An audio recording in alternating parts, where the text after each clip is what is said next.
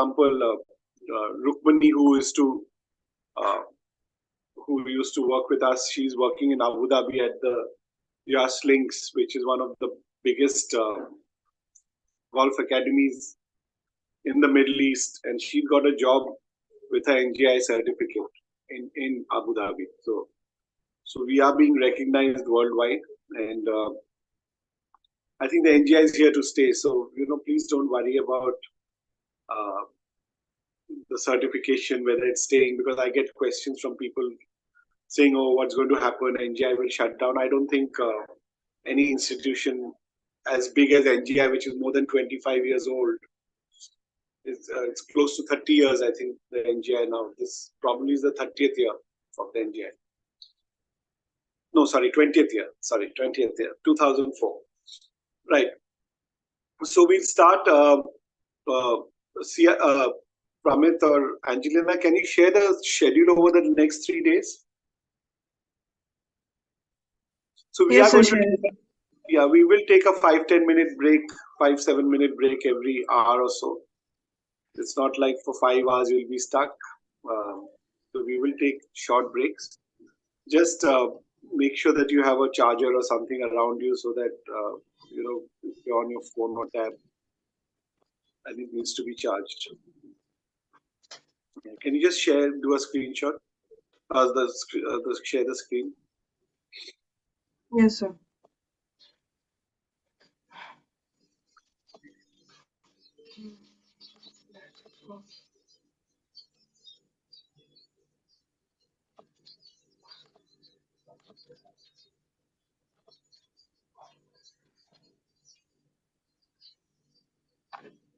So today we are going to talk about, we start off with the pre-swing and in-swing,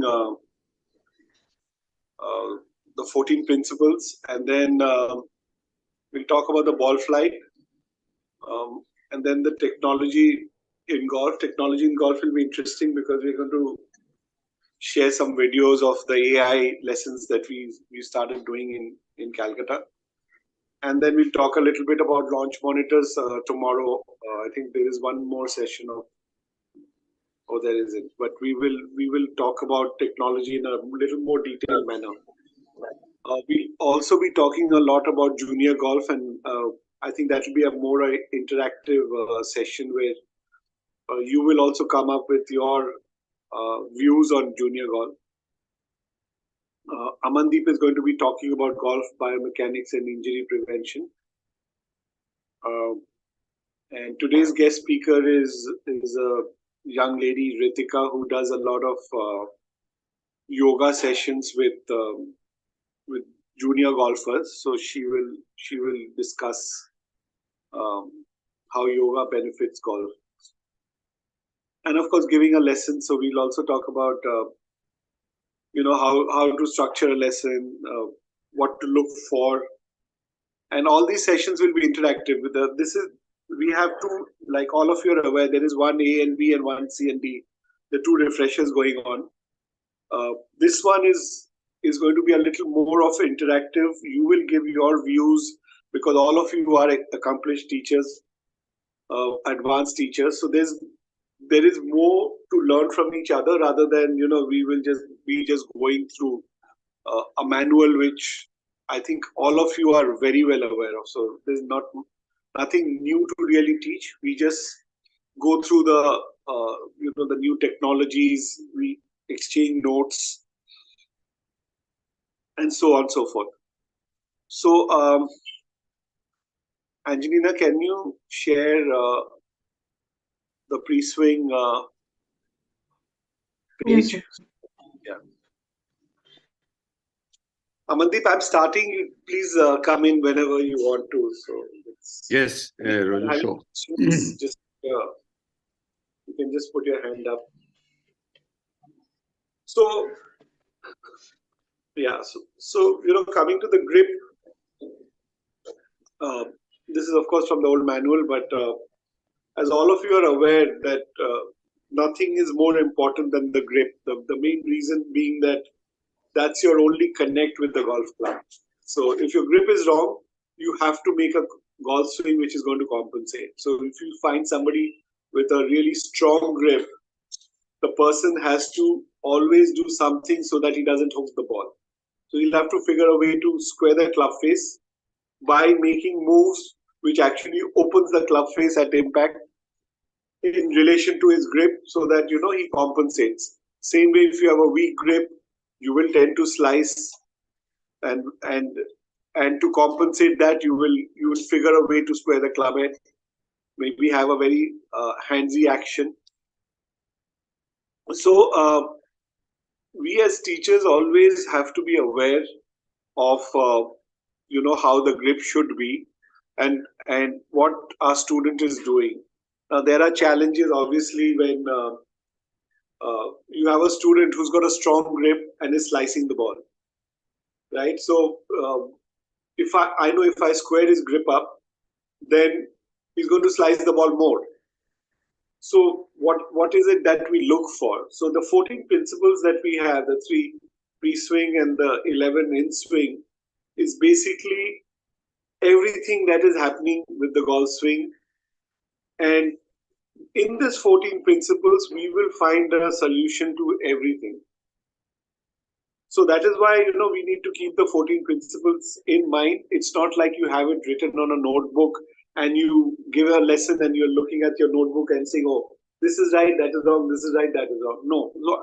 I think we as experienced teachers don't really need to look at the 14 principles, but moment we watch somebody hit a golf ball, one of the principles or 2 or 3 of them we kind of figure out is going wrong.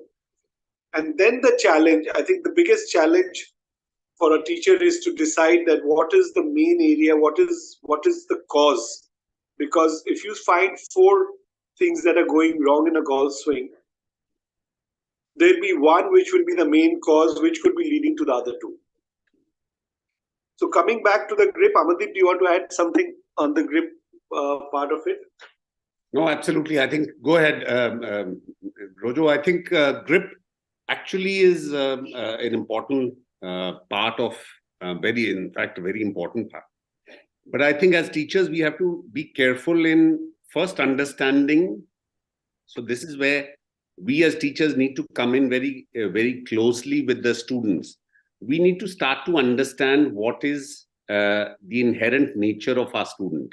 Where is he coming from? Where he or she is coming from? What is the grip strength? So, having a touch feeling with your student to try and understand right from when they shake their hand with you, is your mind needs to start working right from then.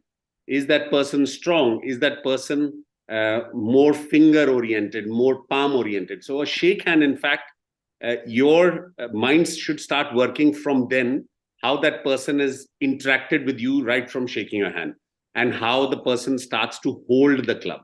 So people with weak hands, you need to keep an eye on what they're trying to do, and people with strong hands, what they're trying to do. So these are the things that you need to keep your mind open when you're looking at somebody's grip. Yeah, so that's a very interesting point Amandeep mentioned. So there are 2 parts of the grip. One is what you can see visually. A strong grip, a neutral grip, or a weak grip. We all know that a strong grip for a right-handed golfer is when the hands are turned right. Could be the left hand strong, right hand strong, both hands strong. Weak is vice versa, when the left hand is turned over to the left, or the right hand is turned over to the left. And the second part is when is the grip pressure, which we generally can't see it with the naked eye. So you have to ask your student how tight you're holding the club, give them cues like holding the club on a scale of 1 to 10 at 5 or 4, or I learned a lesson somebody taught me when I was very young, that you're holding a toothpaste tube with the cap open, and you trying to swing the toothpaste tube without squeezing the toothpaste out, or you're holding a bird which doesn't fly out of your hand, but you don't squeeze it to death. Now, most club golfers would kill the bird because they're holding the club so tight. So, like I mentioned, you find a golfer with a very strong grip and he's slicing the ball, and we can't figure out what's going wrong. There's a very high probability that the golfer is holding the club so tight that his release is compromised. So when we come to release, then you will realize that the release is compromised if your grip is too tight, and that could cause the slice. So before we move to the next one, anyone wants to add something on the grip, then we can, because I personally want to put a lot of stress on the pre-swing. So the three pre-swing principles that we are talking about, we will spend a little extra time, and then we will go into the in-swing. I want to add a little bit, sorry, Indrajit, as far as the grip is concerned. So always I feel that, not worry so much about, so there are two kinds of golfers that come to you.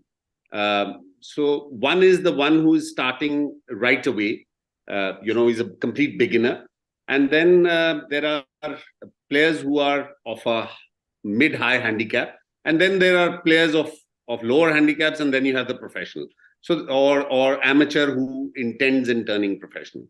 So when you are looking at a beginner, you should try and give them, like Indrajit said, about ideas about a toothpaste tube, a bird, and also real life, rather than, them thinking about a toothpaste tube, they probably never held a toothpaste tube. So even while you could give them simple examples of, while holding a steering of a car, what's the pressure that you use? You don't want to squeeze the steering of the car. If you hold a stick in your hand when you want to hit somebody. So give them live examples of situations where they will tend to understand grip pressure.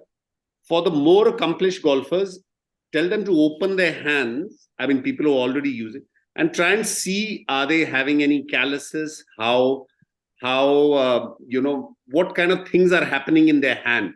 That is going to give you a lot of cues of whether they have a good grip or they have a bad grip. So where are they holding the club? Are they holding it in their palms? Are they holding it in their fingers? So those are the things that you need to keep more detail about. So one thing also that I want to say is that a lot of accomplished golfers and even low handicappers have a few things that are going wrong they feel in their golf swing, but could be emanating from a poor grip. Though changing a grip is a nightmare for a person who's already played a lot of golf. So be very careful in touching a person's grip, because that's their first point of contact with the club. So, trying to tell them to change a grip when they've played, say, for a few years is actually a very difficult task. So be very careful, be very sensitive when you're talking about the grip, because that's their point of contact, and they don't want to change something which is so fundamental. Go ahead, Indrajit. Right. Just request everyone, who's coming for the session to put their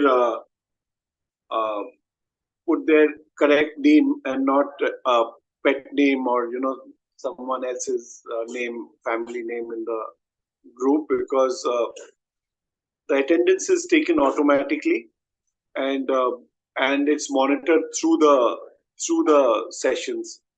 So request everyone not to leave. It's just a matter of a few hours, which we. Ashok Kohli had a good example of holding the phone. That's a good idea.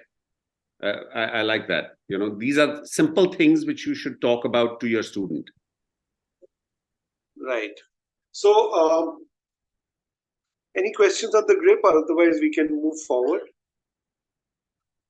No? Okay. Angelina, can we go to the second pre-swing?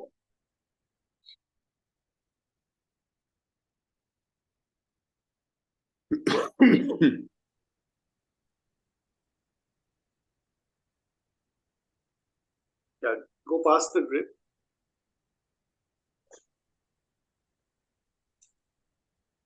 Yeah. Yeah.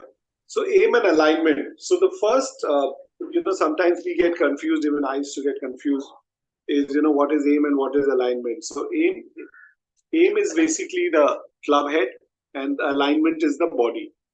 Now, one of the toughest, I think, toughest elements in golf is to actually aim and align correctly. And the main reason why aiming and aligning in golf is very, very difficult is because, like in any precision sport like snooker or firing a bullet or firing an arrow, your eyes are over your target line and over the weapon. Whereas in golf, the ball is away from you. So when what you're looking at and what your club is actually aiming is from two different angles. That is one main reason why we ask our students, or we try to have our eyes directly over the ball when we putt, because that gives us the correct perception. So aiming and aligning in golf is probably, I don't think even the best player in the world is not sure always where he's actually aiming. Right, Amandeep? So it's a very, very tough thing to do. And if you notice, that's a personal experience, is most, not most, I would say all good golfers actually first place the club head and then use the club head to actually align the body. So it's always the club first and then the body, and your hips, your shoulders, your feet, your eye line, everything else. So whether it's putting, whether it's chipping, whether it's driving, you'll always find a good golfer first puts the club down, aims the club where he wants to, and then the body follows. Right, Amandeep, you want to say anything? This you're absolutely right about alignment and aim, and pre-swing. I feel that what I'm trying to get at is that we coaches tend to go and jump to swing issues much earlier, and I've seen so many coaches make these mistakes. But pre-swing, I promise you, if we can help fix the student the pre-swing issues, which is aim and alignment, is another very important issue. So giving them a feeling of if you can say that, okay, hold a gun. So it's like firing a gun when the gun is away from you. Can everybody see me? I don't know. Yeah, Mandeep, okay. You can see. I'm visible? Okay. So if I could give my student a visual of, okay, this is me and that's my gun. So the gun is which is going to fire the bullet or the ball, and this is where my body is. So I need to get my body parallel to this gun. If I'm getting the body or where my eyes are looking, the gun will be pointing right. And if I get my gun to aim to the target is when my eyes will be actually looking left. So this is a training which you need to do with your student a lot. So which is why every golfer will have alignment sticks in their bag, always alignment sticks in the bag. So give them a feeling of aligning with the gun pointing to the target, and your student will start to look at alignment very in a much better fashion. So this is a very good aid that I always use with my students, that to give them a feeling of what is actually happening, because parallax is so predominant in golfers. They tend to misalign, and most importantly, because the eyes and where the club head is, which is also going to ensure that where the club with the ball starts are always parallel lines, and they are not matching. So this is one very good way of making sure that your alignment is in the right fashion. Right. So like what Amandeep said, and what happens is you will find a lot of golfers say he's coming over the top, right? So his backswing is going too far inside. We forget to even realize that where the golfer is actually aiming. So if somebody's aiming way right, most club golfers, you'll find they have a tendency to aim right. And once they're aiming right, in relation to the target, the backswing is always going to be inside. And if the backswing is always going to be inside, he knows where he has to hit the ball. So the only way he can hit the ball to the target is by coming over the top. So if you try to correct the over the top, it's going to complicate things a lot more. So we will have to figure out that how to correct his aim and alignment first, which will help him swing straighter back and straighter through. If you're throwing something, say you're throwing a ball at somebody, no matter how you stand, at what position you stand, you will end up throwing the ball to that person by making an adjustment with your body. And that is why aim and alignment is so important, because if you're not, your grip may be right, everything else may be right, but you're aiming 20 yards right of the target or 15 yards left of the target, the swing will always have to compensate for the ball to go to the target. And to correct that golf swing won't be the correct thing to do. The correct thing to do will be to first correct the aim and alignment, and then go into correcting the swing if required at all. So lot of lessons actually just end up with making somebody stand correctly. All of you know that Vijay Singh, who was world number one, hit more golf balls than anybody else in the world, right? And I have seen Vijay practice a few times when I have been to a tournament, and I've always seen him having a club or an alignment stick down. Now, a guy who's hitting 1,000 golf balls a day is also putting down sticks to know where he's standing. So that shows how important and how difficult it is to aim and align, right, Amandeep? Absolutely. And when we are talking about alignment, like I could actually go on and on for probably a day or 2 days talking about alignment, because I feel over the time when I have played golf, and I have seen golfers of all sorts, I mean, right from the beginner to the professional, they more often than not, the problem is from alignment. And when we talk about alignment and aim, we are also talking about how far we stand from the ball, distance from the ball. We also talk about alignment of our feet, our knees, our hips, our chest. So you could find so many times that the player is standing okay with this general body, but at the lower part, he's done something which is, in the hips or in the knees or in the feet. So, I mean, we have great examples of great golfers who stood open, like Trevino and all of that. But in general, most of their paths would be aiming at the target or just left of it, because that's where your body is, parallel to it. So these are the things that we need to take care of. And when I talk about ball position, it's imperative to understand that the alignment is also dependent on your ball position. You see how when you tend to move the ball back or forward, your alignment will immediately change. So you have to be very careful, especially when you're playing, that these are the things that you need to take care of even when you're lining properly.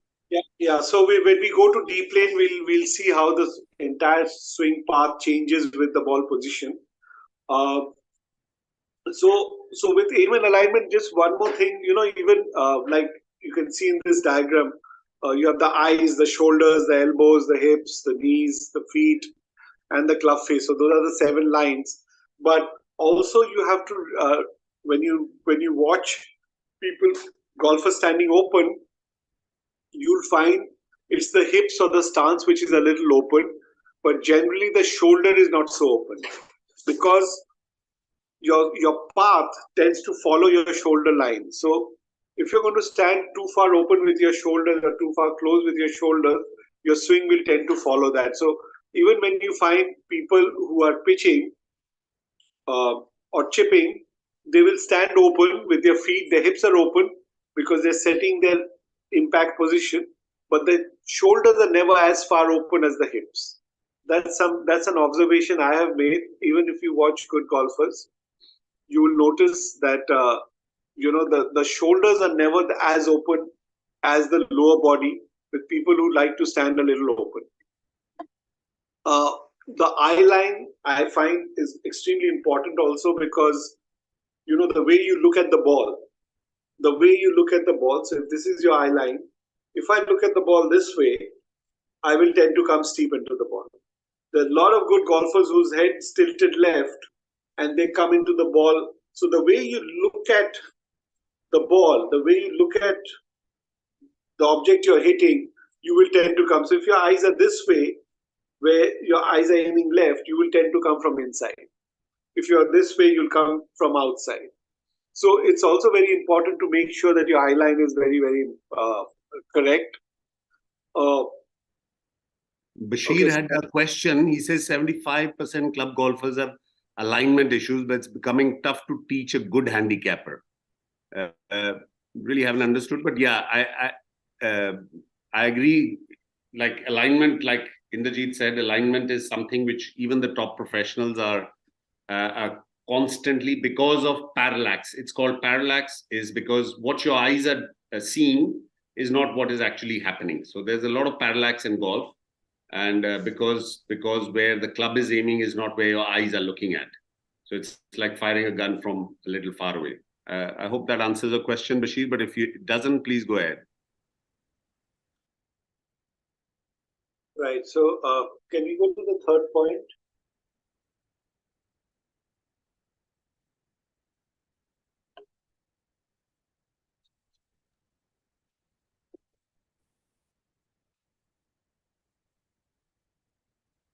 Yeah. So the setup. So setup is basically your ball position, your distance from the ball, the way, the width of your stance, everything that has to do with standing over the ball. Indrani, you have something? Does Indrani have a question? Okay. So basically, the setup is your ball position, your distance from the ball, your width of stance, and of course, the way you set up sets the tone for the golf swing. So once you've had your grip, you have your aim alignment, and your setup done, I would say 75 to 80% of the golf swing is already taken care of. Right? So, like we were talking about, how the ball position changes your path. If the ball position is too far forward, your club will be pointing left at impact. Whereas if the ball position is too far behind in your stance, the club face will be pointing right at impact, keeping the golf swing constant. Distance from the ball, how do we see what is the correct distance from the ball? There are people who measure, from the navel. There are different ways people try to figure out how far to stand from the ball. People don't understand how much to bend. So, that's a constant question that even good athletes, some like really top tennis players or cricketers who come, they tend to squat a lot when they stand over the ball because they don't realize that why are you squatting? The whole idea that, I have to just bend enough to get to the ball is something that people don't realize, and they bend for the sake of bending. So the way I teach people to be more balanced over the ball is to just have the knees loose and not bend too much from the knees, and then just bend from the waist till the club drops on the ground. So that way you're more balanced.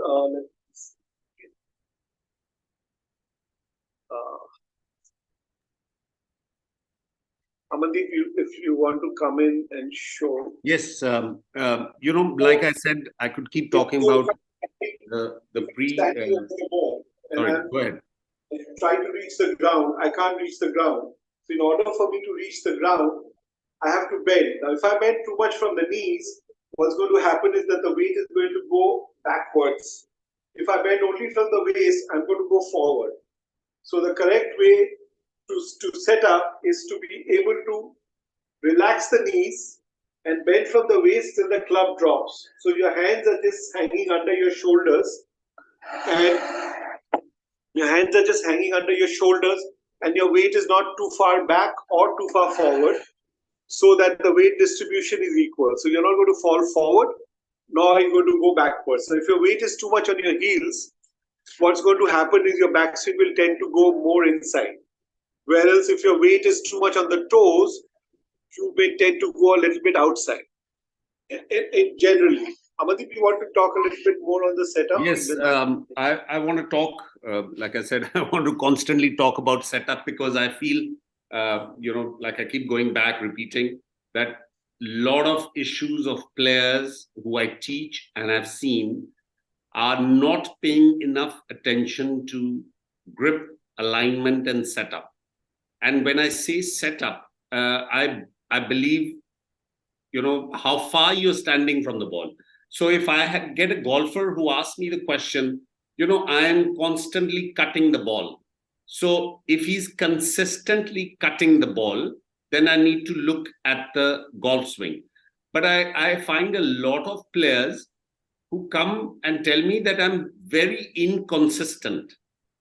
So I said, what do you explain? So, listening to your student is of prime importance, because when we as teachers, we are constantly used to talking so much, we have stopped listening. So I want you guys to become more and more listeners, because the patient or the student is come to you with a problem, and the problem he or she can't actually put it to words. So bringing your problem to the teacher, you have to make sure that the student becomes comfortable in talking to you.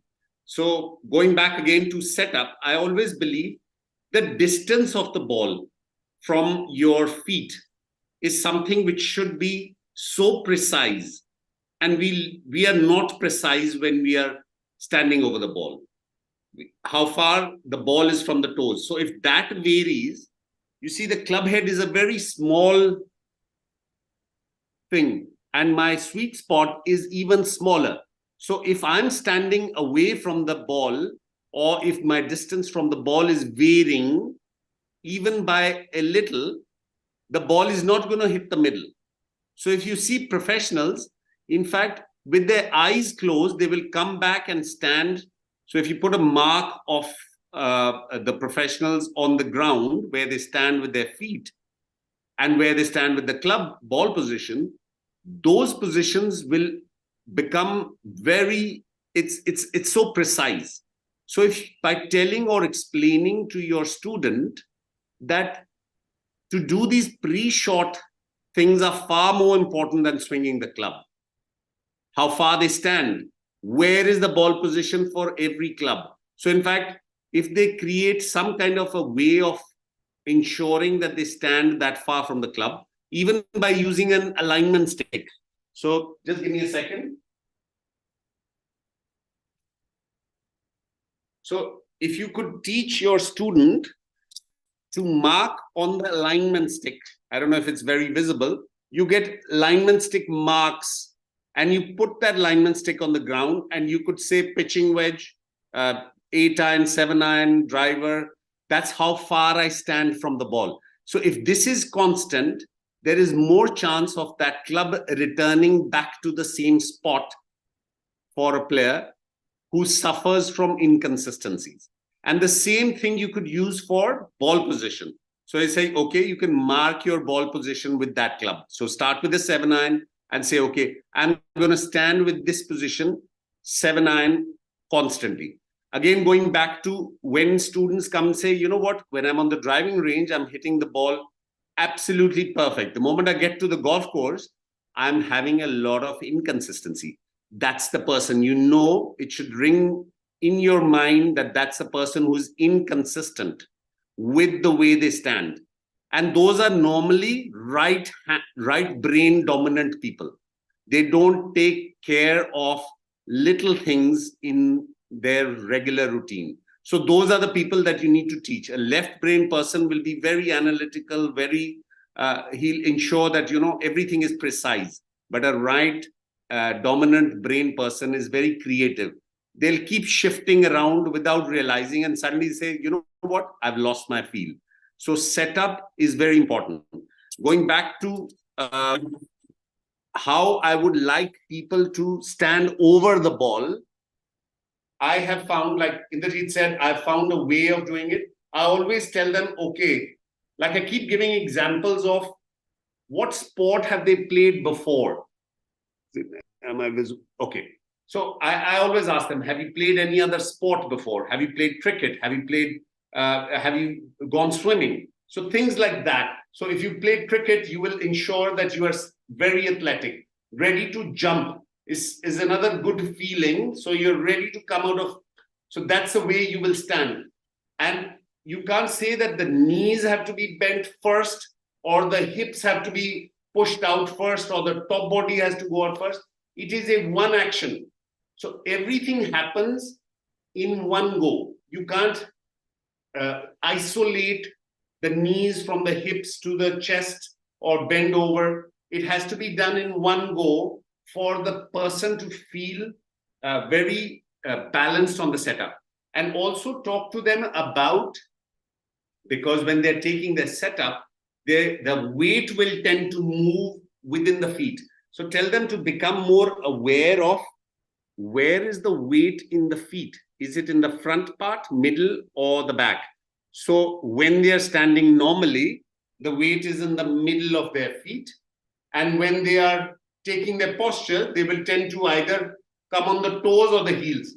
So talk to them a lot about, are they aware where their weight is? So when they take the posture, the weight should be again very balanced, favoring a little bit to the front, which we call the balls of our feet, where you are ready to take a athletic spring action. So be ready. And that's where I would like the people to be standing in as far as setup is concerned. Go ahead, Indrajit.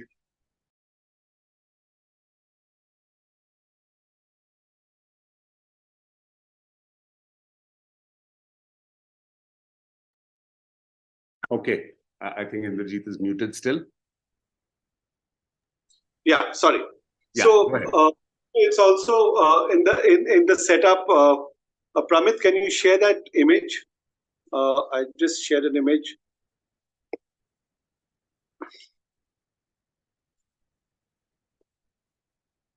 So how you place your feet also makes a difference. So you'll find a lot of good golfers have their left foot flared out a little bit.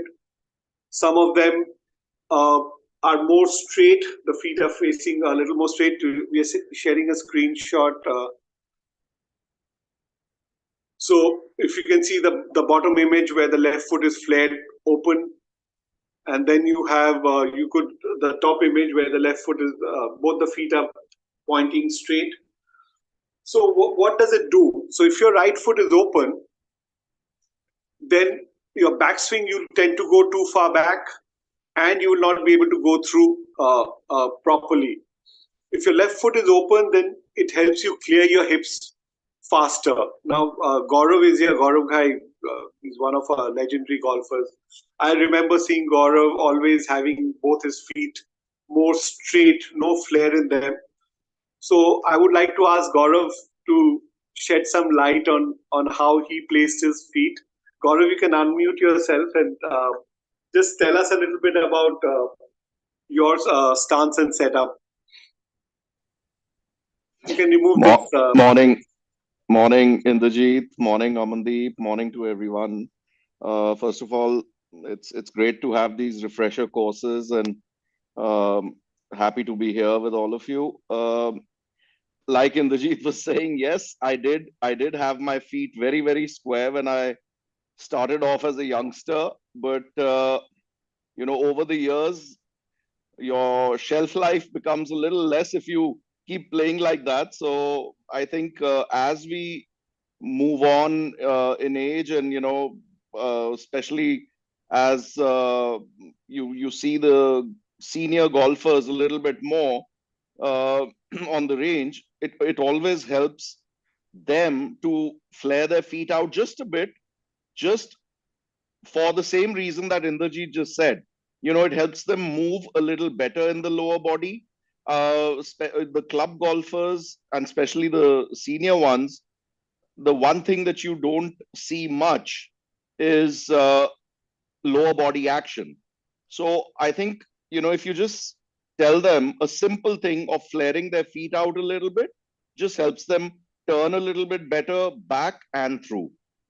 But yeah, I think now with the way the youngsters are also going at the ball, if you notice, even the top players, their left foot kind of opens out at just after impact, because they're going at it so hard.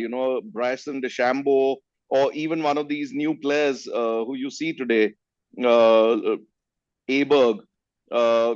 He's got a absolutely classic swing. But if you see, because he's going so hard at it, he opens up his left foot a little bit, to just get that little extra clearance. We are seeing less and less of Tommy Fleetwood type of follow throughs now on tour, but that's just the way, because these youngsters are going at it 110%. So yeah, I mean, you have to, I think, look at it as at a when you're looking at somebody hitting a ball, you can make out what might help the senior player or a youngster. And again, by squaring that left foot up as a drill, sometimes you can help a younger player who's got a very, very powerful lower body action, just to stop sliding so much. So, lots of things you can play around in the setup with. Yes, it also helps you stop spinning out, right? Because a lot of, like you said, a lot of young golfers are very, very quick with their low body, and by putting the left foot more straight, or maybe sometimes even inward, Right. it stops you from spinning out. So, Gaurav, just one more question to you is how do you ensure that you're the correct distance from the ball and not too far or too close to the ball?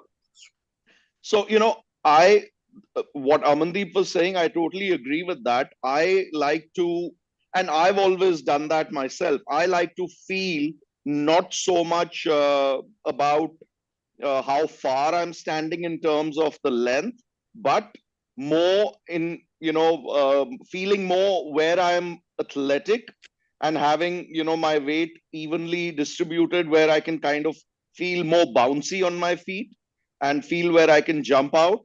Uh, I, in fact, have over the last year or two that I've been coaching, I find it a little easier to explain to, especially the beginners and guys who are high handicappers, to show them the correct way the body should be aligned and angled at address, and not worry so much about how much they need to stand away from the ball. I agree with what Amandeep is saying, that we have to be very precise. But I think, if you're looking at beginners, they are anyway so cluttered in their head with everything else, that you just need to simplify sometimes things for them. And the way I see it, if I'm bouncy on my feet and my hands are hanging under my shoulders, sometimes it makes it easier for them to try and tell them that if you're in this position with whatever club you're hitting, it'll be uh, an advantage for you not to think of so much about how much the distance, how much further away you are from the ball with each club. Just make sure your hands are under your shoulders, hanging loosely, and you're ready to be in a bouncy position. And, let every club then dictate with the length of the club how far you are from the ball. I'm just going to add one more thing that Gaurav has said, and he's put it very nicely. If I am athletic and if my weight is balanced on the feet, and like I said, everybody needs to come in, accomplished players. We've got Rahul Bajaj, we've got Chirag Kumar. All these guys have played very highly competitive golf, and so if your club is flat on the ground and you are in a good position over the ball, where your feet are more towards the front part, you're feeling athletic, springy.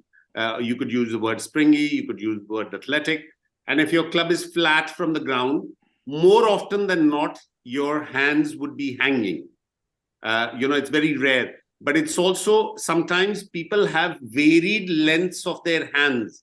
So to have a thumb rule of your arms following underneath the shoulders is something which I would not use it so much. Yes, it's a good thumb rule, but I would like the teacher to start going a little bit more into, is the club flat on the ground, and where is this weight feeling? So that will ensure that, that's a nice picture of Tiger. He's telling you exactly. So he's standing very athletic. The arms are below, but Tiger has got a very, very balanced body. He's a great athlete because by nature he's a very balanced athlete as far as his limbs are concerned. How his limbs to torso and arms. So if you go down into why Tiger is a great athlete, is because of his proportions are perfect. But we find a lot of students, because of growth spurt issues, when they're growing up, they have a very long legs, maybe have a very long legs, or maybe very big torso, or maybe very big arms or short arms. So we have to cater for all kinds of people. So if the club is flat on the ground and when you're standing athletic, more often than not, you'll find your distance. But more importantly, the issue is to ensure that if you've got a 7-iron, you're standing that far from the ball all the time. You can't have a 7-iron in your hand and stand at 9-iron distance, or vice versa, maybe 5-iron distance, because that is going to ensure, make sure that you are inconsistent with your ball strike. So some days you will feel great with the ball strike, and suddenly again the next day the player says, "Oh shoot, I shot a 74, and the next day I shot an 85." More often than not, these things are happening. Going back, because I'm talking about how far you are going to flare your feet. And Gaurav rightly pointed out that when he was young, what was happening was he had a great ability in his hip. So the hip joint was working very well. As you become older, so in the senior golfers, or even not, I've seen it a lot with, it's actually progressing quicker with age, because people are becoming very sedentary in their lifestyle. They're sitting on the computer, on their chairs, far more and lesser physical activity. So even in their early 30s, they're finding that they can't, the hip joint is not working properly. So the flaring is actually important to ensure whether the person is doing, and I'm going to talk about that biomechanics later, probably when there is I think probably tomorrow. So I will tell you that I'd rather do a physical thing of with the student before they actually come for the lesson. So I just want to see, why is he flaring out his toes so much, and if the right toe is less flared with the left toe. So these kind of things, we are actually looking at the physicality before actually giving them a solution. So just to give them a solution that, oh, you need to flare your left foot more than your right foot, is got nothing to do with it. It's got more to do with the hip internal rotation, I promise you, than a thumb rule of this should be open more than the left. So yes, the left should be open more than the right. Why? Because we are coming with the bigger momentum. So if you don't have enough rotation in your hip joint, you are going to actually hurt it more. So these are the things that I want you as teachers to start looking, open your mind to more possibilities. Think outside the box. I think that's very important, to think outside the box than just stay with a few fundamentals. So use your experiences, talk to each other as teachers, be more proactive, and you'll find the solutions. So we will talk, I think Bashir asked a question, we will talk about club fitting. This image is not very, very correct, but just to give you an idea about distance from the ball, every golf club is made at a different length and a different lie angle. So what happens is, longer the club, the flatter it is. And all the clubs, let's say the 13 clubs except the putter, they're built at a proportionate length and lie angle, other than the loft. And it's done so that you can stand in more or less the similar way. It's the same distance. Your hands are not further away with your driver, or your wedge is not very close to the body. The length of the club finds the distance from the ball. So it's not like if I have a driver in my hand, I have to push my hands out because it's a longer club. So, a lot of times golfers make a mistake of actually trying to stand more away from the ball with the driver, closer with the wedge. One can do that, but that is if they're trying to do something different. But otherwise, the golf clubs are built in a way where you stand in the same manner with all your clubs. You just change the ball position, and everything else takes care of itself. So distance from the ball in relation to your hands don't really vary. It's more about the lie angle of the club and the length of the club. Somebody had a very pertinent question, Nirji, that we will talk about club fitting. Yes, but yes, that is the reason. What I was talking about is to have clubs which are suited to you or suited to the player is very important to get a good fitting done. So because that will also ensure that how far you're standing from the ball. So if you have two flat clubs, you will tend to stand too far. And if you have them too upright, you will tend to stand too close. So getting a proper fitting done. So I think all topics are so interlinked that we'll tend to keep going to, club fitting, come back to setup, go into physical biomechanics, then come back to setup, because they're all linked to, the pre-swing motions. Like I always say, the pre-swing is far more important than in swing, because once the trigger is done, there's very little you can change, and you should actually avoid changing. But the pre-swing is going to ensure that you are consistent. You have a better chance of delivering the club back to the same spot every time. So spend a lot of time in pre-swing, and I'm going to bring in Chirag right here. Chirag, if you can unmute yourself. He and Gaurav are one of the very accomplished players. They will have a greater insight into how much time they spent in their pre-swing to ensure everything was in order. I think Chirag was one of the first guys to bring in the TrackMan to ensure, he was a very left brain dominant kind of a person. Go ahead, Chirag. Hi, good morning, everybody. And like Gaurav said, it's great to be here and doing this refresher course. Yes, pre-swing is really important. Something that Chirag, with that pillow. Sorry. I said, No, it's for my back. My back starts hurting if I don't have this sitting. Right. No, so yeah, it's something that I spent a lot of time with: alignment, grip, posture, all of that pre-swing stuff. And even now, when I'm teaching some of my students, more than actually just trying to change path and all of that, it's a lot of stuff fundamentally that I do with them, where grip, alignment, posture, ball position is something that I really work on. And what we were talking about earlier is the distance from the ball, and how far they stand. That's something that I really focus on, because I've also felt in the last year and a half that I've been teaching, that a lot of people actually sit down too much, and then that just reduces their ability to sort of rotate and turn very well. So yeah, pre-swing is something for me as well. It's a really important thing. And I think a lot of the issues that people face can be sorted out, just sorting these few things out.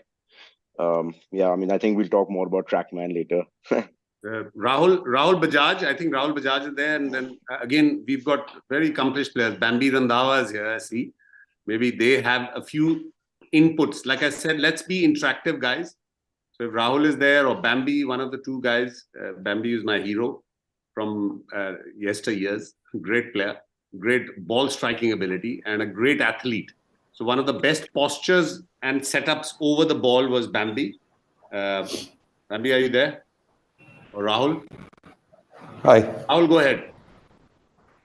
Hi. So, I mean, over the years that I've been coaching, one of the main things that I've been looking at, and I think without having an over-exaggeration, 7 on 10 students that come around have got some fault or the other in the posture and the setup part of it.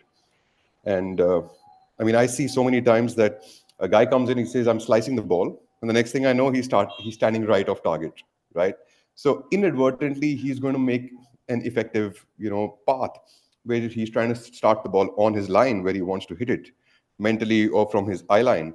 And, ends up actually causing faults during the swing just because that setup was not in the right place, right? So absolutely on, board with whatever you've been talking about so far. Exactly like that. At least 7 or 8 students on 10 come in with exactly this problem. And I think the problem, though, as a coach you face is that on one hand, someone's come to you and they're looking for some fancy move to sort of work with, and you tell them that you're just standing right of target, and that's the reason that your arms are making this movement. And once you start aligning yourself correctly, the arms will start moving a little bit better, and then we can train them to work even better than that, right? But they're like, they actually came in that I'm going to give them some sort of a fancy move to work on, but you can't work on anything fancy unless and until that setup is correct. He's absolutely right. I think Rahul is so right. I think the YouTube is actually a boon for us teaching professionals, because people are watching so many videos and they have such bizarre things that are going on in their minds, and they're trying these moves which they learn from YouTube, because it's like an open market, and everybody's trying to teach their key move. So they come and they said, you know what, I did that key move and the ball was going beautifully, and suddenly it's just gone. So coach, can you help me? That's the man who's going to give you the maximum amount of money. So, look out for those people who watch a lot of YouTube videos. But yeah, Rahul, anything specific you did, like Indrajit said, put the club first to aim and then take your posture, or you took your posture, got your body aligned properly, and then put the club. Always club head first. There are different ways of doing it. You could actually hold the club, align your body, and then put the club down. Put the club. Then, so those are preferences which each player will develop. But you need to guide the student very clearly in telling them what to do, because they must develop their own preference. So I always go club head first. Sorry? I always go club head first. Excellent. Okay. Get the club head to aim correctly first, and then you can get your feet and the rest of the body aligned as relatively parallel to it as you possibly can. Slightly off to the left is acceptable, slightly off to the right, not so much, because it makes you stuck and you can't really move through the ball after that. Sure. That's guys, that's one way of doing it. But please do not think that the other ways are wrong. There is nothing wrong in golf, or nothing wrong in athletics, sport. There's nothing wrong. We always feel that the things are not matching. We want to ensure that our player focuses more on, and please don't use words wrong. This is wrong. This is not wrong. Nothing is wrong. We have learned, we've seen far too much golf. We have played and seen players. There's nothing wrong. We have to teach them how to match up. So if they have a certain problems, we need to help them match up those things. Don't tell them that this is wrong. You have a strong grip, that's wrong. No, sorry, it's not wrong. It's right. If you have a weak grip, wrong. No, sorry, not wrong. There is nothing wrong. You have to teach them or guide them.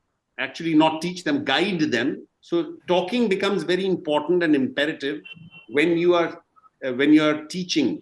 So guide them to become their own teachers, to become, that there is no wrongs, because they start to always feel, oh yeah, my swing is not like Tiger Woods. I want to swing like Rory McIlroy. Especially youngsters. Oh, their examples are Rory McIlroy, Tiger Woods, Scheffler, this, that, all those kind of examples, and they want to be like them. But you have to guide them, become their best friend. Don't become so much their teachers, become their coaches. Take them somewhere. They come to you with an 18 handicap, take them to 16. That's the journey they want. They'll appreciate you for that, but not for one lesson given, for 30 minutes and then you shut out. Tendency is that. It's work, it's business. You can't keep a personal interaction with all kinds of students. But yes, take them to the journey. Fix a target, take them to the journey. So if we fix your setup, you will drop 2 strokes. Things like that. Go ahead, Indrajit. You want to bring in something? Is Bambi there? I can't see Bambi. Thanks, Rahul. No, so Okay. we'll move on to the in-swing. So go ahead. We've already spent a lot of time in the pre-swing. Angelina, can you have the in-swing slide? Any questions anyone has? There are some questions, Rojo. I'm just reading them. Participant requests which on. There's 4 messages. Most of the good morning, sir. That's Mohammad Faradeen. Most of the club golfers come with long iron problems. Just saying, I have control over my short and mid irons, but not with my long clubs. Mostly, they're not having a good. Sorry, I lost that question. Can you read that question, Rojo? We must try to answer as many questions as possible because, like I always said, no question is poor. Most of the club golfers come with long iron problems, just saying I have control over my short irons and mid irons, but not with my long clubs. Mostly they're not having a good setup. Well, it's not just the good setup. Long irons, as you all know, long irons are always more difficult to hit. Why? For the simple reason that the forces that are being applied. So, which is the easiest club to swing for you? We are going offline, but Rojo, I must answer that question because it's important to answer. Keep answering. So, what's happening in the putter and the shorter clubs? You're more vertical in your plane. The more vertical it is, the lesser forces or vector which is pulling the club away from you. So easier to keep the club on that plane. Like if cricket, putting is very easy. Very rarely will your student miss the ball with the putter, but they will probably miss the ball with the 7-iron. So why are they doing that? For 2 reasons. One, because the loft increases, and that's why they miss it. But a putter, they will never miss it. So it's a more vertical plane as opposed to a more horizontal or vertical. So the force which is being applied outwards, vector is much stronger as the iron becomes longer. So the vector has become more outside, and which is pulling the club away from you. So you have to have more control to ensure that you make center contacts. I hope I've answered that question correctly, but we will talk about it a little more in detail. So that's why we always give beginners shorter clubs to hit. I always believe that when you get a beginner, teach them how to putt, because then they get a sense of holding the club and making a strike. But they want to go to the range. So yeah, I understand that. But then the first club we hand them over is, and that's always a problem with teachers, is what club should I give them? Should I give them a wedge or a 7-iron? With the wedge, they tend to top a lot, but they keep it more in direction. But with the 7-iron, they tend to miss a lot, but they make impacts. So it's something which over experience you will learn. But if I've answered that question about long irons and short irons.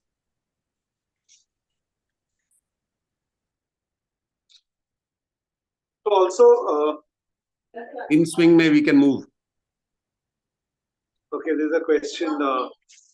Is the setup different for a left eye and a right eye dominant player? Amandeep, you want to answer that? Yes, I think, setup is going to make the dominance of the eye.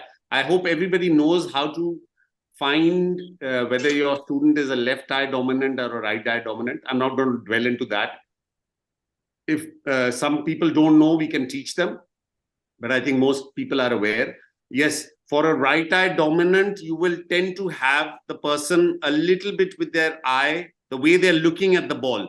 So they'll have a tendency to, we have seen over experience, it's not a thumb rule, but to know what eye is dominant in your student is very important to understand what is happening. So if they tend to do that, they are left eye dominant. they're like this, they're right eye dominant. So obviously, like Indrajit said, in the setup, your head and the way you look at the ball makes a difference. So yes, the right eye dominant people will tend to stand more right, and the left eye dominant people will tend to stand more left. Or at least twist their head. So in fact, if they're right eye dominant, try to tell them not to shift their head. So if everybody can see me, so the right eye dominant person will tend to do this, stand more right. So you've got to teach them how to swivel on that line, swivel on the line, not to go like that, swivel on the line, and a left eye dominant swivel on this line, rather than going there and there. Can everybody see? So what we are trying to do is, if it's a right hand eye dominant person, he'll tend to do that and have it more into a path. So teach them how to do that. So that's how they would stand. They would stand for a right eye dominant, and the left eye dominant will stand more like this. So teach them how to do that rather than they losing it in direction. So put the lineman stick on their eyes and teach them how to move along their eyes. Everybody okay with that?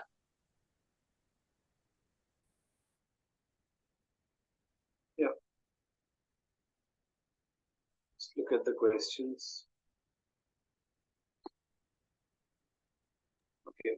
Like I say, if any of you guys have a point, because like Indrajit and me said, we are bringing in to you our experiences and our knowledge. And I always respect that you guys are equally knowledgeable. And if you want to share your experiences with regard to the topic that we are talking about, please feel free to bring in your experiences, because that will help all the rest of us. We're always learning, and always learning. Right. So we'll go quickly. We'll run through the in swing. So first is swing plane. Swing plane, obviously the swing plane is the tilt and direction of travel of the inclined plane made by the club shaft. So the swing plane basically, if it's pointing, whether you're swinging in to out or out to in, the swing plane influences the path. So, you will see images of, the most famous images of Ben Hogan with that glass sheet going across his neck. So the swing plane could be very shallow, or it could be steep, depending on how you come into the ball. Amandeep, you want to add something in swing plane, and then we'll move forward.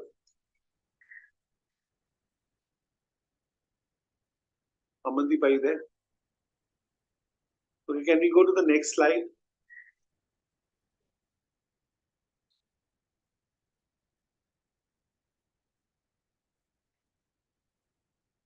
Right. So width and length of arc. Width and length of arc is basically what influences the distance the most. Length of arc is the club head, which is moving back and forth, while the width of arc is basically the distance of your hands from the body center. So you could have somebody who's picking the club up with his elbows. Am I visible? Yeah. Yes, Indrajit, you are visible. Okay, so you could have somebody picking the club up by breaking his elbows, and that reduces the width of arc. Whereas if you stretch your arms away too far, you are increasing the width of arc, but you're losing the connection.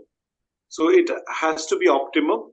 Length of arc is basically the club head traveling away from your body, around your body.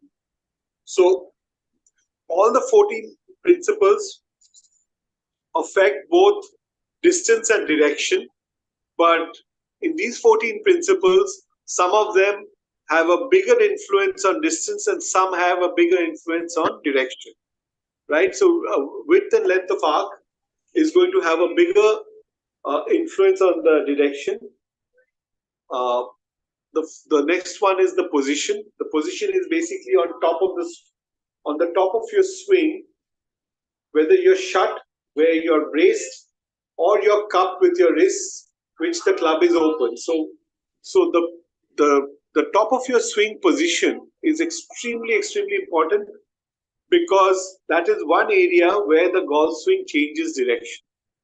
Right? So the golf swing moves in two directions. One is backward and one is forward. Now, on your backswing, the club is moving back, and on the downswing, the club is moving forward. So there are only two directions, and a key moment of this entire action is when it changes direction. Now it's a complete 360-degree turn, because you start your backswing and then you start your downswing. So that change in that direction from the backswing to the downswing is a key time. And if the club is open or shut during this action, it's going to be very difficult for you to hit the ball consistently.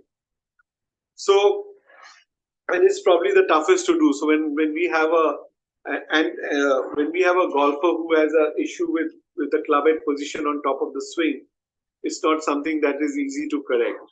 Saying this, you'll have a lot of top golfers like Dustin Johnson who are shut on top, whose wrists are bored, and they still manage to square the club head. Amandeep, you want to add something on? On these like I keep saying, in swing, yes, we need to know what these as teachers. You need to know these stuff about width of arc, length of arc, position. These are probably just the in swing principles which you need to keep in your mind, but don't try and impose something on a player, because we've seen a lot of different kinds of players who've been able to match all these principles together to ensure that they have the right amount of distance and direction. So to tell a player that yes, if a player comes to you and says, you know what, I need distance. So the first thing you talk about is arc. If you increase the arc, you have to explain to him that, well, the arc is going to ensure that your distance becomes longer because the club head speed. Because what is distance directly proportional to is club head speed, assuming that you are making a center impact. So club head speed is going to ensure that the ball goes further. So arc is something which is going to influence distance. So for teachers to understand what is the effect of each is when we are looking at when the student comes to you with a problem. We don't want our teachers to start looking at stuff which doesn't, that principle is not being applied. Somebody's come to you where he says, I'm hitting the ball left and right, and you're talking about width of the arc. It doesn't make sense. So be very careful when you're handling your student.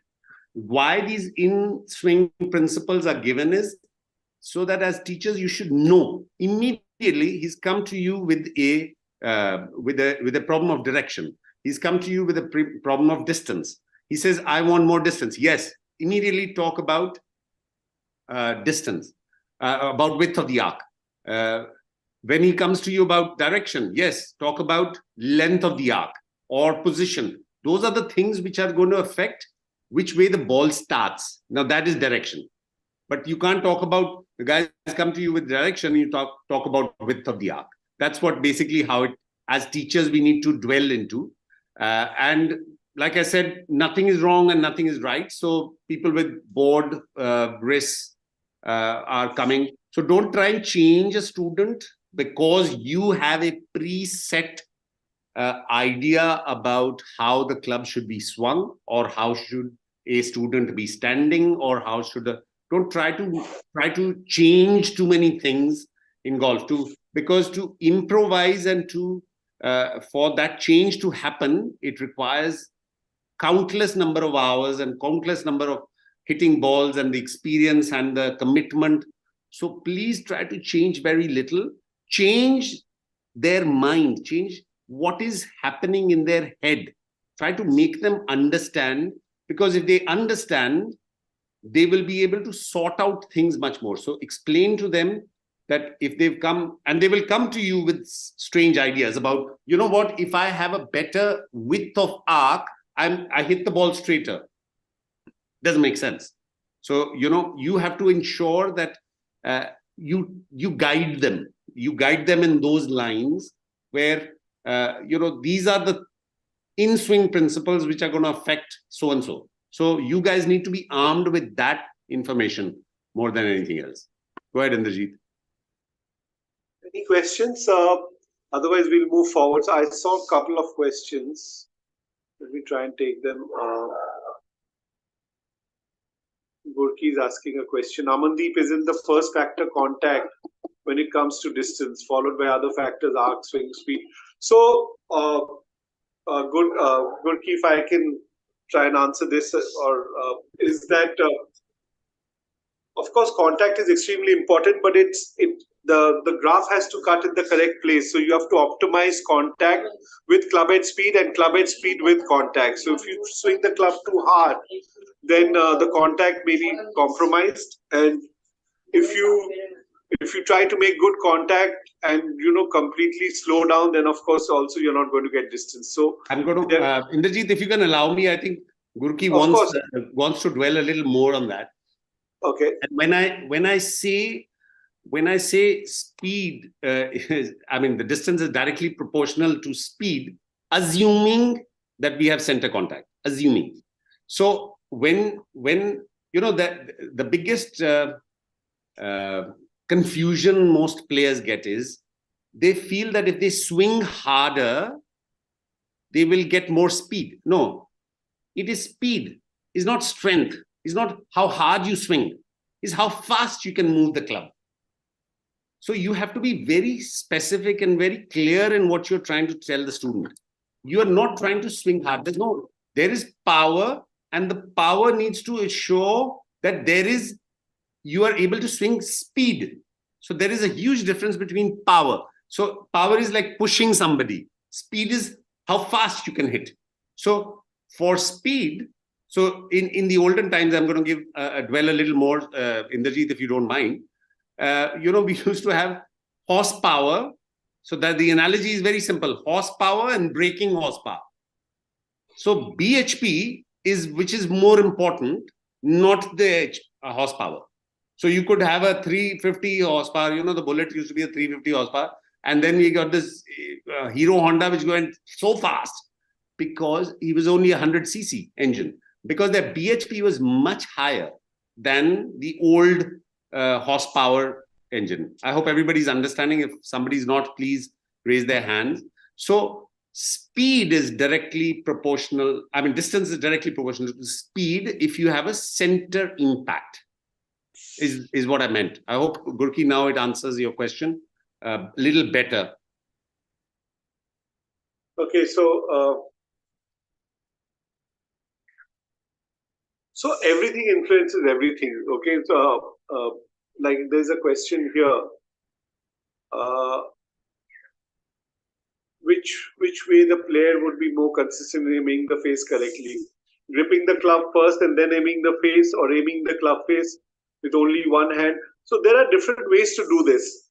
What you have to ensure is that your grip and your club face match, obviously, because if your grip is too strong or too weak compared to when the club face is square, then obviously the club face will get influenced when you swing the club. So there is no fixed way. You could put the club down and then put one hand. You could put the club down and put both your hands.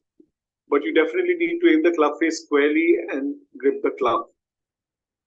Sikandar Ali had a question for distance, club head speed, angle of attack, point of contact. Obviously, yes, all three.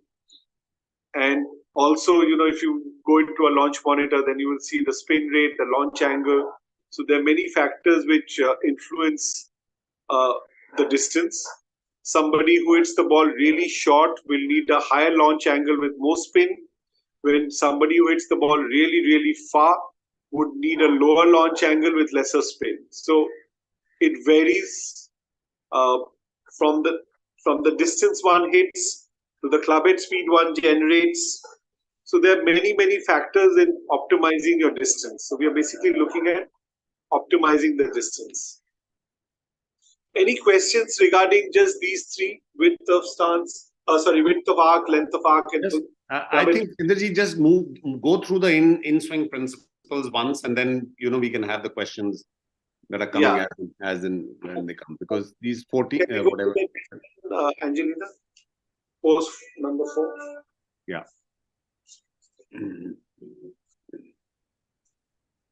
Amandeep, you want to start with the lever system? Well, yeah, sure. Lever system, like I said, these are things that each teacher should know. This is information, like again you said. So we have a lever system, which is, we talk about levers. So again, distance is something which is the lever is affecting. So if this would be one lever, and then when you start to hinge, that is your second lever. So then there were certain people there was times where people would actually use the third lever. They could bend their forearm. That's using the lever. So if there is a weak player, an aged golfer whose primary issue is power, distance, doesn't have much muscle strength, doesn't have enough speed, doesn't have enough strength in his hands, to give him a third lever, no harm. Because his prime importance, he can't even reach the fairway. He's hitting 120 yards. So if he comes to you saying, you know what, I need distance, Amandeep. What do? I give him another lever. So levers are how many levers you can use to ensure. So he has no rotation, he or she has no rotation, very little strength in their hands, give them the third lever. So basically, if I'm explaining, that's one lever from the shoulders, that's one arm. So if you don't do a hinging, that's the second lever, right? And then this could be a third lever to use. So lever is basically to multiply the force or multiply the power to ensure speed. So distance as far as timing is concerned, it's a proper sequencing of the club. We can talk about it later if somebody has questions. The kinematic sequence, and when I explain to you about horsepower and braking horsepower, we must know that most parts of our body start motion, and as they change directions and they come into impact, certain parts are braking over the other, ensuring a release of the club head. So the hip stop for second, the chest speeds up over it, then the chest stops, arms speed up over that, and when the hand stop is when the club head speeds over it. So that is timing. So those are the things which are timing oriented, and timing is very important. I would say to me or anybody, you have to tell them your swing. Rather than your swing, you rather have better timing. So rather repeatability, timing, speed, and making sure that your kinematic sequence is right. That's timing to ensure distance and direction. So both are very important to create distance and direction. So timing influences both. As far as the dynamic balance is concerned, yes, it is purely again distance and direction. How we would transfer, like people keep talking about dynamic balance, and we need to talk a lot more about dynamic balance when we are over the next couple of days. Is people say, okay, that's your backswing. So at the top of the backswing, your weight shift has to be on the right side. No. Sorry, not happening. The golf swing is too dynamic. So there is no one positions. It's an athletic motion. So as you're going back, by the time the club reaches somewhere ground parallel, most of your weight has transferred to the right, and then the journey of recentering starts. So at the top of the backswing, actually your weight or your recentering has happened to the front. So please, it's not in two motions, 1 and 2. It's a dynamic motion, and we need to understand that. So dynamic balance is very important as far as distance and direction is concerned. So timing, dynamic balance, and the levers. I hope I've explained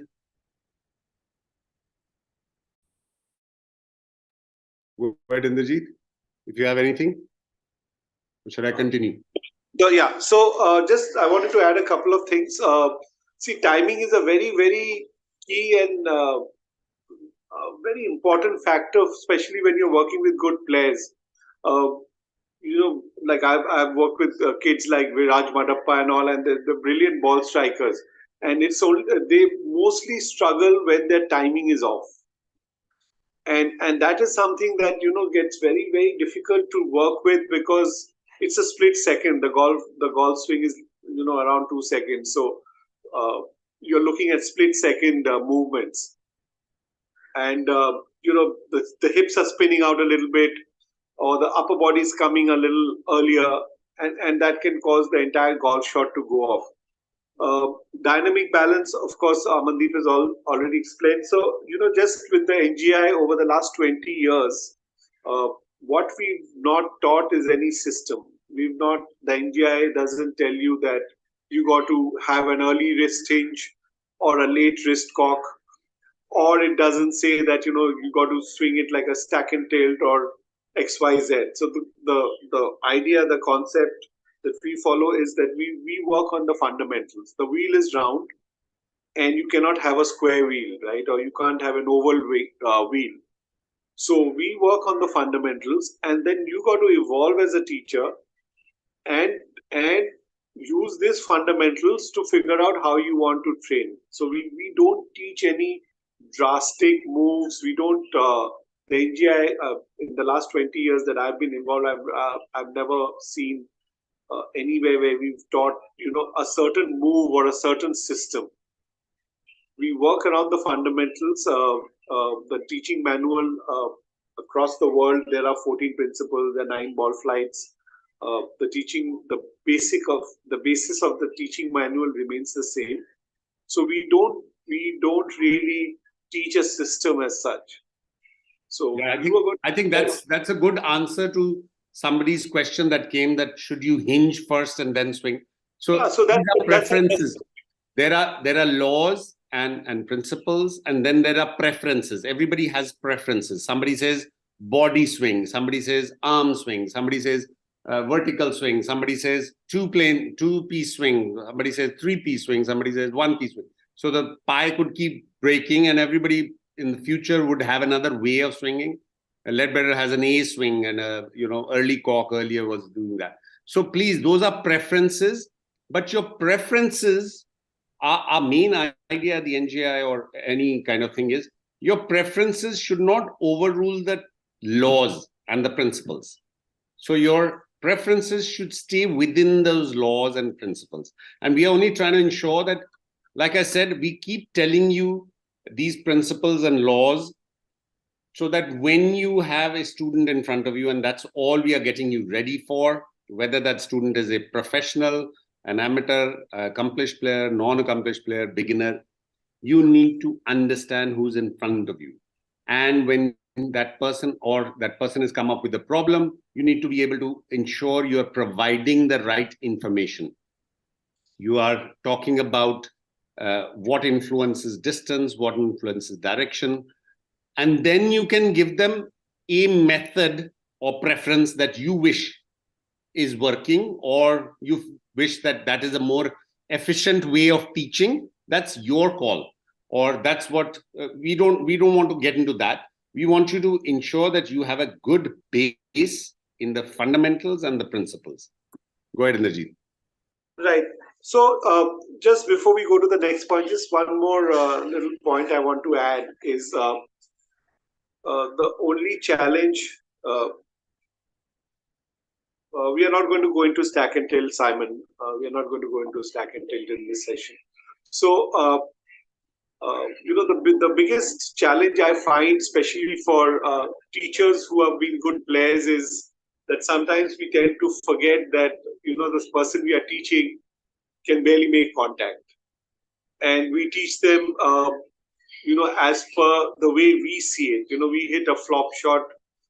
Most of us hit a flop shot. We don't even know how we are doing it. We just open the club face and pick the club up steep and make sure the club gets under the ball. But it's a huge challenge for a guy who can barely make contact. So my only request to coaches who have been good players is to keep in mind the skill level of their students and not take it for granted that what we can do easily, our students can also do. So that's somewhere, sometimes we get it wrong there. Okay, Angelina, can we go to the next?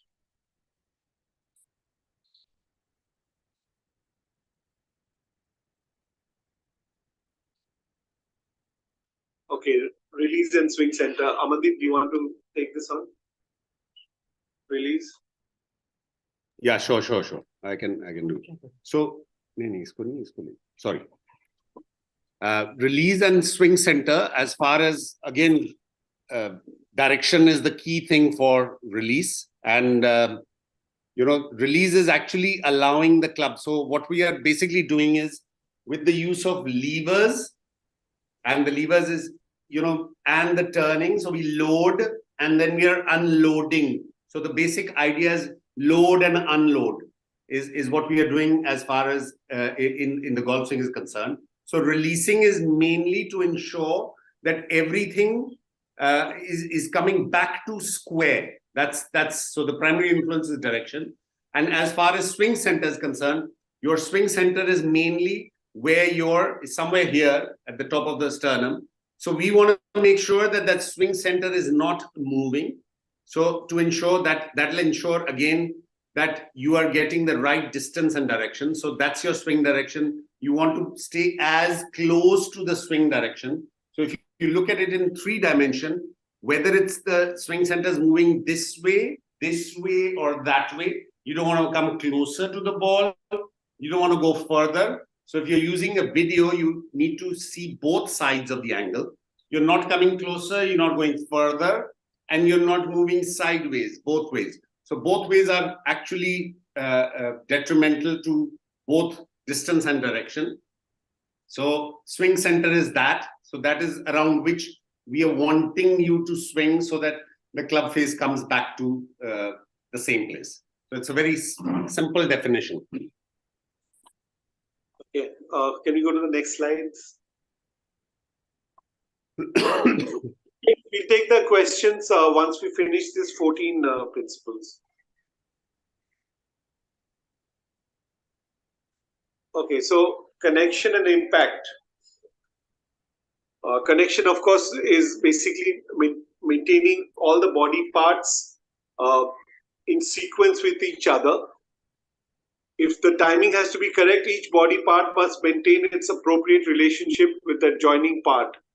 So connection, you can get disconnected when your arms, when you stand away from the ball, when you stand too close to the ball, when you take your backswing and you get too far away from the ball. So you need to maintain your distances of your different body parts consistently through the golf swing. And if that is going to move around, then you're going to be inconsistent in your golf swing and your contact, right? So this will also mainly affect both your distance and direction. The distance, because if your hands are too cramped, you will not be able to create the speed. If your hands are too far away, you could be opening or closing the club face. As far as impact is concerned, is basically the moment of truth. At impact, the club face has to be square. So now the laws come into place, right? So your club face has to be square. It has to be moving at its fastest. Its angle has to be correct. It has to, the ball has to hit the ball, the club in the center of the club face. So everything has to be correct. So everything we do in the golf swing is for the impact. That's the moment of truth.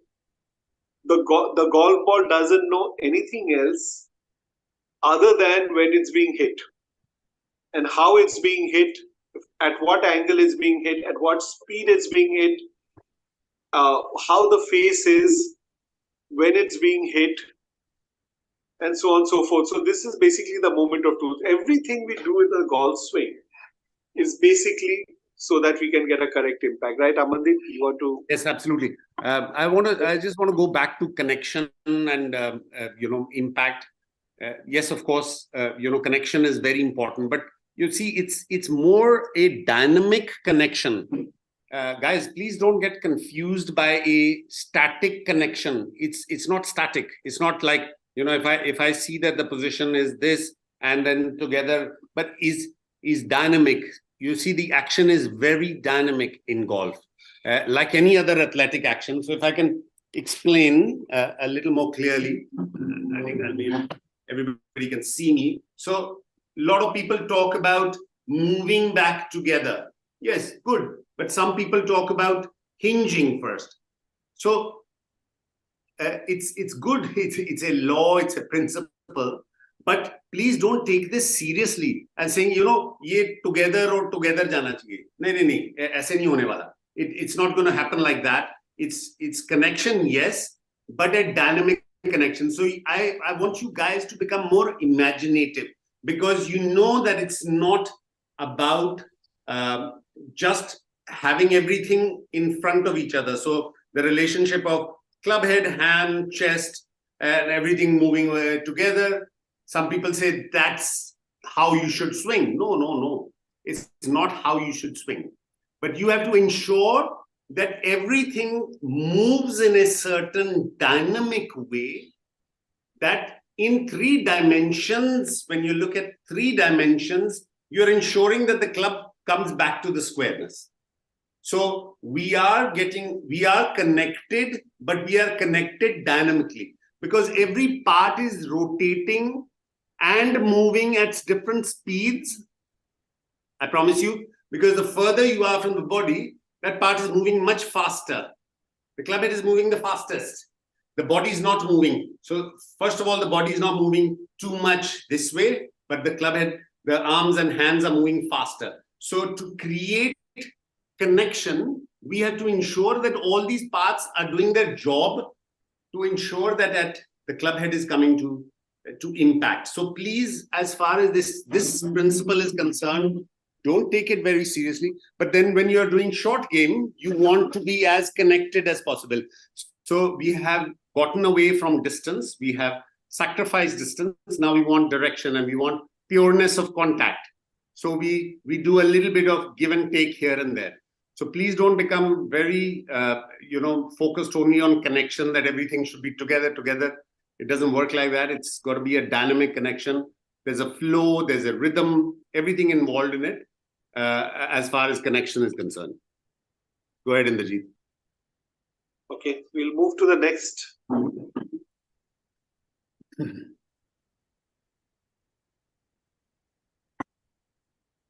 Next slide, please.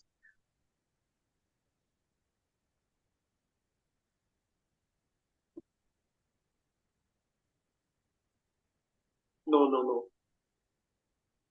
Yeah, okay, done. So, can we'll take some questions and then we're going to take a 5-minute break and get back to the 9-ball flights. Any questions anyone has regarding the 14 principles? Has everybody understood as far as principles is concerned? Laws and principles? I hope everybody has. Please, somebody's put his hand up. A couple of people have put their hands up. They want to talk. So we need to unmute them somewhere. Colonel Mazumdar,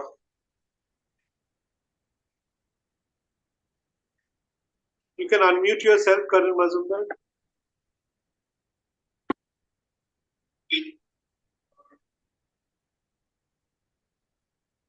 Colonel Mazumdar, are you there? Farid?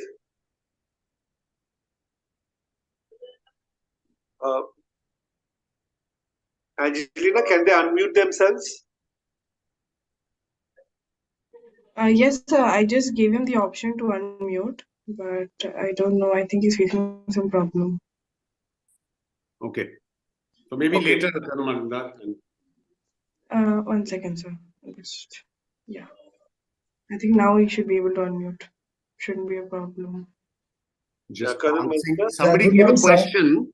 Sir, good morning, sir. A lot of people are saying I'm not feeling the natural swing when swinging the club. He's working on it. As my understanding, golf swing is not natural. We build swing. Please give your inputs. Indrajit, you want to take that? You want me to take that?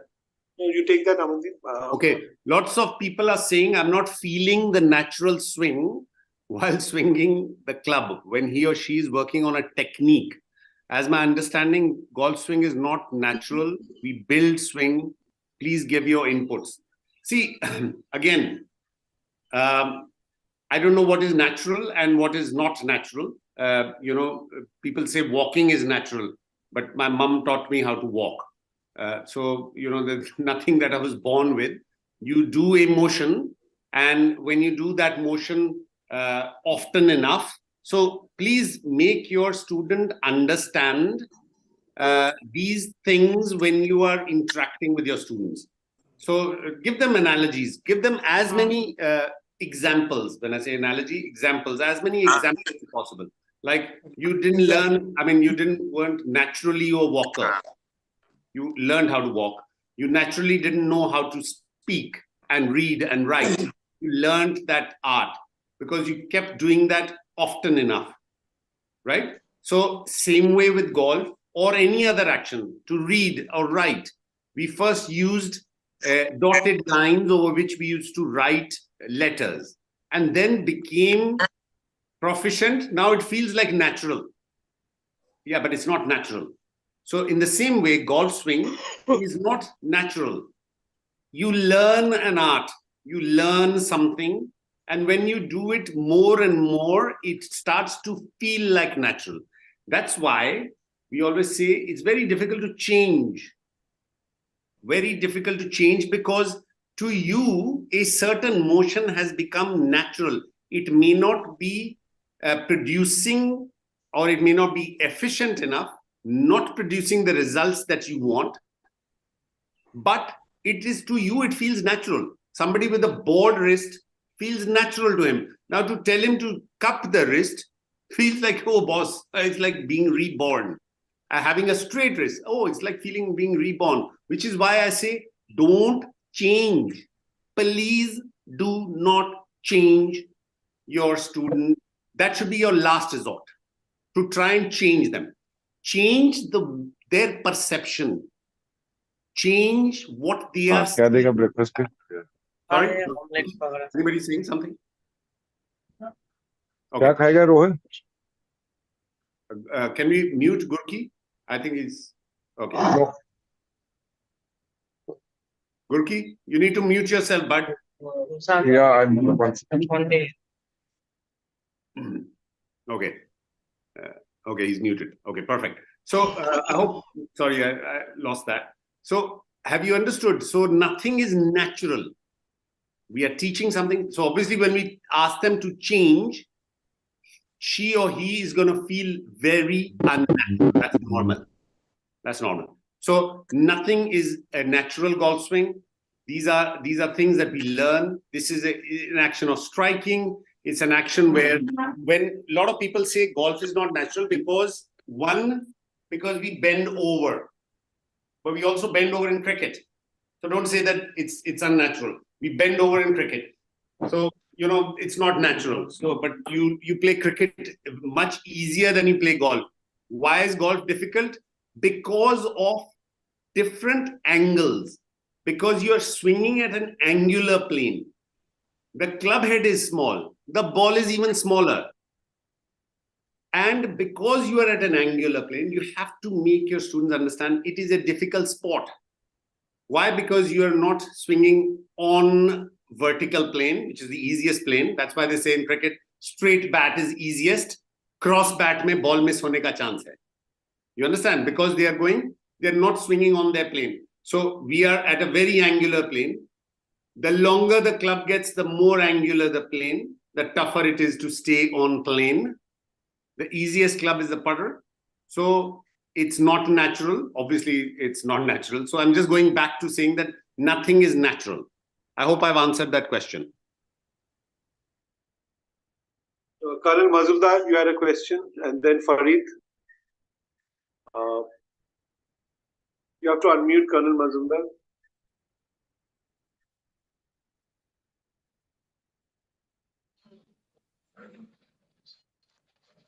Unmute yourself, Colonel Mazumdar. Okay, I could Yeah. unmute now.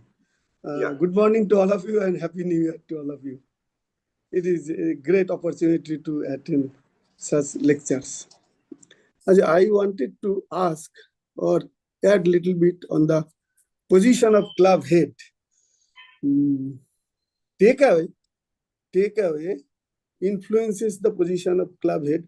This demonstration I had given in the academy with these, I had invented these with some gloves and put a T on it, and then I had shown it to at NGAI.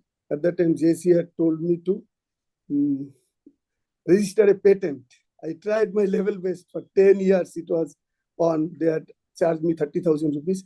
But after 10 years, they say in 1959, somebody had shown it somewhere internationally at some places.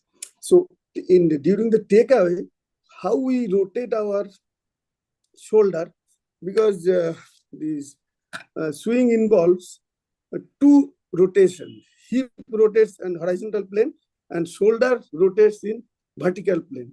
But if we start the takeaway in the shoulders with the vertical plane, then our palm, it opens up.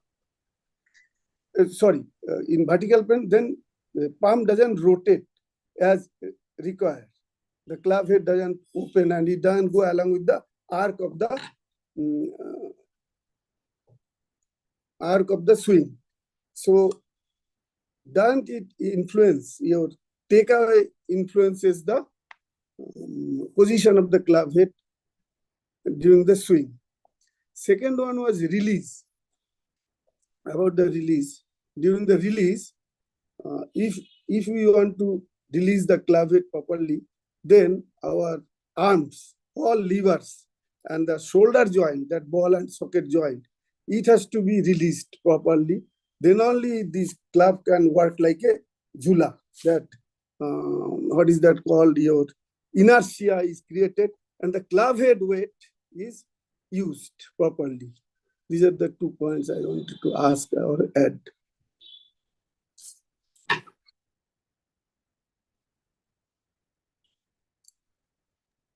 Sorry, can I answer that, Indrajit? Okay, I'm going to answer Colonel Majumdar. Colonel Majumdar, you have spent so many years in golf and you have amazing experiences in the field of teaching and your research, and absolutely no doubt about what you're saying. And like I started from saying that nothing is wrong, sir. Nothing is wrong and nothing is right. Everything is right. Everything is right and everything is wrong. But at the end of the day, you have to understand the person who is in front of you. Please do not apply my principle or my preference on somebody else, because everybody is unique and everybody's ability is unique to deliver the club face square. Now, the key thing is deliver the club face square to the ball at a certain speed is what golf is all about. Club face square at the way you want it to. We can talk about, when I say club face square, means everything that is involved in the club face, and at a certain speed, everything that influences speed. So our idea to send the ball from A to B to a certain distance in a certain direction at a certain flight, correct? So if a person is able to do that, please do not give your principle to that person. Please. If they are unable to do that, try to understand what are they unable to do. Are they unable to control distance, or are they unable to control direction?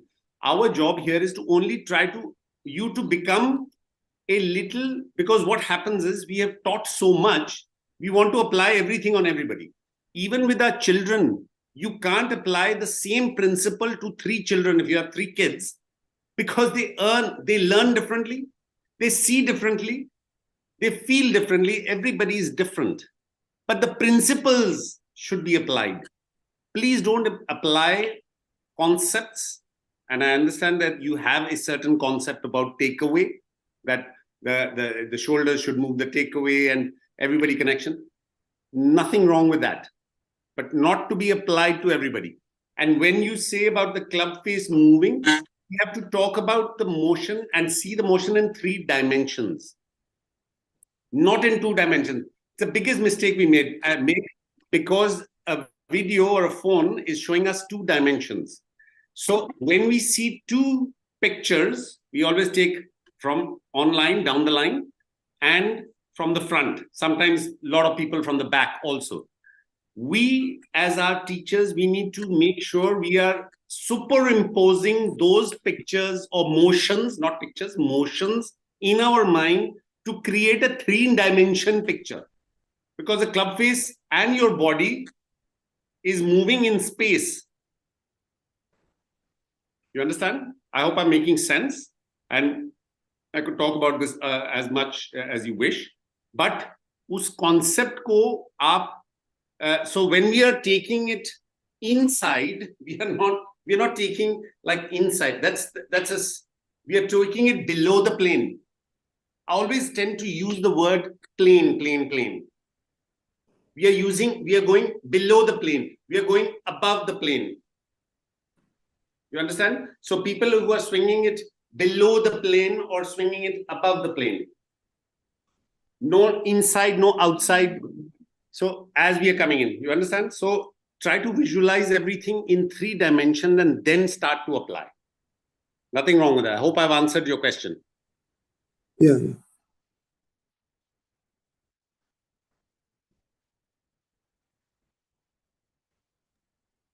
Roger, you want to take a 5-minute break, guys? Indrajit, you have got yourself muted. We'll just go through with Farid and Anup quickly, and then we'll take a break. Okay, go ahead. You go ahead. Good morning, sir. Are you hearing me? Good morning, Yes, sir. yes, we can hear you clearly. Good morning, sir, and good morning to all of you, sir, and Happy New Year, sir. Thank you. Sir, my question is that, can you describe the 3 different dimensions again? And also, I need to know, some of our students actually having their left hand strong and right hand neutral, and sometimes we see that some of our students has the left hand neutral, right hand strong. So what should we do for them to improve their game? Actually, they are comfortable with those setup in their hands. Some are actually strong from their left, and right one is neutral, and some are neutral with the left, and right hand is strong. So actually, they don't want to change also. So can we compensate from the other side, or can we try to change their grip, sir?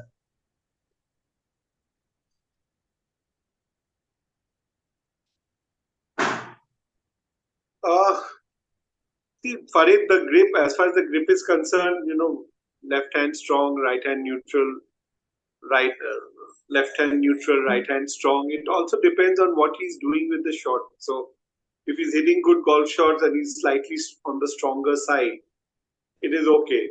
Generally, if you see, most top golfers in the world are slightly on the stronger side than on the weaker side with their grip. Very few good golfers have weak grips. There are many reasons for that.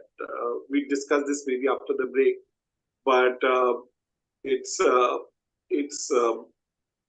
you really want a grip which is neutral. Now, what is neutral? Neutral is 2 to 2.5 knuckles of your left hand visible when you look down.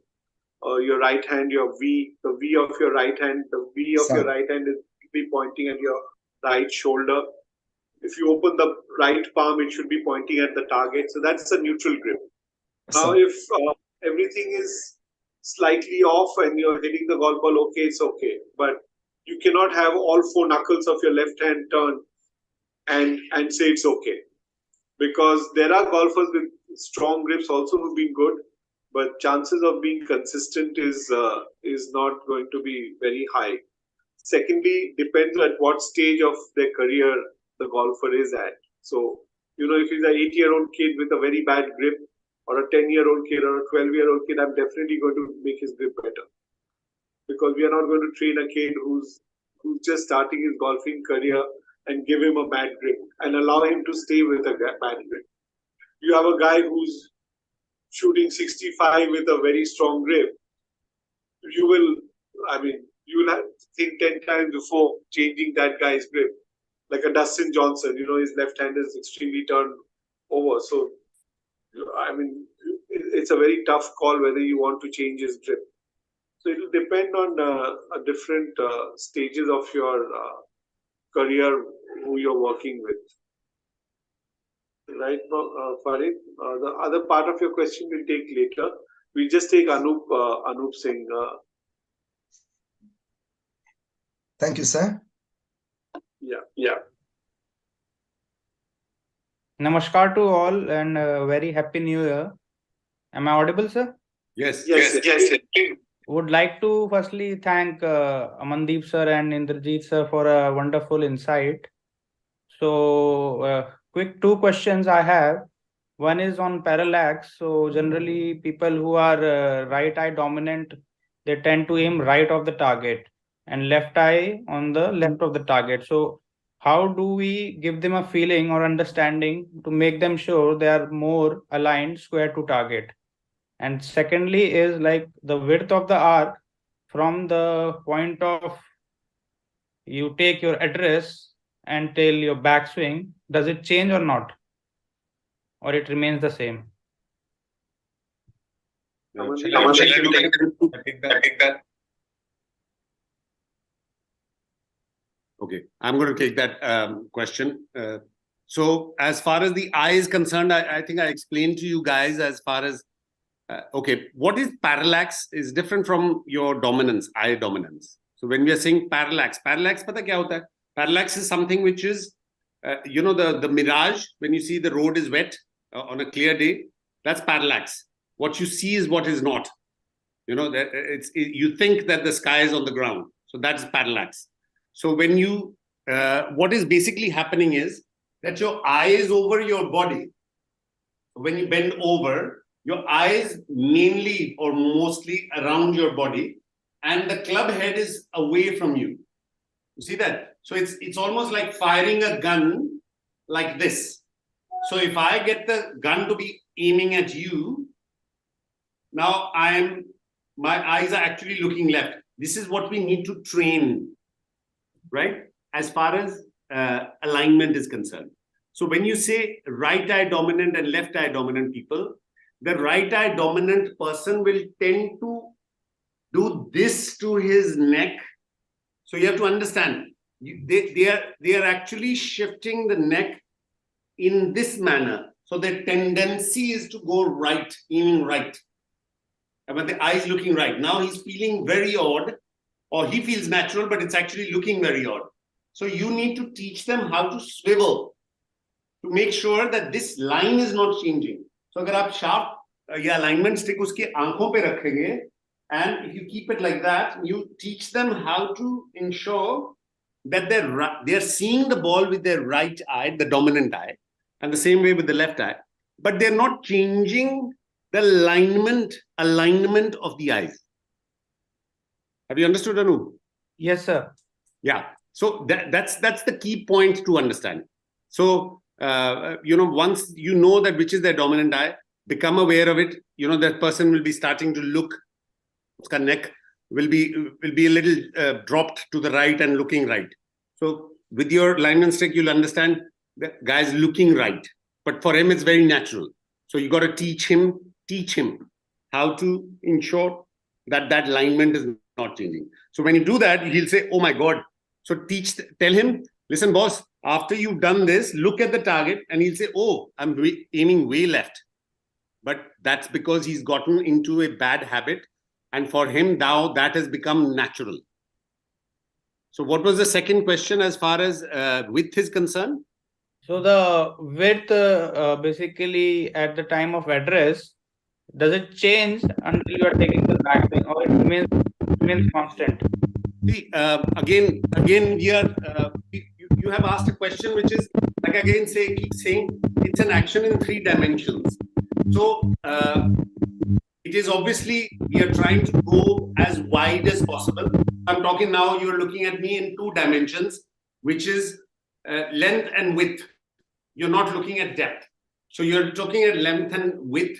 So you are saying, okay, I need to go as wide as possible on the backswing. then obviously when you're coming in, you are shortening it. And then because you are extending, so I'm talking, remember, whenever I say something, I'm giving you examples of 2 dimensions because you can't see me in 3 dimensions. In actuality, it is in 3 dimensions what is happening because you're rotating as well as going up to ensure that the club face is coming at the same spot. Because we must have, because when you're standing, you are static standing, you're like this. And when you're at impact, you are turned out, hip, chest, arms rotated, left arm is appearing to be straight, right arm is bending, in the shoulder socket is gone up, this is shortening. So to say that the width stays the same would be a very incorrect way, not an incorrect, I would say, not a complete way of looking at things. So please don't start to look at things in very piecemeal things. It's a dynamic motion, it's a whole motion. Don't look at it piecemeal. I hope I've answered. Yes, sir. Thanks. So we're going to take a 5-minute quick break and get back. So gentlemen, will come back at 9:45, guys. Yeah, we'll see you at 9.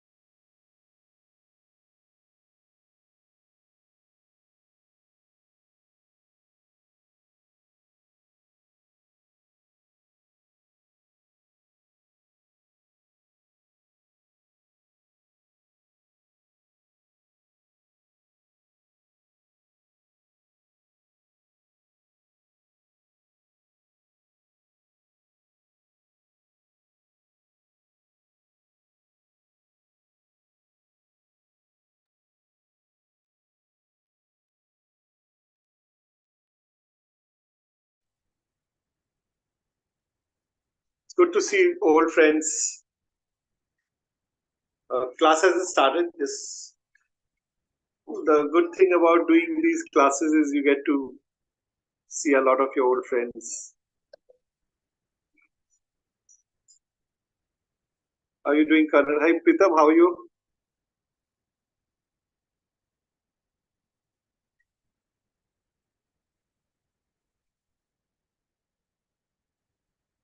Bambi.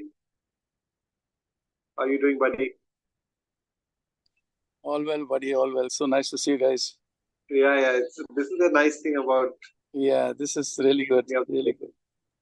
Simon. Good. Hi. Hi, Bams. Hey, Goni. How you doing, buddy? Good day, buddy. Lovely. So, guys, I've removed my background. Yeah, because better. Because I got a feedback that I wasn't visible, especially when I was demonstrating. I think it's very important to get for you guys to be able to see what I'm doing. So I've just removed the background. I hope it's not it's better. It's better. I was also going to suggest that. Yeah, all right. Thank you. Okay. So we're going to be talking about ball flight laws. Yes, go ahead. I think, Rojo, you can start with the ball flight laws and then you bring me in whenever you are. Yeah, you come in whenever. Yeah, sure.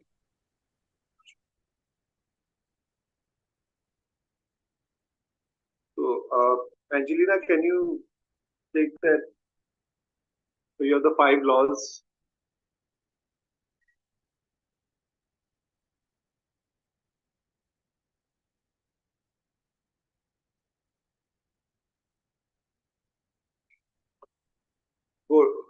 Go down, Angelina. This is the 9 ball flights. Yes, sir. So, okay. Or we can do the 9 ball flights now. We can do the ball flight laws later. Whichever way. Okay, let's do the ball flight laws.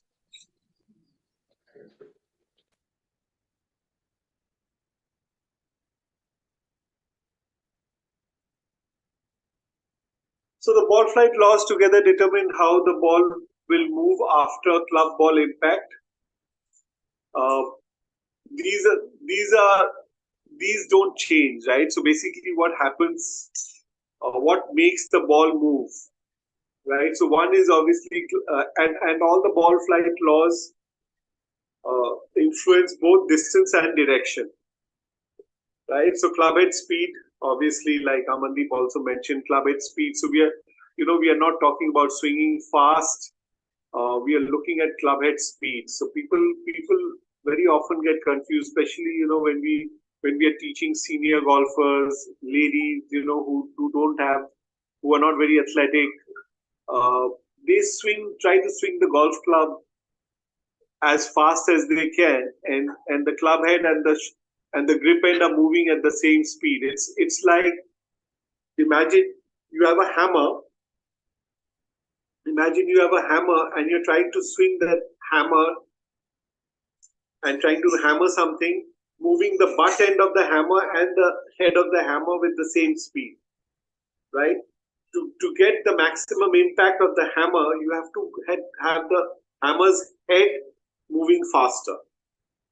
So club head speed is the main factor for distance, obviously. If the club head is not moving fast enough, so you're obviously going to lose distance. So club head speed is one. Club head path will influence the direction, also to an extent the distance, but the club head path could be in to out, it could be out to in, it could be in to in. So it could be going in, it could be straight. So club head path will obviously affect your direction. The club face position, right? So it could be open, closed, as well as guys, please keep letting people enter the room. Huh? Okay, so the club head position is two things. One is open and closed. Two is hooded or more lofted. Right? So the club head position will obviously influence direction more, especially when it's open and closed or square, and can also affect distance, especially when it's hooded or opened, right? Then the club angle of approach, this will affect the spin on the ball. So you could be coming steep, you could be coming shallow, and the centeredness of contact. Centeredness of contact will influence distance and direction, because if you hit it off the toe or heel, the ball will also go offline. The angle of approach will obviously affect distance more, because when you come steep, you're going to put more spin on the ball. Right, Amandeep, you want to add something, and then maybe we can take some questions. Yes, And then Rojo, I want to add, the manual, guys. The manual is sorry, guys and girls. Sorry, the manual is talking basically about very fundamental things. So when we talk about club head speed, you have to understand club head speed, like I said, is directly proportional to, so that's the ball flight. So the speed at which the club head comes. So Indrajit also says that, when you, there are a lot of things which are involved in generating speed. So it's actually the braking which is increasing speed. Of course, your ability to swing the club fast, yes, of course. So the muscles need to be relaxed, not tight. They should be just enough so that you are holding the club and to be able to control the club with the amount of physical strength you have. So to understand your student again, his physicality of how his ability to how fast they can go. So within the ability of your student, you need to understand how to maximize speed. So when you're telling them factors of maximizing speed, your first foremost influence you have to understand is the length of the lever, right? So if I shorten the lever, I don't know if you know the formula for speed is of rotational speed is the distance over time. So if my hand and my club head are moving, this club head is traversing or taking a longer distance than my hand because it's a bigger radius, right? So obviously the speed of the club head is going to be more than the hands, definitely. No doubt about that. But how to multiply that speed?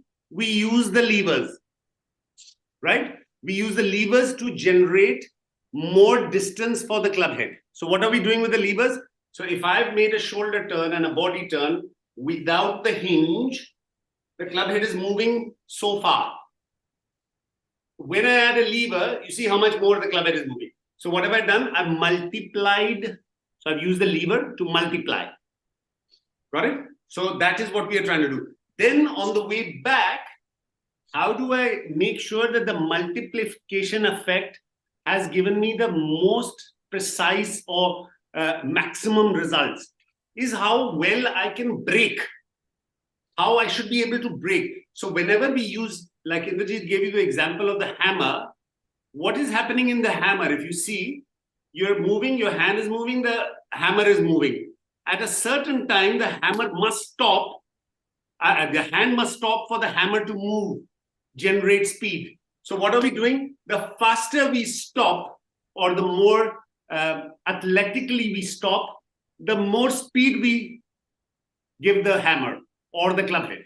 So how well you bring in, how well you prepare or get into the ball, at what speed, and then how efficiently you're able to brake to ensure that that speed is gone to the club head, which is the most important thing.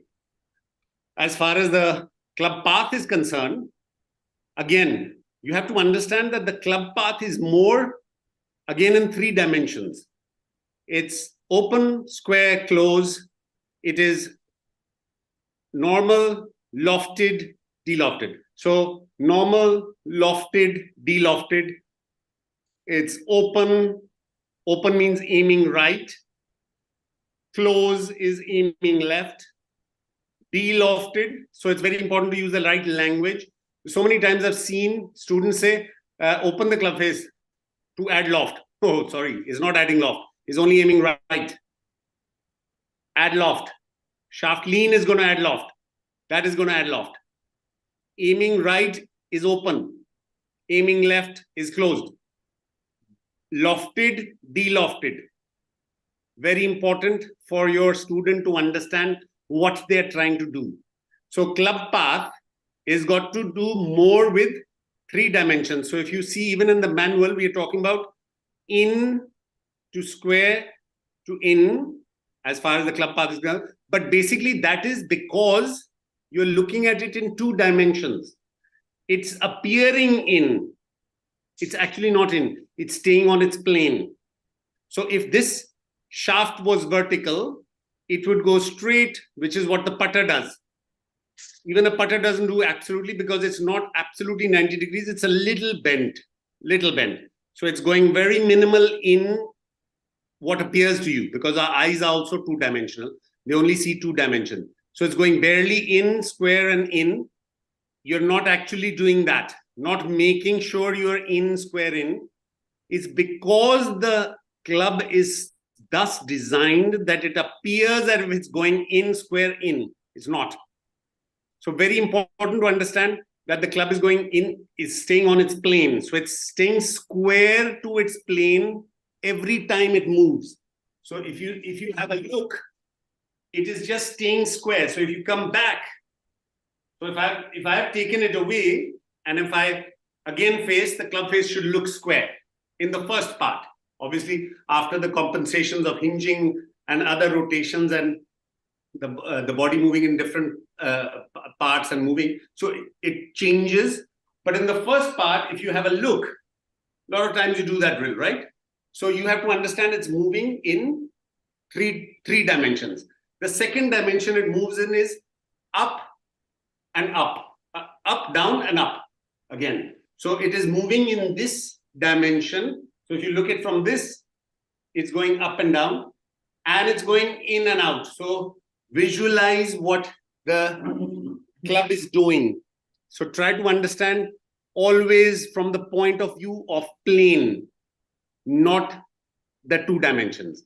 You must be able to, you have to have an amazing ability to put both the videos in your head and make a 3-dimensional picture, which is why these days 3-dimension is very prevalent.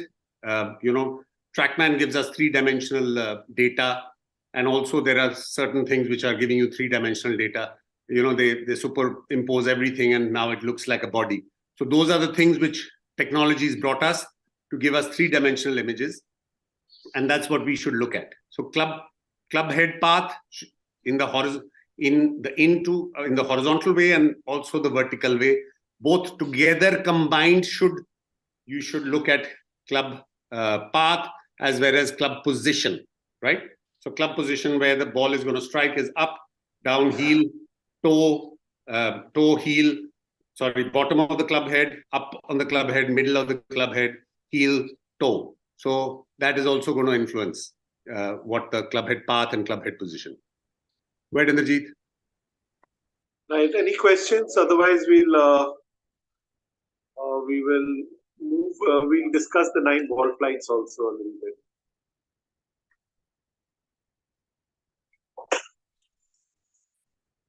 Okay, so Angelina, can you put the 9 ball flights? We just discussed that, and then we move on to a little bit of technology.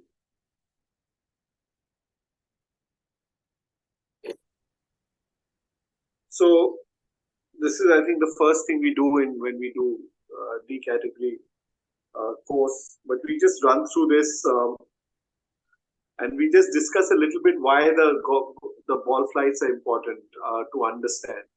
So it's very important to understand the ball flights, because that's where your analysis starts. I mean, if you're not going to be watching, if you can't make out what is actually happening to the ball, then how do you analyze? When we were players, I mean, when I started my career as a player, I never really understood what the 9 ball flights, what could happen.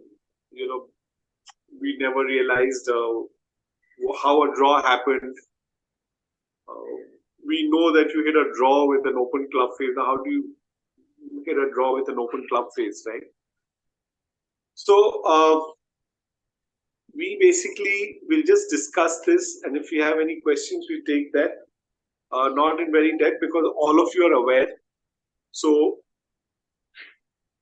when the club face is square to now, when we are talking about the night ball flights, we are taking for granted that the contact is of the middle of the club face, right? So we are not talking about gear effect. We are not talking about toe hit or heel hit. We are talking about good contact. So when the club face is square to the path, you will not have any curvature on the shot, considering that you're hitting it off the middle of the club face. So when I have an in square in path with a square club face, it's meant to give you a straight shot, right? When you have an out to in path with a square club face, it will be a pull. When you have a in to out path with a square club face to the path, it will be a push. So these are the three shots that there is no curvature. Then we go to the hook and the slice. So you have like a slide into out path or an in square in path with a closed club face. You will hook the ball, and vice versa with a slice. If you're going to hit a push slice, then if you have an into out path with an open club face, you will cause a slice. If you have a out to in path with a closed club face, you'll have a pull hook.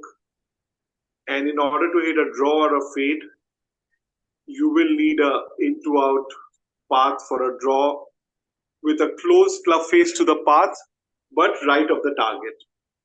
Same way with a fade. If I'm going to hit a fade which ends up in to the target, I will have an out to in path with an open club face to the path, but left of the target. Now, when we are talking about the club face in relation to the target, we are calling it left and right. And when we are talking about the club face in relation to the path, we are saying it's open or closed. Okay, so that's something that when we use TrackMan or FlightScope or any of these launch monitors, we have to be very clear. So when we are talking about the club face in relation to that, I'll repeat again. When we are talking about the club face in relation to the target, we are saying the club face is left and right of the target. When you are talking about the club face in relation to the path, then we are saying it's open or close to the path. So once you're very clear about this, the entire concept of understanding a launch monitor becomes a lot easier. Right? Amandeep, you want to say something? No, absolutely. Rojo, I think you're on ball. Go ahead.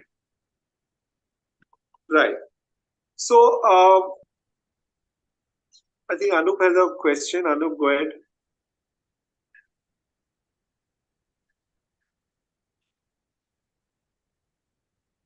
Anup, you can unmute yourself.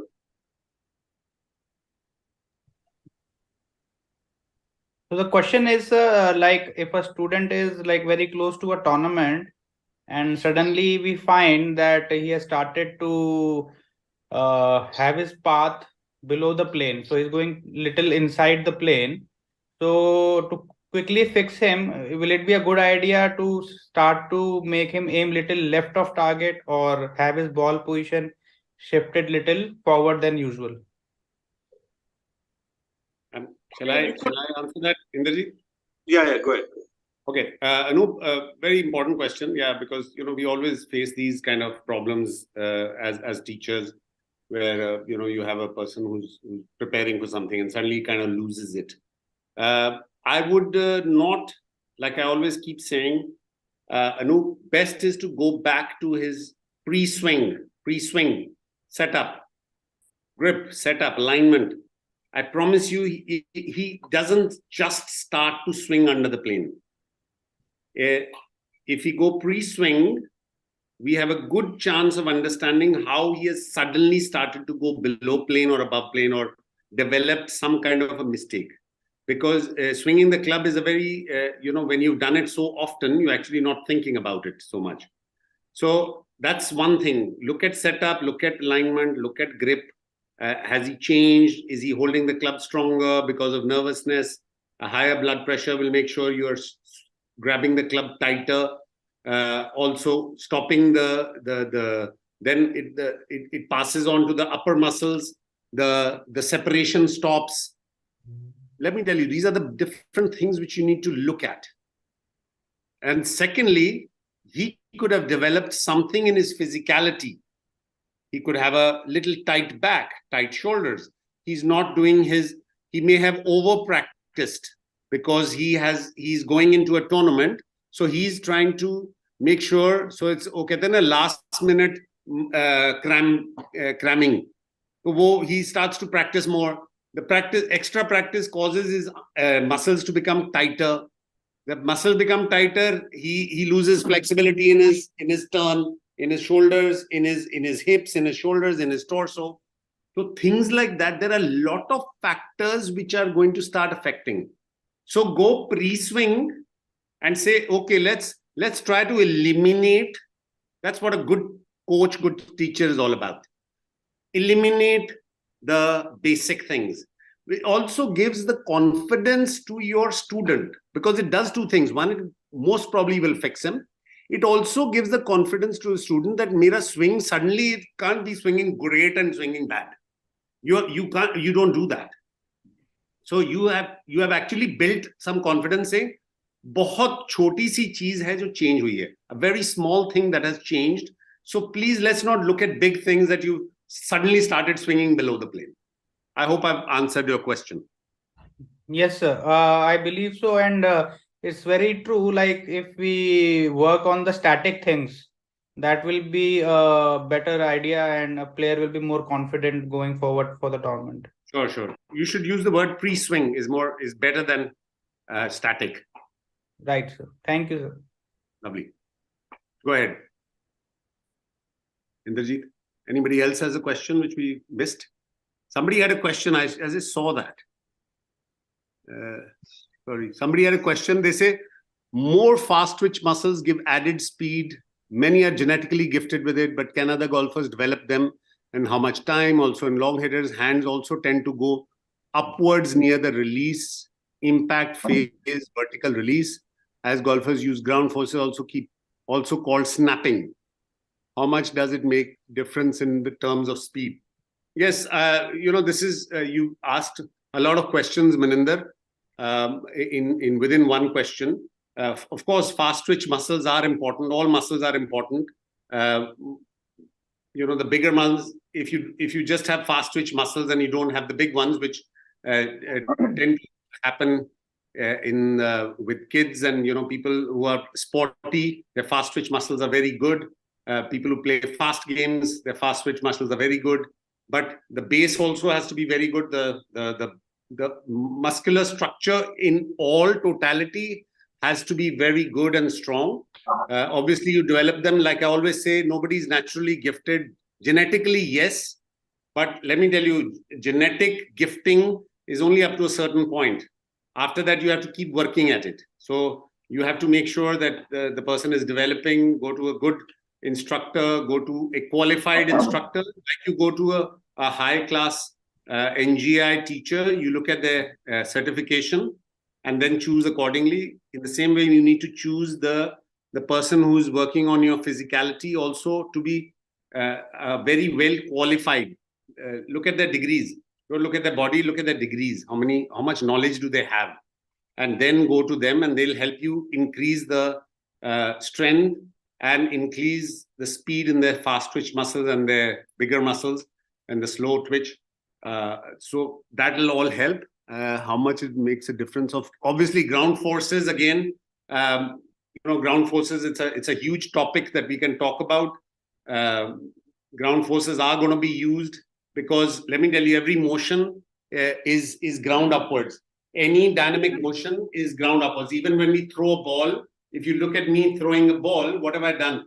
First is ground upward motion. First is this. I don't start to move my hand and arm.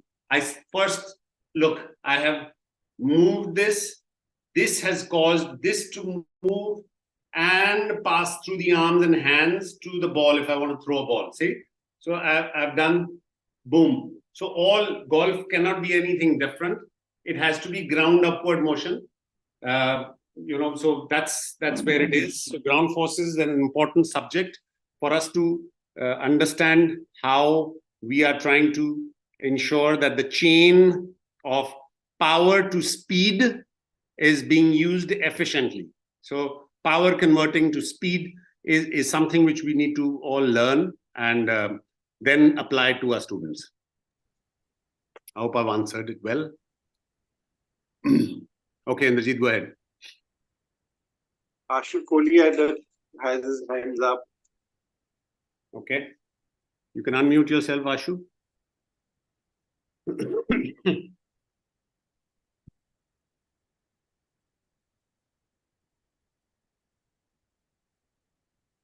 Yeah, we can see Amandeep's screen. Rahul, why can't you see my screen? I think in your settings, Rahul, you have to change what view you have to do. Hello. Ashu, go ahead, Ashu Kohli. Hi sir, good morning. Sir, I think मुझे लगता है golf में सबसे जरूरी I think body rotation, I think body movement is more important. So जो basically मेरे पास कई students आते हैं, beginners आते हैं और कई students ऐसे आते हैं जो पहले sports खेले हुए हैं. So I think मैंने ये notice करा है, मैं हमेशा पहले जब आते हैं तो जैसे आपने मुझे बताया उनसे बात करना है, पहले आपने student को समझना है, उसकी ability को समझना है ना? So I think body rotation is more important. So मैं स्पोर्ट हमेशा पहले मैं ड्रिल कराता हूँ, एक बॉल से एक बॉडी मूवमेंट का ड्रिल है मेरे पास, है ना? आई थिंक वो बहुत जरूरी है उनको समझाना कि बॉडी टर्न कैसे करना है, and I think alignment stick के साथ हम लोग कराते हैं.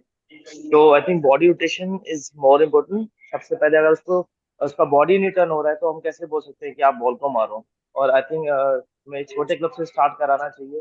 That is like pitching wedge हमने ले लिया और उसको एक छोटा सा आर्क दे दिया है, क्योंकि आई थिंक मैंने ये चीज फेस करी है. I think body rotation is the more important and हमें कुछ उनको ड्रिल देना चाहिए, क्योंकि मोस्टली जो नए गोल्फर्स होते हैं वो सोचते हैं कि ताकत वाला गेम है. They trying to force from the upper body, trying to force from the arms. तो आई थिंक मुझे लगता है कि body rotation is the more important part in golf, the body movement. Amandeep, you take this one. Okay.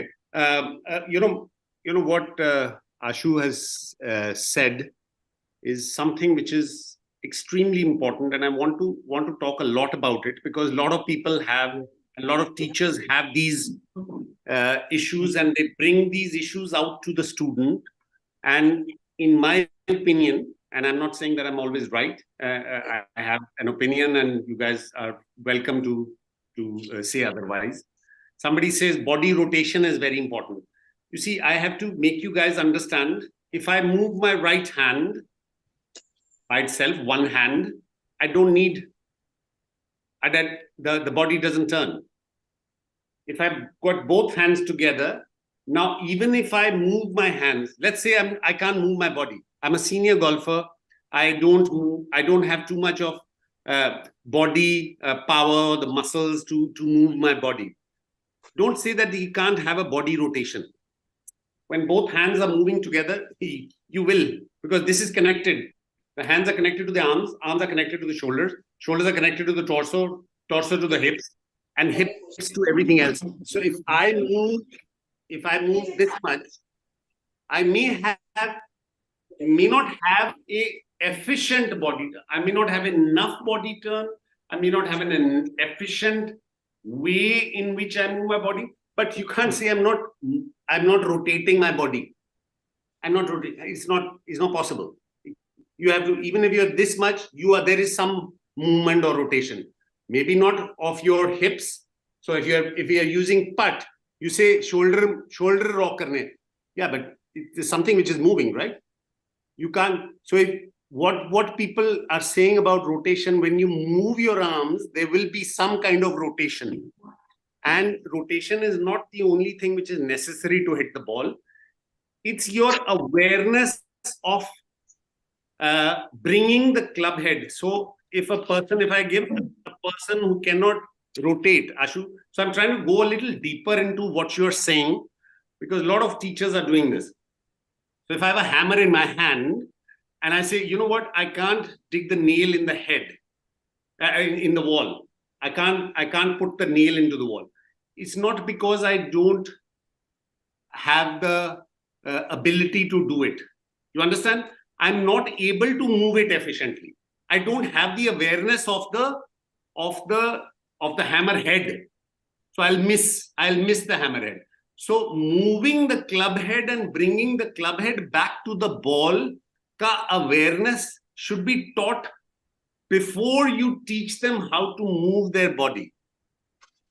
You must teach them how to bring the club head. The club head has to be taken back, brought back to the ball. That awareness is very important for them to.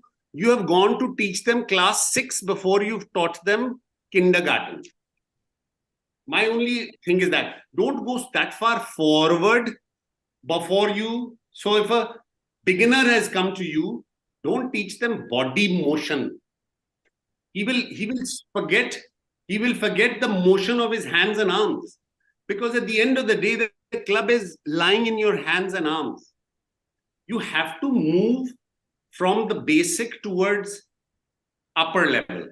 Yes, body is very important, but the main thing of be able to bring the club face back to the ball is of primary importance, is what you guys should be teaching. So beginners, that's why I say, in my opinion, like I said, putting, the person understands how to feel the club in their hand and strike the ball. Make them putt. That's my opinion. But I mean, you guys are free to do it, but don't thrust down issues or fundamentals which have been your weakness. Like Indrajit says, we were players, so we're trying to put what we failed in is what we want our students to, we see the same mistake in them. So which is why we teach a lot of ball flight laws, all the laws and the principles for you to become absolutely away from, take your heart out of it. Bring your see and then give the right solution that the player needs. Don't give your theory. Right? Go ahead, Indrajit. Right. Farid, you had a question quickly, please. Quick one. Hello. Farid, you have to unmute. Sir, are you hearing me, sir? Yes, now we can.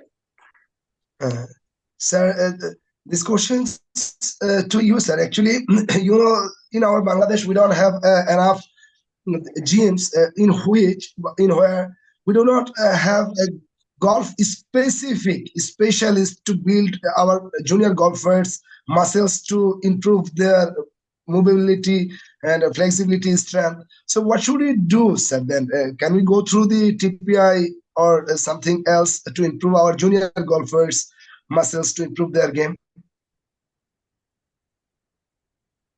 No, that's not true, Farid. I mean, you can't say that in Bangladesh people are not. Obviously, you go to North India, the people are taller, bigger bit like Amandeep, and then you come to the East, you'll find people like us. But I don't think that is any disadvantage, because I've played in Bangladesh and I've seen golfers extremely talented.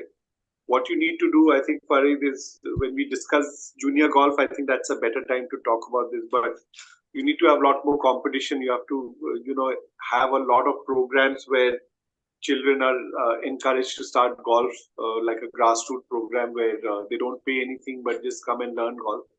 And when you have numbers, if you have, say, 200 children in a junior program, the chance of getting better players is going to be lot more. Plus, also you'll need to have your corporates coming out and supporting them. You have so many good Bangladeshis. I know so many good pros from Bangladesh who are brilliant golfers, but they can't come and play the PGTI because they don't have the money and they don't have that financial support to play. I played. I remember when I played Bangladesh Open every year. When I played, and you had so many of these young guys who were so good, but they couldn't come to India to play because they didn't have the money. So we'll talk about this later, Paris. I think this is not the right time we are talking about it. We'll talk about it tomorrow, day after, when we talk of junior golf. We're actually going to move on to a little bit of technology, and then we will continue with the technology into giving a lesson. And then we have the presentation from Ritika, who's a yoga expert. So she will talk about, how yoga can help golfers. The idea is not to make you guys yoga teachers, but at least you have an idea. So when you connect with your students and you are recommending yoga to your students, you will be actually also guiding the yoga teachers on how to, work with the golfers. So coming to technology. Anoop had a question, and then also Rahul. Can you see me now? Can you see my screen now? Everybody can see my screen when I'm talking. I think it's the way you guys are viewing. Probably there's something wrong. If somebody can't see, just whatever message. And Anoop had a question. Is that Anoop's question, can't we use D-plane to fix in and out swing by just changing swing direction to the left, just by changing body lines to the left? Of course you can. Anoop, absolutely right. But like Indrajit said, we can talk about this when we're using the D-plane or when we're explaining the D-plane and all the questions, though they are all interrelated. And I keep saying that you can't take anything separately. They're all interrelated. So we can talk about it, but like Indrajit said, we've got a curriculum and the way we are going to go forward. So let's just stick to that, and then we can throw open for as many questions as you guys have. So Angelina, can you share that video, the video for Yes, the technology? You can use Viraj Matappa's video. We can share that.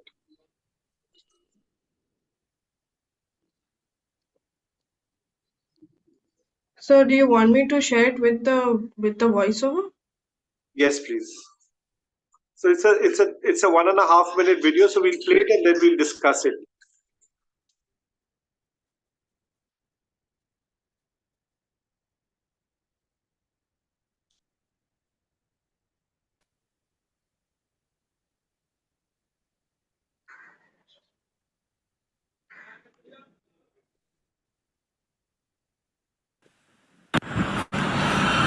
So Viraj, good setup. Nothing really there. Backswing is also looking good. Top of the swing. You could maybe get a little more turn with your shoulders, but that again is fine.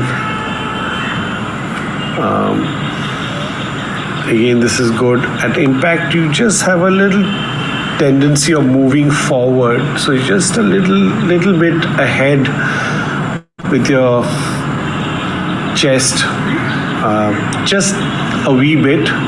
Even through the ball, kind of getting a little ahead. So if you really want to be critical on yourself, you're probably getting slightly ahead. And if you get slightly ahead, what's going to happen is you could get a little steep at times, and you could get, some of your misses right. So if you're missing right once in a while, it could be because you're just getting a little too far ahead with your upper body at impact. The tempo's okay, it's a little on the quicker side. That's because your shoulder turn is probably a little lesser than a lot of players, but then you're generating good club head speed, obviously, because your low body is doing a really good job. And that's it. Just try to be a little more centered through the shot, which will help you shallow out a little bit and once in a while not block those shots. Right. So okay, you can remove this. Right. So you can remove this screen. Yeah. So this is we use a 3D, like an AI tool, where we do these analysis. There's 64 different parameters that you can work on. And so this was Viraj Madappa, who's been doing a lot of... You can share what you're using as far as 3D is concerned. I mean, what thing, what model or whatever. Yeah, so we are using a 3D. I will share the details. It's Sports Box. It's a 3D simulation AI intelligence software where you take a slow motion video from the front, and you can turn, it creates a mannequin, like you saw Viraj's swing was made into a mannequin, and you get 60 different body angles, 64 different body angles during the swing.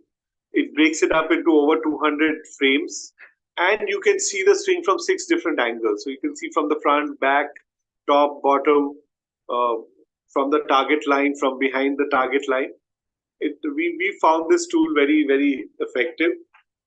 I think we paid some $1,800 per year or something. But what it does is, when you're using technology, let's talk about technology, how it helps. One is, when you're working with a golfer who's already very, very good.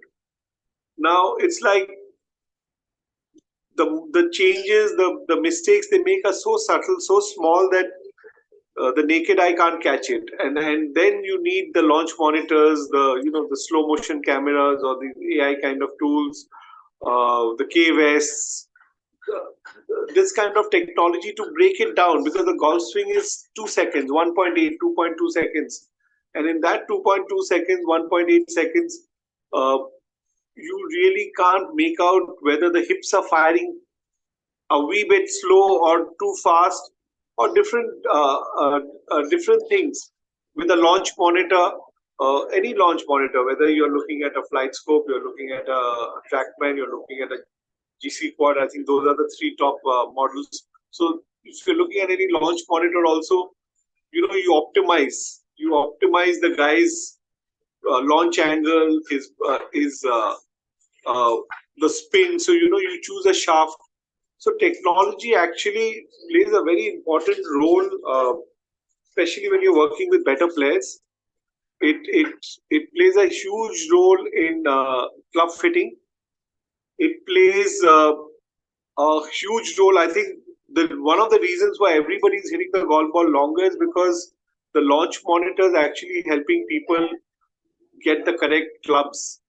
Before, we would take 10 shafts out, go to the driving range, hit balls, see what feels better. But now you're getting the exact numbers. The launch angle, the spin rate, the ball speed. So by trying different heads, different shafts, you actually can optimize what works the best for you. So today we realize that, somebody who hits the ball 100 yards needs to launch the ball higher. So the drivers are 13 degrees, 14 degrees for senior golfers. So they need to launch the ball higher. They need to have more spin on the ball for the ball to carry more. Whereas somebody who hits the ball far, like, when we grew up, we used to just stand and watch Bambi hit 1-irons, which were like flying 300 yards. And the ball flight would be much more boring.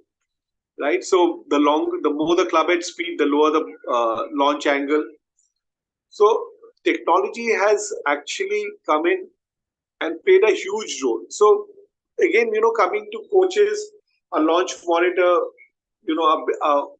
I think the cheapest launch monitor will be like a 70,000-80,000 rupee launch monitor. A flight scope, I know you get that Mevo, which is around, I don't know, it's around $1,000 or $700, and then you have some of these other launch monitors, and then it can go up to 30-35 lakhs. It's good for a teacher to have a launch monitor, but it's definitely very important for a teacher to at least have a slow motion camera, a basic software like a V1 or something which has a free version. That's the basic that every coach should have, and then there's no end to it. You can get as much technology as you want. The better the players you work with, the better technology you will need, because the mistakes, the corrections are very, very minute, which the naked eye can't catch. Still, though, I would say a good teacher catches 99% of whatever's going wrong. But the degree of improvement, like with Viraj, spinning out, now he's spinning out, his hips are 18 degrees open at impact. And whether he's got better to 16 or he's got worse to 20 is something that the naked eye can't tell. And that is where technology comes in a big way. Amandeep, you want to talk a little bit? Then we will, I think the next session we'll talk more about, we have 2 days of technology, so we'll talk more on the launch monitor. I think we have Chirag Kumar here. I think he's more competent, because I've seen him over the last few years as a player and now as a coach. And I think also Bambi, they've been very involved in the launch monitor, and they brought technology onto their, right from beginners.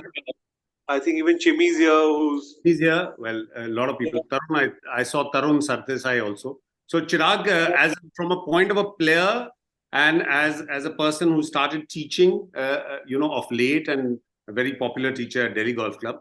So you're teaching from beginners to juniors to ladies to all kinds of players and senior golfers. And I see you using technology to quite a good level. So give us an insight, and as to one thing is to have the technology with you. Second thing is to try and understand first what the technology is doing. It's basically, I think technology, what is technology doing is it's brought 3 dimensions into, so they're trying to bring in as much of 3 dimension into our understanding of the game of golf. Because our eyes are 2-dimensional, we can't see the 3rd dimension of depth, or if we are seeing depth and whatever, we can't see the width or the length, or vice versa. So I think that's what technology is done. And also technology is done to make us understand speed, because the things are happening at such a high speed, a naked eye can't actually make out. So we used to rely a lot on seeing the ball flight, which is why the ball flight laws, and also hearing impact. So good coaches of before, Butch Harmon kind of players, they actually heard the impact, saw the divot, saw the ball flight, and gave you their analysis. Now the launch monitors, I think that much it's become easier. So you really don't have to, your senses can be a little. So go ahead, Chirag. Yeah, I've been a user of TrackMan for a long time, and I got it for myself when I was playing on tour, just to try and understand, where I could improve. Speed was something that it was always an issue with me. So I think that I gained a lot of distance once I started using TrackMan, once I understood what my club was doing. But when it comes to teaching, I think there's a fine line, because you can't get so involved in the numbers. At least the students can't, because they don't really understand it that well. And for whoever's using technology, I think the important thing is to understand what to use in it. You can't go chasing every single number, and even as a player, you can't chase every single number and make it perfect, because that's just detrimental to your game, and it's not really doing too much. So I think that's where it sort of comes in, of drawing that fine line. And also for a lot of young players, who are playing tournaments and stuff, they see so much on YouTube and on Instagram that they get obsessed with the fact that they want to hit the ball on the up, to hit it further and all of that. And you can't really have that scenario where all you're doing is trying to make them hit on the up, because it depends on what their swing dynamics are, and all of that. So again, like I said, there's a fine line, and I think it's more for the coaches to try and understand how to improve a certain student or what they're doing, things that we can't see, and not to try and chase a perfect sort of scenario. I'm just going to go back to one of the questions that Anoop had asked earlier with regards to changing swing direction, to try and improve the path. I'll be honest, like as a player, when I always had a problem with getting stuck and coming from the inside, and that's something that I actually use quite a bit. Just before tournaments, if I felt like I was getting stuck, I would just change my swing direction a little bit and kind of neutralize the path a little bit, so I would not really hit it left. So that's something that those are things that we can really use to our advantage if we know what we're looking at. Attack angle is another great sort of parameter that can be used to change a lot of things very quickly. So yeah, I mean, there's that fine line, and must not cross that as coaches or players. Like coming back to what Chirag has said, and you teachers, and I always say that. You see, I'm going to give you the analogy of a doctor, like an orthopedician. So you see, they've got the access to an X-ray. Now they have access to a scan, which they do the scan. But at the end of the day, the doctor is the one who will clinically see you and give you the solution. He's got technology at his, to help him. But the doctor is the one who is actually going to give you what the solution is. So clinically checking out is far more important.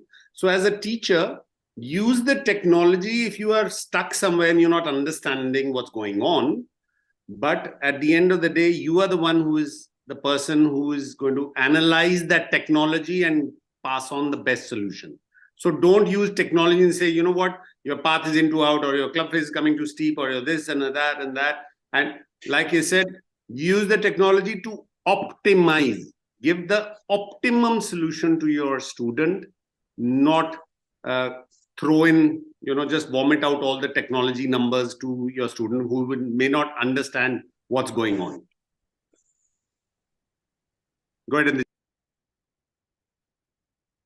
Right. So, what I have noticed in my experience using launch monitors and technology is sometimes we as teachers get too involved in the numbers, and we start teaching only the numbers, and that I think is a very dangerous thing to do, because we just get too carried away with numbers, and we're just looking at the path and the ball flight and the launch angle and the swing speed, and we actually stop looking at the player and just keep looking at the screen. And that is something that we should avoid doing as a teacher. There has to be a balance, like Amandeep said, that when you use technology, it's like you have a blood report, then you have an MRI scan, and then you have all the blood tests and all the high-tech tests, and finally the doctor has to give the medicine. And how the doctor reads those reports and then decides on what medicine to give you is what makes the doctor a great doctor or an average doctor. And that's exactly what the teacher is also all about. So you will see the golfer making the mistake. Every coach will see the same mistake that the golfer is making. The report will show that yes, he's coming over the top, he's coming 8 degrees steep, and he should be only coming 2 degrees. His path is 7 degrees left, XYZ.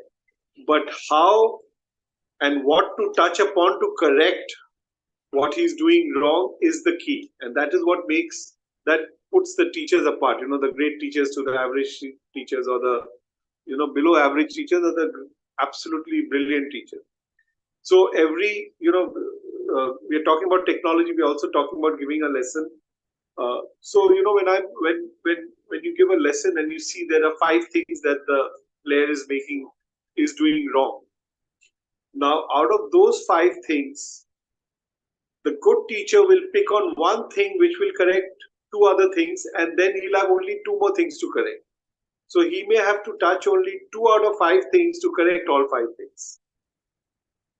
And the not so good teacher will try to pick on all the 5 things differently, separately, and maybe not take on something that is not as important. For example, somebody's alignment is right. So if somebody is aiming and aligning 30 yards right, and his backswing is going in, and he's coming over the top. So if he's coming over the top, and you try to correct his coming over the top without correcting his alignment, you are not doing something right. So to prioritize the mistakes and then to touch upon what is most important is the key to giving a lesson. Amandeep? There are a lot of questions I can see coming in. Yes, also.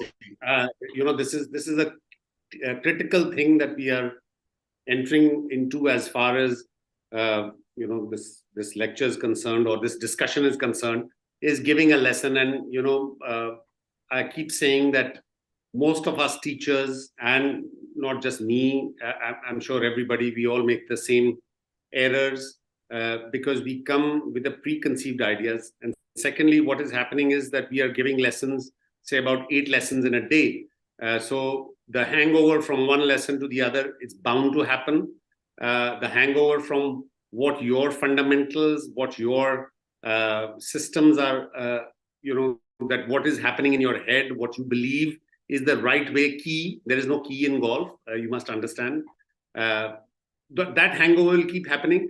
So, which is why the NGAI keeps saying that go back to the basics, go back to the principles, go back to the ball flight laws, go back to the fundamentals. Pre-swing is far more important than in-swing. So people, like that guy said, he came for a tournament and he started swinging below the plane.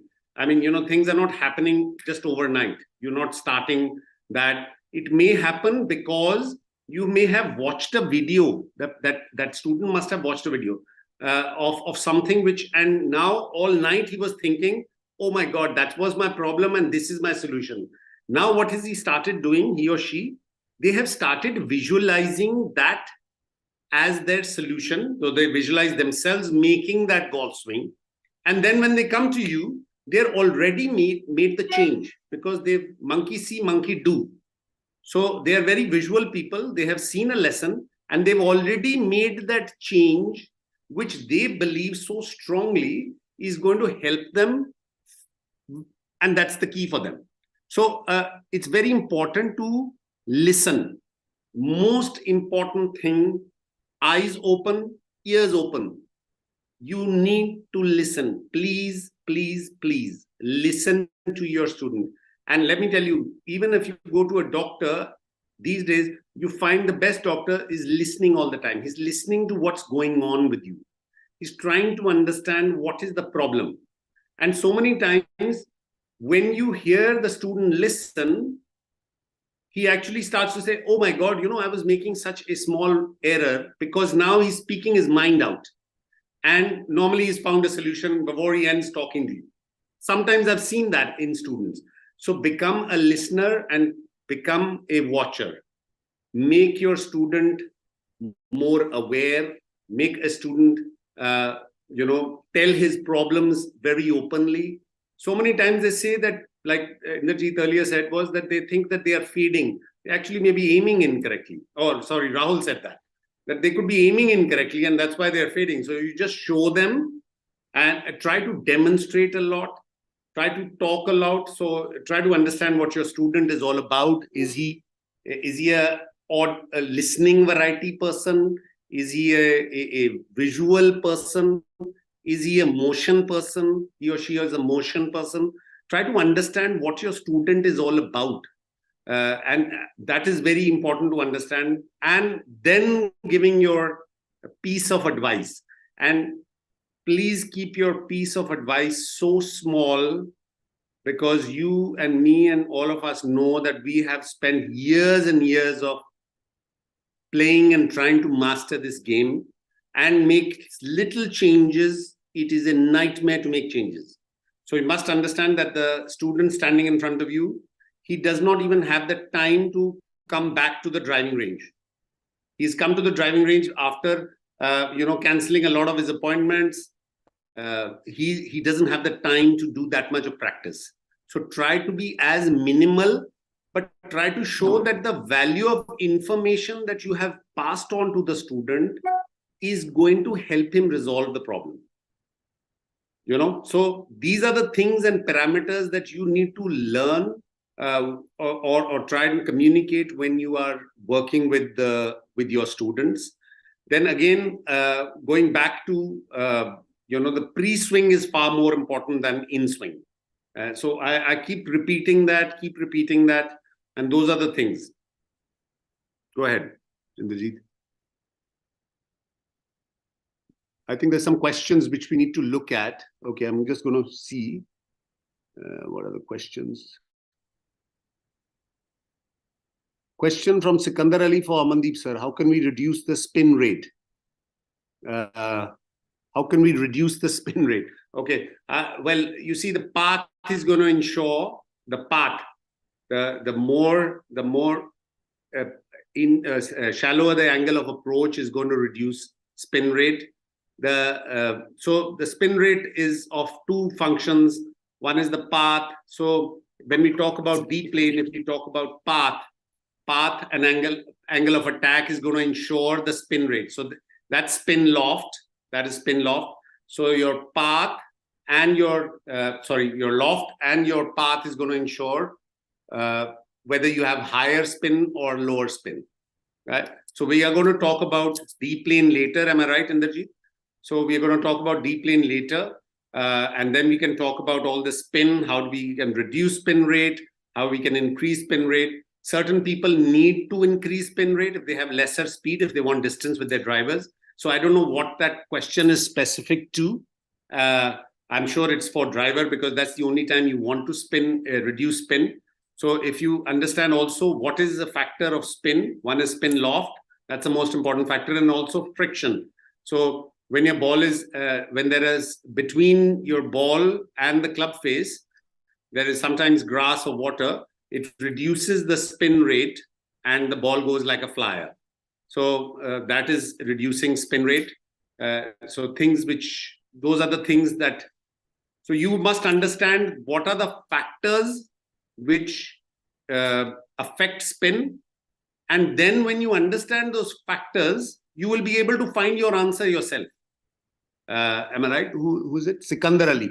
Have you understood? So, agar aapko, you get to know ki ye cheez se affect hai, spin rate ka. Speed has a lot to play with the spin rate. Speed. So, speed is very important. So, those are the factors which will affect spin rate. Spin loft, speed, cleanliness of the surface, or whatever. So, when you know these are the factors, then you say, okay, now I know these are the factors which affect spin rate. Now I'll be able to give the solution to my student. Okay, Inderjeet?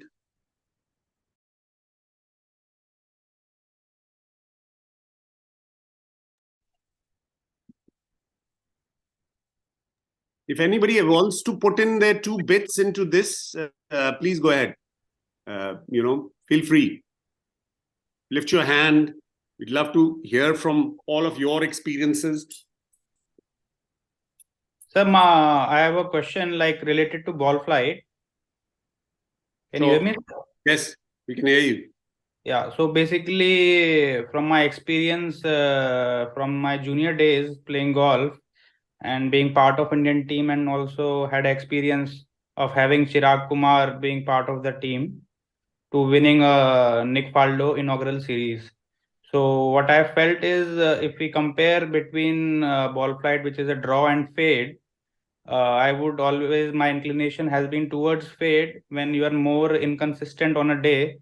Draw ball flight, you will miss more fairways, like you might start hitting pull hooks, as compared to a fade. If you start to hit slice, that won't run too much and go into bushes. And secondly, when we attack the greens, a fade ball flight will land softer than a draw ball flight. So one is this, and secondly, I have a lot of club golfers who have this thought process that the shoulders will always rotate on a horizontal plane. So they have no idea that the shoulders are also rotating on a vertical axis. So for that, I generally make them do a drill by having a club shaft sitting on holding it onto their shoulders and trying to take the position and get the butt end moving towards the ball, which makes the right knee straighter and let that room be there for their shoulders to rotate. So can you put some light on this? Okay, Inderjeet, I'm going to take this very quickly. Okay, Anup, thanks for your inputs. Okay, it's, like I said, all your questions and your statements are going to be so insightful for everybody else. So Anup said very clearly that a draw and a fade. In a fade, he is able to keep the ball in play much more than he's able to keep the ball in play with a draw. You see, when you make a statement like this, you must have a clear understanding, because you see, you made a statement and said, okay, a draw goes, has, I don't know, he said lesser spin and the ball will roll more, and a fade will stop faster on the greens, and the draw will go more into off the fairway and fade. So you have to understand the basis, because you can't make statements as teachers and not be able to back up with an explanation. So if I'll tell you why that happens, you'll be able to satisfy your student much better when you are talking about draws and fades staying in play. So let me tell you why the draw tends to go, it turns into a pull hook. So if I tell you about spin rate, you know, and if you know deep lane or anything like that, we know that the draw ball spins the same as the fade ball. There is no question of, only the spin axis changes, guys. So please do not ever make the statement that the draw ball spins more. The tendency for the draw ball to come towards the toe is more, which is why the spin reduces a little bit. You see, because as you're drawing, the tendency is not a basis. Tendency is for the toe hit to happen. And when you're fading, a tendency is for the heel hit to happen. And we know that the heel hit gives you a more spin, left to right, and gets the ball at the bottom, and ball takes off lower and spins much more. Okay. Now that is what is happening. And secondly, what happens when you're drawing is the rotation in the hand tends to increase. So your plane is becoming more flatter. So your tendency of the forearm, in the rotation in your forearm in that manner, is there's a chance for that to happen much more, which is why with the longer clubs, you are more inaccurate. Like I told you about the plane. So as the plane becomes more horizontal, the rotation pattern becomes more prevalent, and the chance of shutting or staying open becomes much more. And because you're fading means you're more vertical. So the plane becomes a little more vertical, means that part is happening lesser. So your rotation in your hands is becoming lesser. That's the reason why. So it's very important to explain to your student the reason why those things are happening. Just by saying that this is my belief. You know, a lot of people have a lot of beliefs, but the beliefs must be, we are scientific people. They should be backed up with theory and actual reality. I hope I'm right. Indrajit, please go ahead. Sir, yes, go ahead, Anup. Yeah, so like if from your experience, like if you are developing a player who is looking forward to play professional golf, so would you have him to play a fade or a draw? There are, again, Anup, there are many aspects. Please do not put yourself onto one thing. There are many aspects which determine that. It's a lot to do with right from how their body is structured, the length of their hands, the length of their torso, the length of their lower body. So if somebody has long legs and a small torso, it's very difficult to tell them to swing vertical upright. Impossible. If I have a bigger torso, it's easier to bend over and become more vertical. So these are the things. I mean, how much is their arm length? So please do not dictate to any of your students what is the right way, because like I said, it's not the right or the wrong. Do not dictate to them. Try to understand what is it that they do most comfortably, what do they like doing, and if they are having, like we'll talk about it tomorrow or day after, as far as the physicality is concerned, there are certain people who are unable to unable to do it because their hips don't allow, their torso rotation doesn't allow, their shoulder rotation, external rotation, the shoulder is limited. And I'll show you some examples, which, what happens when we are giving a solution to somebody. So please do not become judgmental from the word go. That fade is good. Sorry, it's not happening. You can't say this is good and that is bad, because that is where we fail as teachers. Please do not become right, wrong, good, bad. There is nothing known as that. So the quicker you understand that, or earlier you swing like that, and you must always say, listen, if you can't find a solution, maybe you're not seeing it right.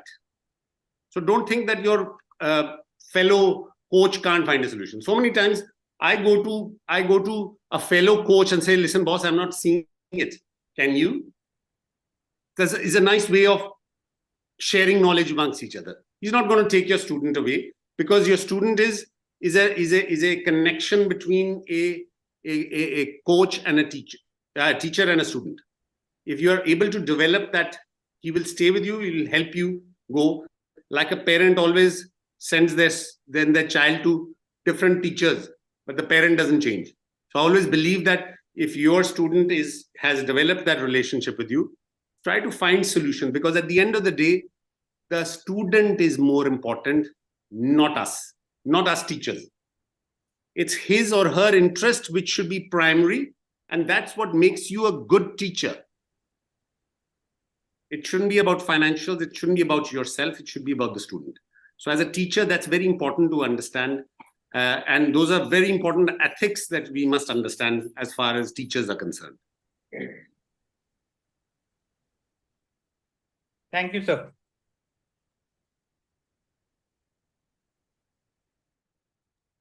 Indrajit, go ahead. Karan, you had a question, I think. Yeah. Hi, good morning, Indrajit sir. Good morning, Amandeep sir. I hope I'm audible. Yes, go ahead. Yeah, sir. So there's a small question regarding the backswing. Basically, if you can share some light on it. Basically, I get a lot of students who come to me and,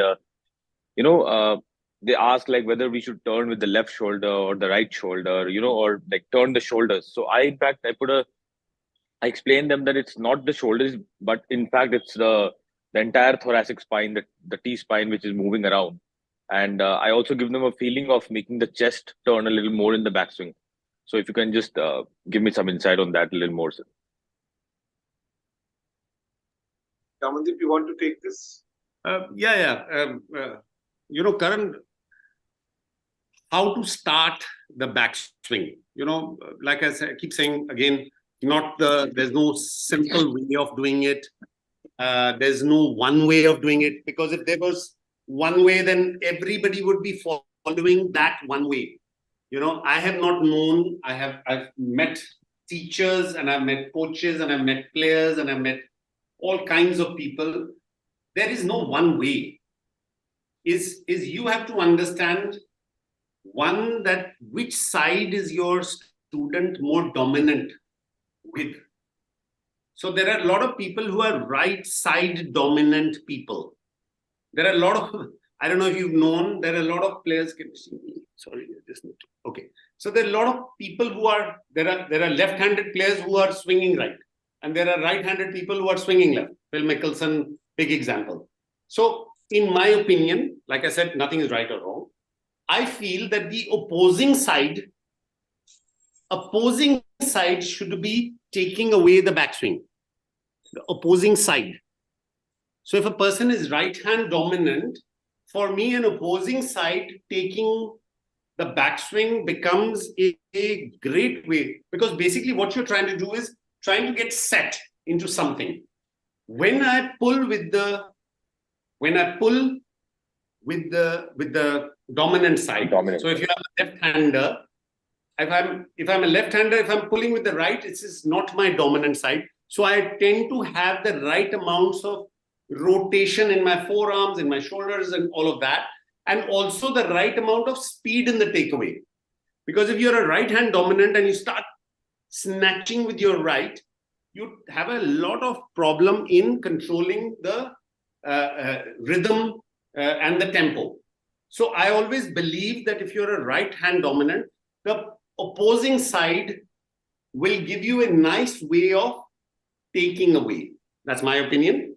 You can have a different opinion, and a lot of other teachers have different opinion. So in that's what I feel. So, and like I always say, the action should start groundwards. So whenever you see good players, they always take a bump off the left. So if they're right-handed golfers, they will take the bump off the left. What are they basically trying to do? Great golfers, they always take a bump. So the left side is your non-dominant side, and you take a bump of it. So the left knee moves inwards, the left hip moves inwards, the left arm, and then the hands, and then the club head. So that is how you are getting a feeling of a motion to start off with. Whereas if you are moving, if you're right hand dominant and you're moving, only tendency will be, I'm not saying that's the truth, tendency will be, I'm unable, so I'm setting myself up into a reverse situation, which I've seen a lot of people tend to do. So if that answers your question. Thank you, sir. I think Gaurav had a question. Gaurav?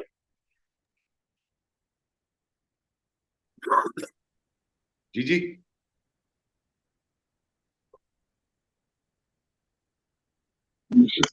I actually didn't have a question. I was just trying to tell Anoop when he was talking about whether a draw or a fade, or whether the fade is a better shot to play for a better golfer. I just was wanting to add that if he can have a look at the highlights of the PGA Tour event which got over this morning, the Century, and the winner, Chris Kirk, is hitting 20 yards, 25-yard hooks with his driver and not missing a fairway all day.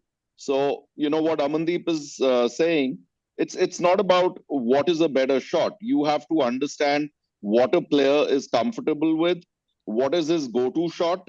And, if he's hitting fades or draws, it doesn't matter as long as he knows and he's got the ball under control. Absolutely. I think Gigi said it spot on. So we've seen, we had this player called Mike Cunning. You called him Gus. He won the Asian Tour Order of Merit. Every shot was whoop, nice looping draw hook. And boy, was he accurate. He could hit wedges which were moving about 5 yards. Gigi's played a lot with him. So that's one order of merit. And we had a player in the olden days by the name of Bruce Litsky on the PGA Tour who won 7 or 8 times. And even if he wanted to, he couldn't hit a draw. So I remember in one of his interviews before the final round, the commentator asked him, "What is your plan for tomorrow?" And he says, "Lots of fades," because that's all he could do. But he did it very well. He won 7 or 8 times on the PGA Tour. So you have to understand as a player that sometimes, it's what you feel comfortable with. When you're standing on the ball on the last hole on a tight shot, you should be able to just say, okay, this is what I can do all the time, and just, go with that. And I think build your game on that if you're comfortable with a draw, you play with a draw, or if you're comfortable with a fade, play with that. And as long as you can hit solid shots doing either, that's what you stick with. Yeah, so, if you see a guy like Bubba Watson who would hit like 60-yard cuts and still hit the fairway. So, when there's a confusion with a good player or a player who can't decide whether he should play a fade or a draw, I'm guessing that, if a player can't decide between a fade and a draw, he's a relatively good player, because then only you get that option of choosing, right? So I think the best way to tell that, best thing to tell the player is to just tell him to imagine that he's playing a fade into a hole and a draw into a hole, and whatever he's comfortable visualizing, I think that is generally the shot that works for him, because you can always picture something which you're comfortable doing, and it's very difficult to picture something which you can't comfortably do. So automatically he'll get his answer. he will say that, I can see the fade better, but I want to hit the draw.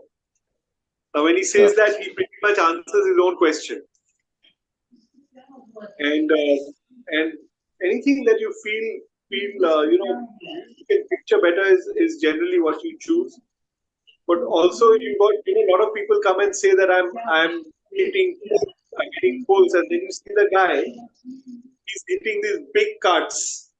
So you hits a big cut, and then out of 5 shots, 1 is a pull. So his focus is on the pull, but he's hitting these 4 shots which are like slicing 30 yards and coming back to the target. So is this problem a slice or is this problem a hook pull?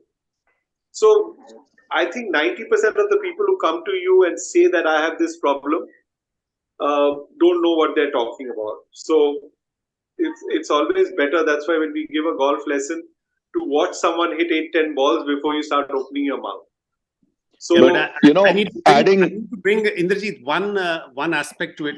You're absolutely right that 90% of them don't know what they're talking about. But guys, I want you to stay very sensitive. This is a very sensitive issue.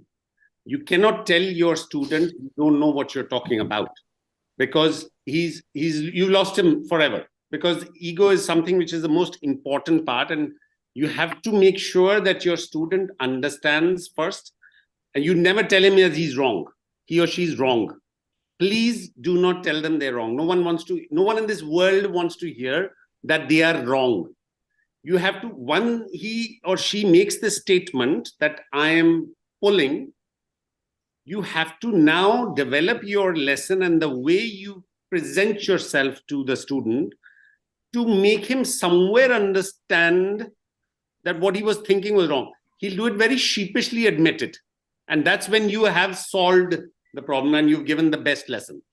You have to direct your conversation and your explanations in such a manner that he sees the fallacy in his statement, that he's come to you for the wrong reason.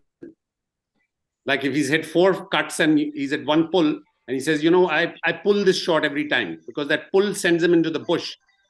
You have to slowly try to bring him in. And so don't start to tell him that he's wrong. He or she's wrong. They're never wrong. The customer is always right. Go ahead, Indrajit. Right. So, Indrajit, if I can... Yeah, Gigi, go ahead. If I can add to what Rojo was saying about visualization, I think that is a very, very key thing that, we can tell a lot of the younger players that what is the shot they are most comfortable seeing. Now, in a totally different context, Amandeep and me, we play a lot of golf with one of our friends who at one time was one of the best golfers, and he used to hit these lovely high draws. And due to whatever reasons, now he hits these, slices, still plays really well, but he's always trying to hit that high draw because in his mind, that's what he played best with. But because his swing is not the same, because his probably physical state is not the same, he's now hitting these slices. Is it Karan? No name. No. It's my legendary friend Vivek Bhandari. But that draw is so embossed in his mind that half the time he's trying to mess up his game because he's wanting to hit those high draws because he played the best golf he did with those. But if he just thinks now and goes out and plays and wants to hit those cuts that he hits every time in the middle of the fairway, he'll play much better. And most of the time he's going out and jamming his game up because he's going back to those high draws. But it just proves the point that you were trying to say, that some shots we see better than the others. And whether we can do that, whether we can replicate those under pressure is what is important. So whatever you can do under pressure, that should be, Bob Rotella has got a very good saying, conservative strategy, cocky swing. So go with what you're confident of and, try to work around that. Anirban Lahiri, one of the best examples, when he turned pro, He used to hit these 30, 40-yard hooks with every shot. Now he put in the effort, hard work, and those 30, 40-yard hooks have now become 2, 3-yard draws. But, it's still his natural shot. So, what Amandeep was telling Anoop is absolutely right. You cannot tell a player whether to start playing a hook or a draw because one is better than the other. There's nothing, everybody is different. Right. Rahul, you had something to say?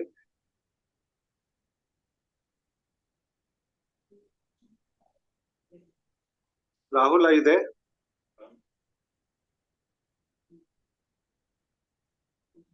Unmute yourself. Okay, hi. Yeah, now I'm on. Was the host. So I have a question for all four of you, Amandeep sir, Indrajit sir, Gigi sir, and Chirag. So I have a student, okay, and I teach the student whichever ball flight they want to play, right, and try to get as close and as repeatable in that pattern as possible. Now, I have a student who's always been wanting to play a draw, and it's been quite some time, but I think that his body patterns are more suited to a fade, the way he moves his body.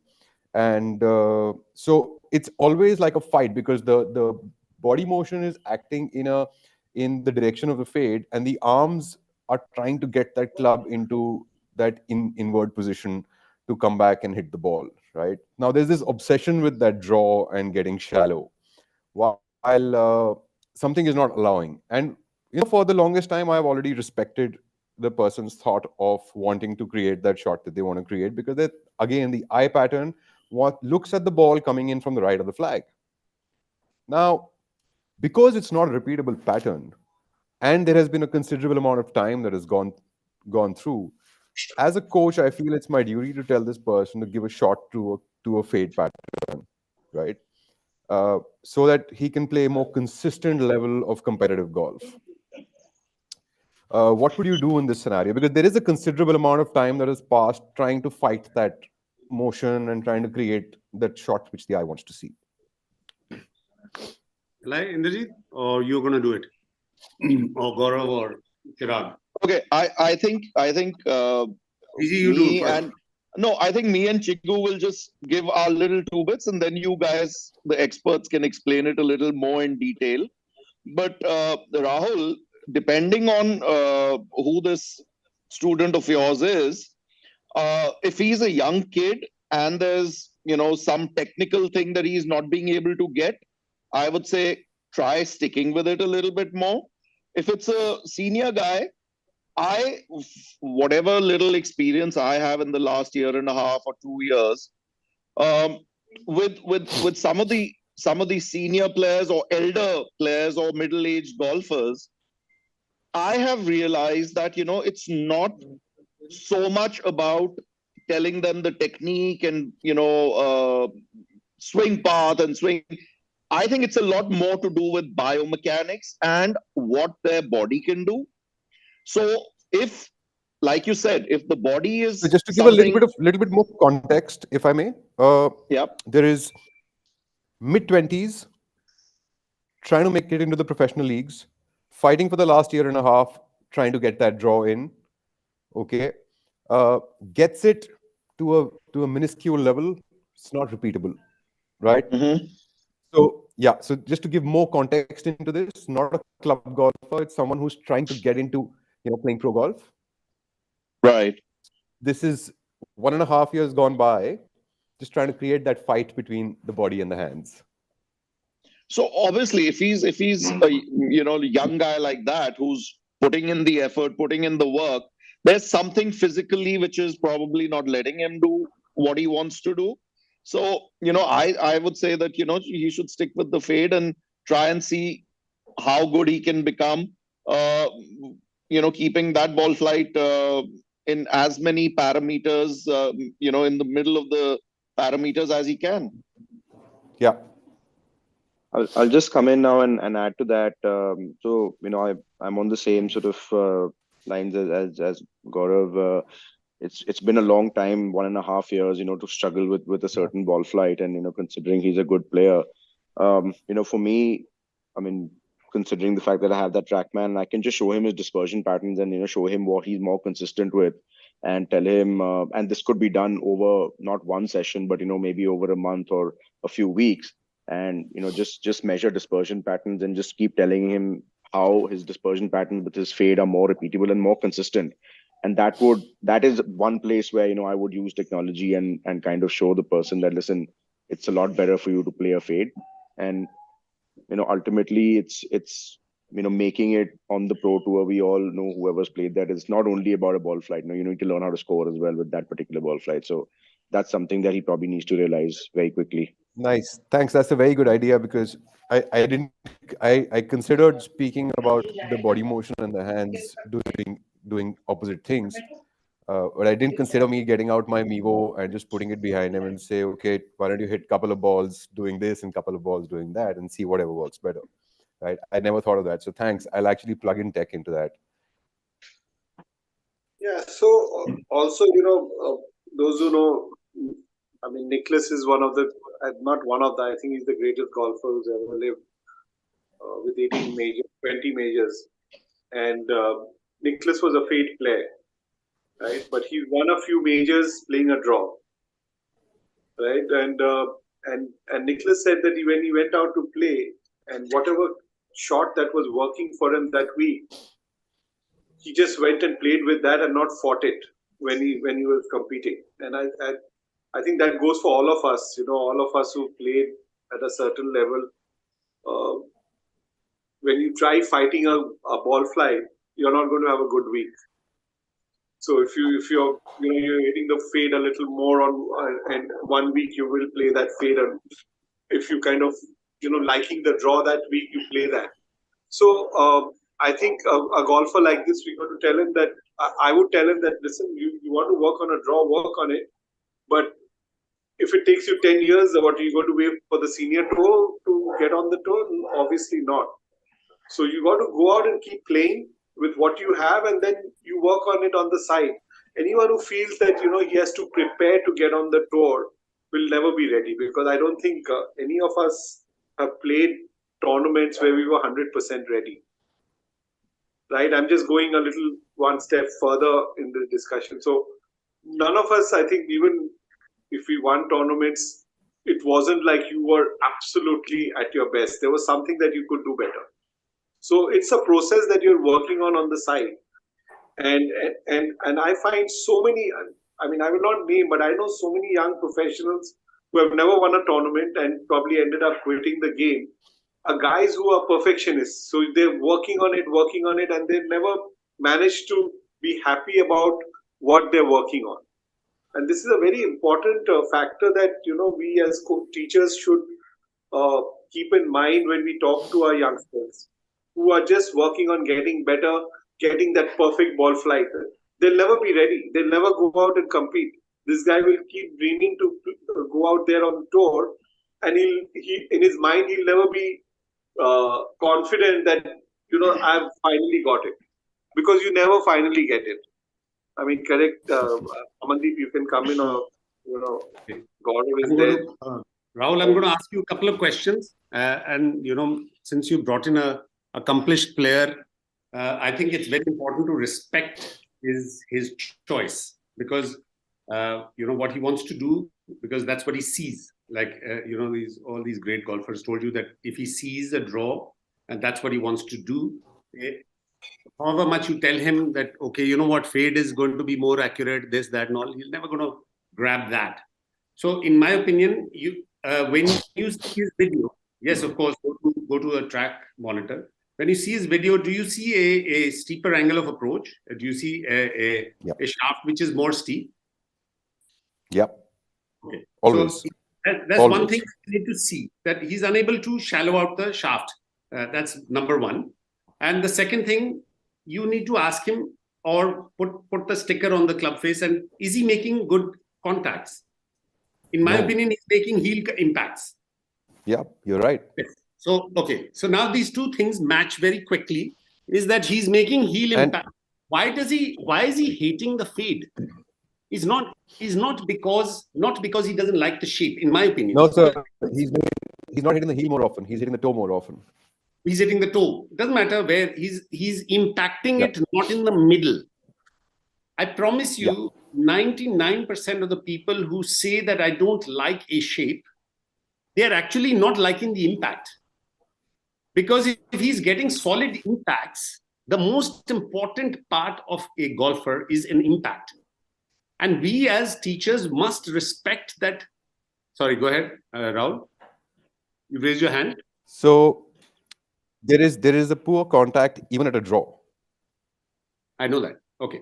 So understand. Right. But So whether I go this pattern or that pattern. See, the thing is that the body is trying to turn at a very flat axis when it's coming back into the ball. Okay. And the hands are getting out while the player is trying to shallow that club head out. Absolutely. So I'll give you the reason. No, so absolutely. All moving on very different axes. Yes. I know what you're saying. That's exactly what I'm saying. What I'm getting to.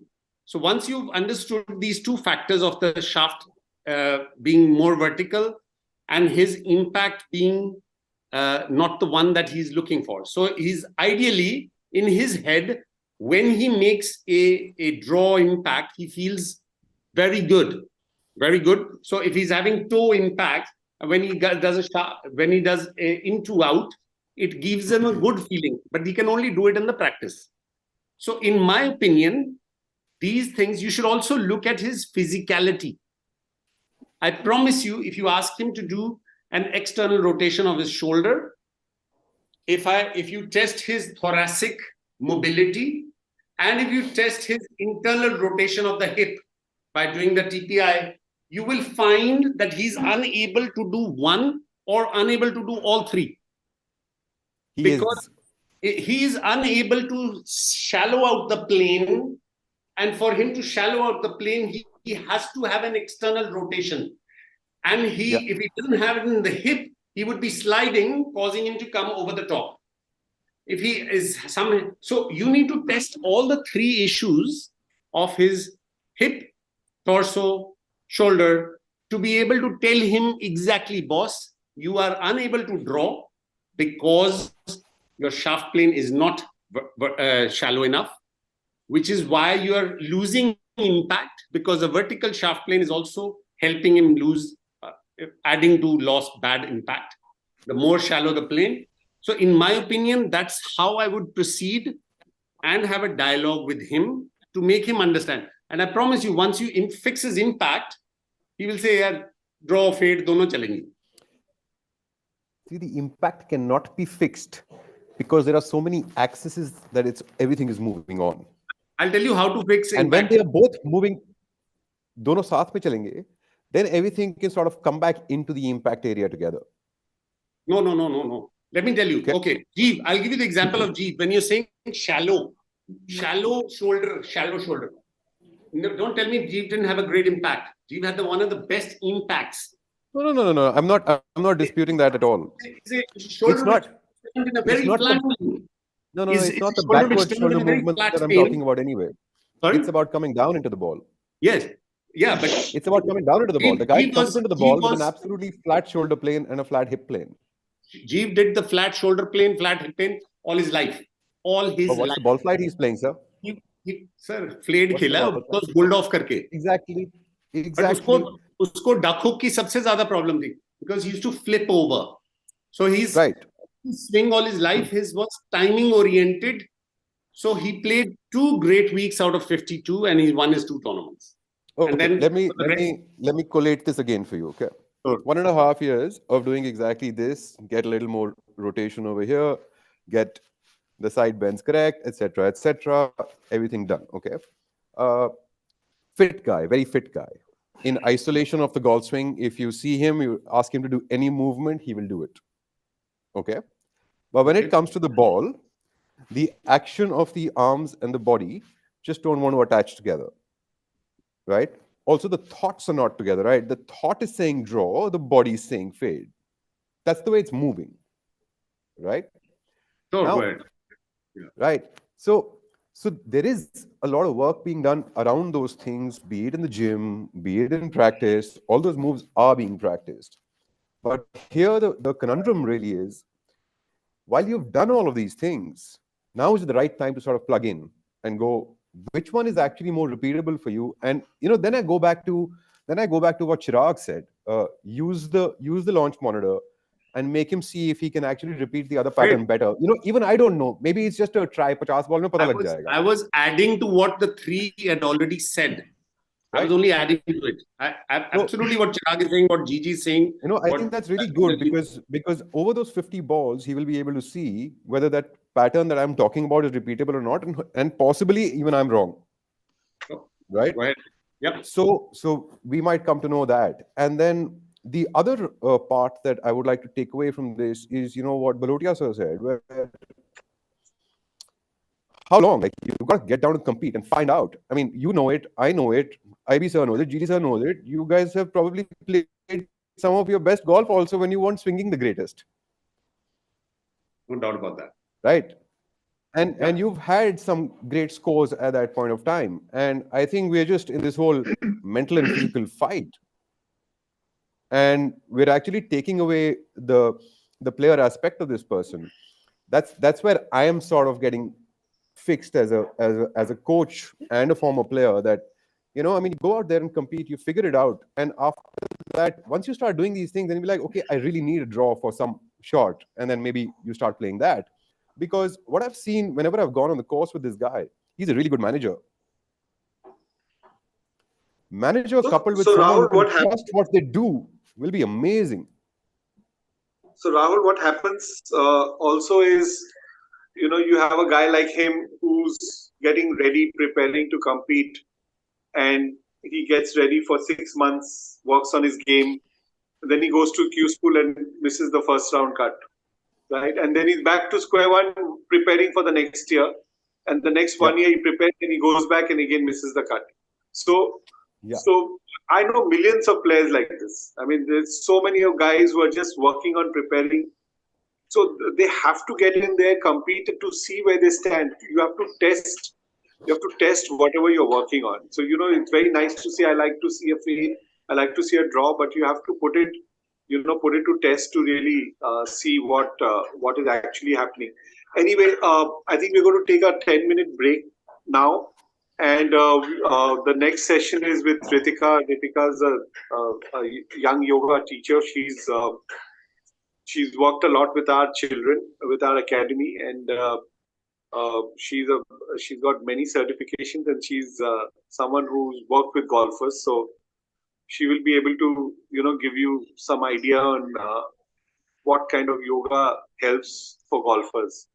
We're taking a 10-minute break, and then we're going to catch you tomorrow morning at 7:30. I hope you had a good discussion today, and we will keep. Though we'll stick to our topics, but we'll have a lot more interaction, and I would like others to participate also. Selva will take your question tomorrow. Thanks, Gaurav. Thanks, Chirag. Thanks. And Namandeep. So we'll be on and off. Ritika will be taking over after 10 minutes. So the session's not over. The final one is with Ritika. Thank you. See you guys. See you tomorrow, guys.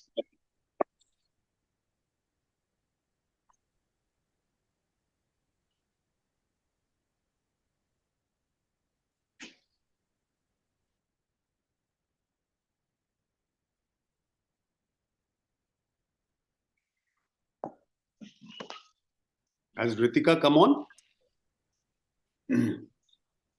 Yes, sir. She's joined. I'll just. I think give everyone like a 7-8 minute break, and then. So we're gonna meet in what, 10 minutes, 7 minutes? 10 minutes, Amandeep. All right. I mean, we don't need to be there. She'll be taking over, and the team is there, but we can pop in and out. I'd love to hear what she has to say. Yeah, lovely. Right.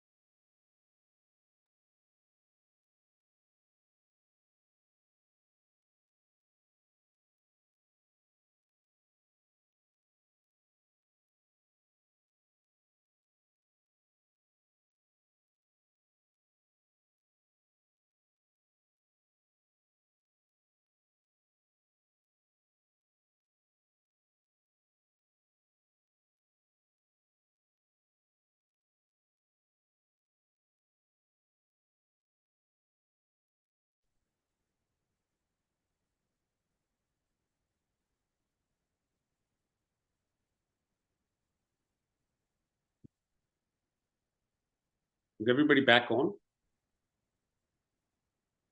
Angelina? Yes, sir. I'll just get her. That's okay. In the meantime, I'll answer Maninder Singh Sekho's question. Okay. What we can learn from Hogan, who fought a hook and almost quit playing and mastered power fade that went on winning a lot, but he mentally prepared to eliminate left side. So I discovered cupping of wrist, playing with weak grip, opening of face by a pronation of forearms and takeaway, using flat clubs, laying the club in transition. Yes, he was fighting the hook all the time. Yes, of course. Hogan did that. He brought to everybody that the meaning of pronation, which I'll talk to you all about, supination and pronation, and cupping of the wrist. Now the new theories are that the cupping of the wrist is not wrong. You've got so many players who have got cupped wrist. Wrist and flexion. So just the wrist and extension is not the correct way of playing golf. Like I said, there's no correct way. And so if Hogan was finding his own solutions, it's a very personal solution. It's not law. It's not law. It's not laws are something which stay. So a cupped wrist will ensure that the club face is a little open and then it doesn't have. So you would go cup and then do pronation as he came in. That is his personal choice of he was fighting the hook. So that's absolutely okay. But to apply that same solution to everybody else is not the right way of working, and we as teachers must not do that.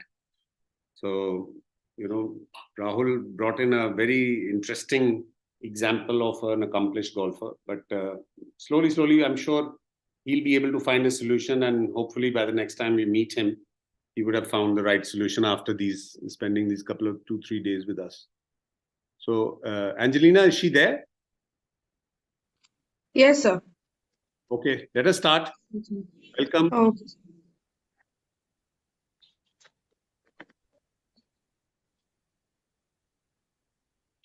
Can't see a screen.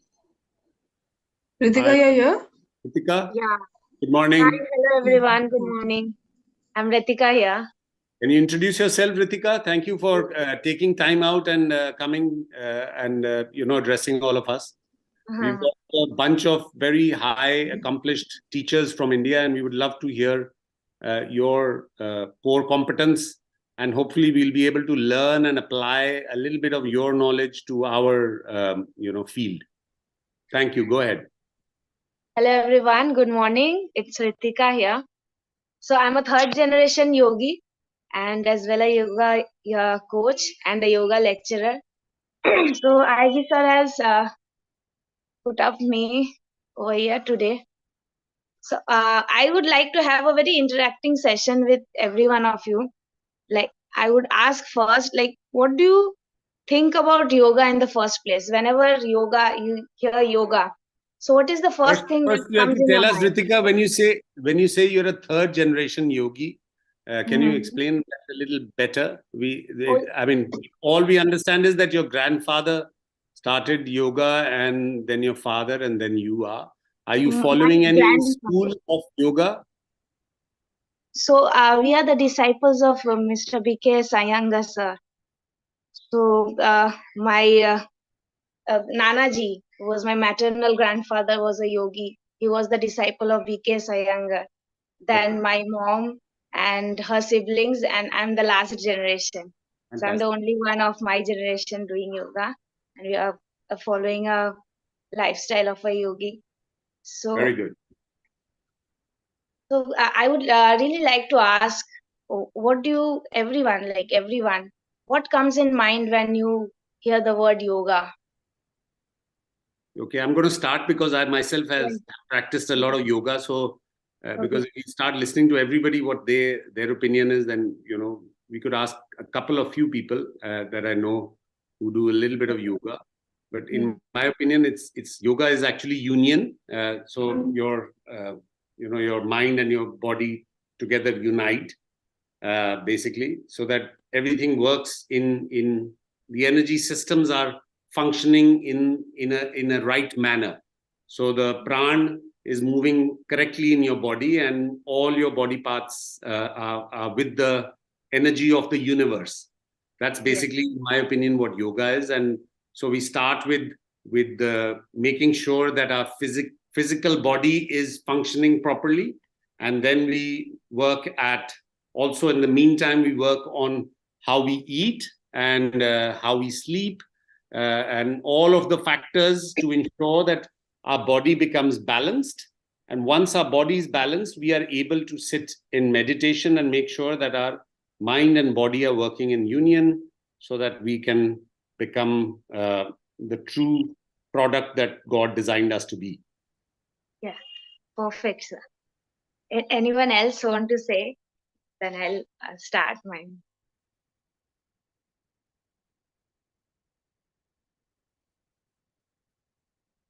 So I'll start in very simple languages, what we have understood since childhood, from a family where yoga is so dominant.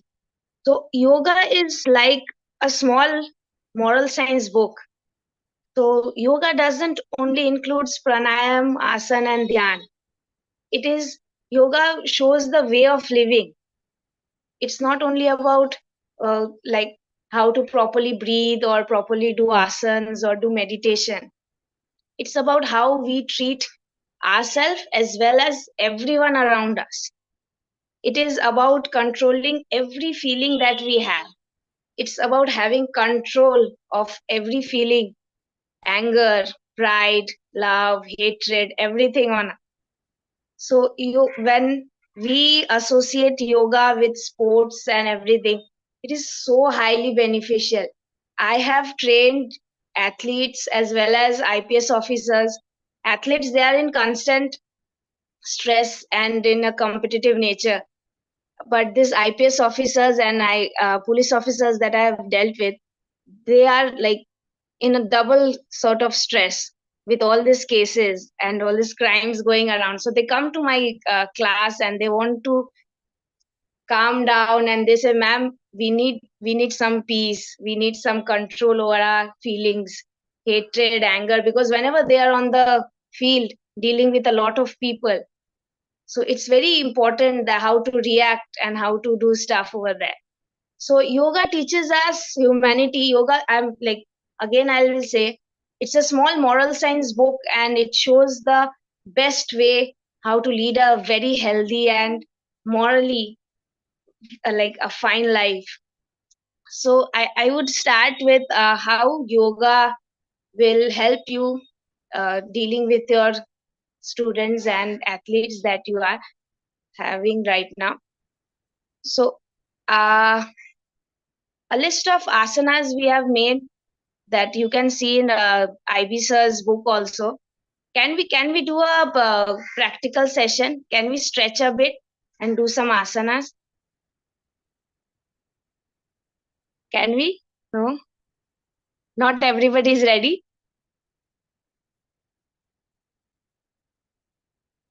So whoever is comfortable, they can. Whoever is ready. Acha. Okay. Then I'll start. So for the asanas, I have seen, I have dealt with a lot of kids in Pro Touch also. They have a very stiff body. So while swings and everything, we need to have a very healthy spine, not only for swings, in general life also. Everyday life, we need to have a very healthy spine. So the first thing in yoga also we can do Surya Namaskar for a warm-up session also. So if you guys have done yoga before, sorry, I've addressed you all as guys, sorry. You guys are elder than me. So we start with Surya Namaskars as a warm-up sessions in some of my classes. Then we do Ardh Matsyendra. I'll show some of the asanas today. So you put both the legs in front, then we cross the right leg, over the left leg. Then by placing your left elbow on your right knee, you twist yourself to your right side. You can stay there for 30 seconds to 40 seconds and then to the other side.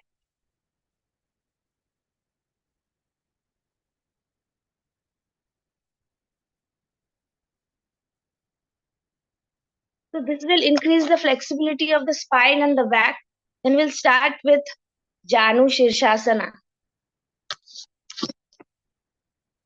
Again, both legs straight. This is for the hamstring, calves, and your lower body stretched, lower back too. So you straighten both the legs. The left leg goes inside. Take a deep breath. Put both the hands up. Begin. And bend forward. Keeping your back straight, you have to bend forward and try to touch the knee with your forehead or nose. You can stay in that position for 30 to 40 seconds again. Then to the other side. Again, breathe in. Go down. And 30 to 40 seconds. Then with both the legs, we'll do Paschimottanasana. Again, straight. Take a deep breath. Keeping your spine straight. Go all the way down. And hold there for 30 seconds. As far as possible. Even if you can't touch the nose with the knees, you can stay there. But make sure your spine is straight. The spine remains like this. Even if you're going this much, you have to be straight. You can't slouch. This again is for the back as well and lower body. Then we'll go to Bhunamasana. Again a twisting position. Put the legs straight. You twist first to the right. Keeping your arms like this. We'll touch the floor with our forehead. Stay in this position for 30 seconds. Normal breathe in, breathe out. And then again to the left. This we can do 3 to 4 sets. Then again for the back and the spine, we'll do Tiryak Kati Chakrasana. You stand straight, keeping your back again straight a bit. You bend down, both hands in front. We twist ourselves from right to left. Right to left. This we'll do for 30 to 40 times each side. Again for the spine. Then for stability and balance, we do Ekpadasana. First, we can start with Vrikshasana also. So what we'll do in Vrikshasana, basically Vrikshasana, we do it with our heels in our inner thighs. But if for a beginner, we can start from our ankles. But make sure the knee is outside. Both your hand goes up and you stay there for 30 seconds. Normal breathe in, breathe out. This is for the stability. After we have reached this point, if we are comfortable, we can go up till the knees. Again, the knee should be outward. Both the hands up. 30 seconds, 30 seconds. We can increase the time limit also. After we have completed this one, we can go up. Make sure there is no space in between our legs. And we can hold it for 1 minute. The golfers will get excellent balance in it. Then we can Ritika, how important is breathing while you're doing these asanas? I mean, do we focus on breath while we are doing the asanas? Yes, sir. So every asana has different breathing techniques.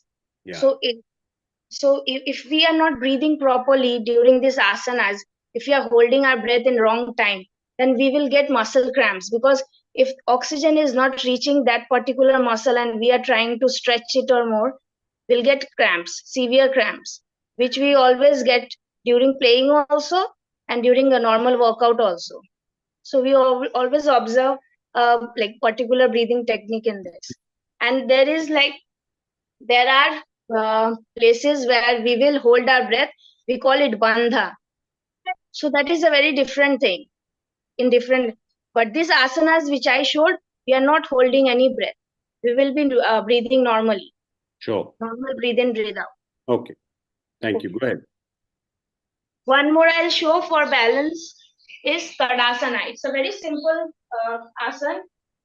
We'll hold our fingers like this, stretch up and go on our toes and hold this position for 30 seconds. It will not only strengthen our leg muscles, but it will improve sciatica pains also if a player has. All these asanas which I showed, it has all properties to remove many diseases. If you start searching for them, like when I showed the first one, Ardh Matsendra, it is also for sciatica and knee issues. Janu Sheshasana, it solves knee issues. Yoga is not about only stretching. It removes diseases, injuries, because we do a lot of rehab yoga. And stretching is always there. So we'll go to Gomukasana first. This is for our back. We'll sit with a cross leg. Right hand on your right shoulder. Left hand, you place the palm on your spine. And you hold this. 30 seconds each side. This is an excellent stretch for your shoulders back. So we'll go to our pranayama session. So in pranayam, we included two types of pranayam. One is Nari Shodhan and one is Brahmari. So what happens in Nari Shodhan? Nari Shodhan means alternate breathing. So we'll sit in a meditative posture, Padmasana, one hand in Gyan Mudra, index finger and middle finger on your forehead. So you'll breathe in from your left, shutting your right nostril. You breathe in from your left, breathe out from your right. Then again you'll breathe in from your right, breathe out from your left. So I'll tell you one thing about this Nari Shodhan. If a person or a player has high BP issues, so the person will always breathe in from the left and breathe out from the left. He won't do alternate breathing. And if the person is a normal person who doesn't have any BP issues, he can do that alternate breathing. Always people with high BP will breathe in from the left and breathe out from the right. Again, he will breathe in from the left and breathe out from the right. No Okay. alternate. So what you're saying is that if I am a BP patient or if I'm more excitable, so I think that's what you are meaning. I get more nervous, more excited. I get when I'm playing golf or otherwise, I should basically breathe in with the left and breathe out with the right. Again, breathe in with the left, breathe out with the right. Don't do the alternate. You just breathe in and out. Yes, sir. So that's a very important thing, because for myself, I've felt in the last few months, obviously, you never realize, but these are things which are happening to your body and to your mind. We don't know how to control it. That my blood pressure started to go up. And I was actually doing Nadi Shodhan with just alternate breathing, left and right and left. But what you're telling me, I think that makes a lot of difference. I mean, a lot of sense. And I'm going to try it and see if my blood pressure is going lower with that. Sir, I'll tell you what's the reason behind it. We have two parts of our body. The left side resembles the Chandra, and the right side resembles the Surya. So the Chandra is always having this cooling effect on us. So when we have high BP, the Agni inside us, it is like going high. So when we are doing Chandra Bhedi, like the left side breathing, so it is like giving a calming effect to our body. That's why we are doing it from the left. for the high BP patient. It's very interesting because I think a lot of teachers could actually pass this information to their students where, you know, when they are just before a tournament, you want to be calm because the adrenaline has gone up, the heartbeat has gone up, to calm yourself, you know, at least a little bit, not too much, because you want both the Surya and the moon and the sun equally balanced. But if you feel that your Surya is gone up and you're feeling excitable, it's something which can be done, you know, just before teeing off. You can just start doing inhale, exhale with the right, inhale left, exhale right, inhale left for about 5 minutes. And I'm sure, like you're saying, it will calm you down. We must all try that, guys. You guys all try it and see what the difference is. And then you'll be able to tell your students that whether you know how you can, because if you're feeling lazy one day, your energy levels are very low, then you can start inhaling with the right, exhaling with the left, just right and left. Inhale from the left and exhale from the right. You know, the day you're feeling your energy is low, your Surya has gone lower, then you should inhale from the right. Am I right? But again, lazy feel हो रहे और energy low है, so you should inhale from the right. And when you feel you're very excited and your blood pressure has gone up, inhale from the left and exhale from the right. That's am I right when I understand that? So with high BP and excitable situations, we can go for other pranayama also. There is one more I'll show you. We call it Shitkari. Okay. What we're gonna do, we'll sit in a very comfortable position, no need of Padmasana or anything. So what we'll do, we'll shut our teeth like this and we'll breathe in from our mouth and breathe out from our nose. Again, breathe in, breathe out from the nose. This so basically is what you're saying is only the teeth have to be clenched, right? Yeah, only the teeth. And we'll breathe in from our... Okay. So this is different from Sheetli. Yeah. Okay, Sheetli is when you make the tongue. So you're not saying not the tongue, just the clenching of the... because a lot of people, they can't roll this tongue. So this is a very inborn thing. Understood. Got it. Good to know. I think this is something which is very important to know. There are a lot of... I want to ask something from her. Somebody has a question. Rakesh, go ahead. Sir, actually, I just want to, this regarding yoga only. I've been put a stance last 3 years ago. Sorry, क्या बोला आपने, Rakesh? I said 3 years ago, I've been put a stance. Stance होता है ना जब मुझे heart attack आ गया था 3 साल पहले. A stent. A stent in the heart. Okay, stent, yeah. Okay. So sometime, once in a while, my BP goes higher. So I think this yoga session, I think this is most really very, very nice. Good. So can you tell me which is going to be the best breathing exercise for me so I can really control my blood pressure? Sir, this Chandra Bhedi and Shitkari Shitli, three of them are very, very effective. And you need to do asanas also for high BP. Any asana where you are putting your head down is not for you. Okay. Anything that is upright, it's for you. Basic thing. Okay. Head down nahi karna aapko for high BP patients. Everything, you're upright, you're sitting, you're lying, fine.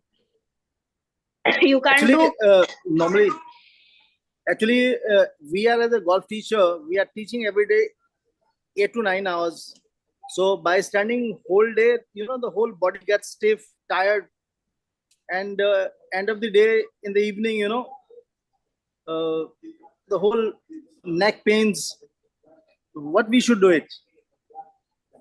So let's do one stretch, sitting only. Okay? Nobody has sitting only. Place. Good idea. By sitting only. Okay. Sitting only. Nobody is ready to get up. Okay, you can go ahead. I'm just watching.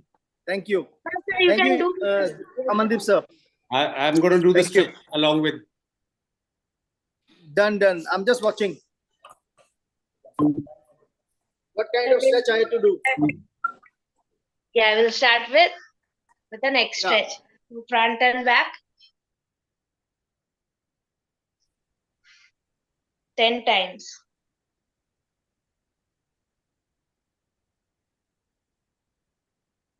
Then from right to left, 10 times. 1, 2, 3, 4, 5, 6, 7, 8, 9, 10. Relax. We'll do some shoulder shrugs. We'll breathe in when you're going up. Breathe in and breathe out from the mouth. Breathe in, breathe out. Breathe in, breathe out. Breathe in, breathe out. Breathe in, breathe out. Breathe in, breathe out, and relax. Now hold your palms like this. Stretch up, front, go up. Go far as back as possible and try to look towards the ceiling. Hold it 30 seconds. Back straight. 1, 2, 3, 4, 5, 6, 7, 8, 9, 10, 10, 9, 8, 7, 6, 5, 4, 3, 2, 1, 1, 2, 3, 4, 5, 6, 7, 8, 9, 10. Relax. Now you again hold your hands like this. Go as back as possible and come back. Again back 10 times. 2, 3, 4, 5, 6, 7, 8, 9. Last one. 10. Relax. Again with the arms only. Hold them like this. Go up, join, and down. Keeping your back straight. Breathe in when you're going up. Breathe out. Breathe in. Breathe out. Breathe in. Breathe out. Breathe in. Breathe out. Breathe in. Breathe out. Last one. Breathe in. Breathe out. And relax. Shoulders done. We'll stretch. We'll hold our knees like this. Catch hold of your seat behind and twist. Hold it for 30 seconds. 1, 2, 3, 4, 5, 6, 7, 8, 9, 10, 10, 9, 8, 7, 6, 5, 4, 3, 2, 1, and twist. Change. 1, 2, 3, 4, 5, 6, 7, 8, 9, 10, 10, 9, 8, 7, 6, 5, 4, 3, 2, 1, and relax. Nice. I'm already feeling better. After sitting for 4 hours, we had a lecture, and now that with these stretches, I'm already feeling like, okay, ready to play golf. Both your hands on your waist. Again, we'll breathe in. Chest goes out. Push yourself forward. Breathe in. And go inside. Breathe out. Your elbow should point towards phone or laptop, whatever you have. Again, breathe in. And breathe out. 10 times. Breathe in. Breathe out. Breathe in. Breathe out. Breathe in, breathe out, breathe in, breathe out, and rest. So if you all are in your chairs, can you just hold your knees like this to your chest? Hold. One, 2, 3, 4, 5, 6, 7, 8, 9, 10, 10, 9, 8, 7, 6, 5, 4, 3, 2, 1, and then hold it like this. We call it baby position, baby rocking position. yeah. Hold. 1, 2, 3, 4, 5, 6, 7, 8, 9, 10, 10, 9, 8, 7, 6, 5, 4, 3, 2, 1. Relax. Again, hold this one like this. The next leg. 1, 2, 3, 4, 5, 6, 7, 8, 9, 10, 10, 9, 8, 7, 6, 5, 4, 3, 2, 1. And then again to Shishupasana. 1, 2, 3, 4, 5, 6, 7, 8, 9, 10, 10, 9, 8, 7, 6, 5, 4, 3, 2, 1. Relax. Can we do some breathing together? Yes, yes, absolutely. I think that will be a very good way of finishing the session. So we'll do some Brahmari today. Brahmari is excellent for concentration and calming down your mind. Excellent pranayam for concentration. Brahmari is not for high blood pressure? No. Okay. But some people, see, even with high blood pressure, some people they do and they don't feel anything wrong going with it. Then some people they feel very dizzy doing Brahmari. So we try it in the first session. If it goes very wrong, then we stop. So Brahmari is like 50-50 chance of getting done by high BP patients. Got it. Got it. So even if you're feeling dizzy, you can do like 2-3 times and then stop and you do your Nari Shodhan.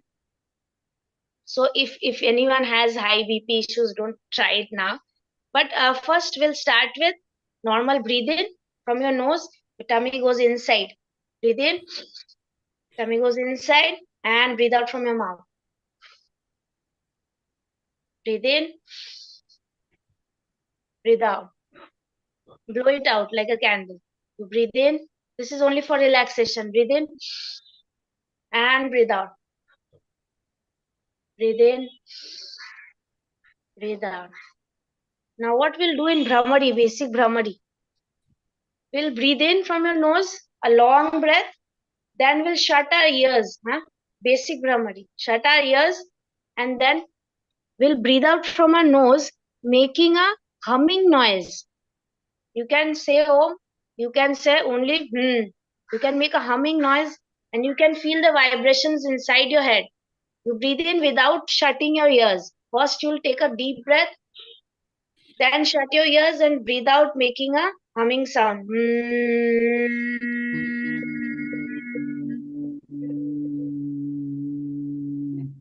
Again, breathe in, shut your ears, and breathe out.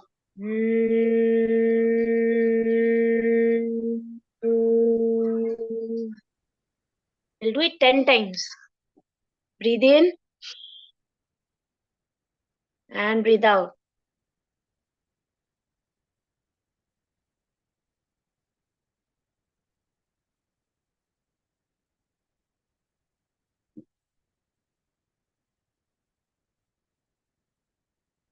Breathe in.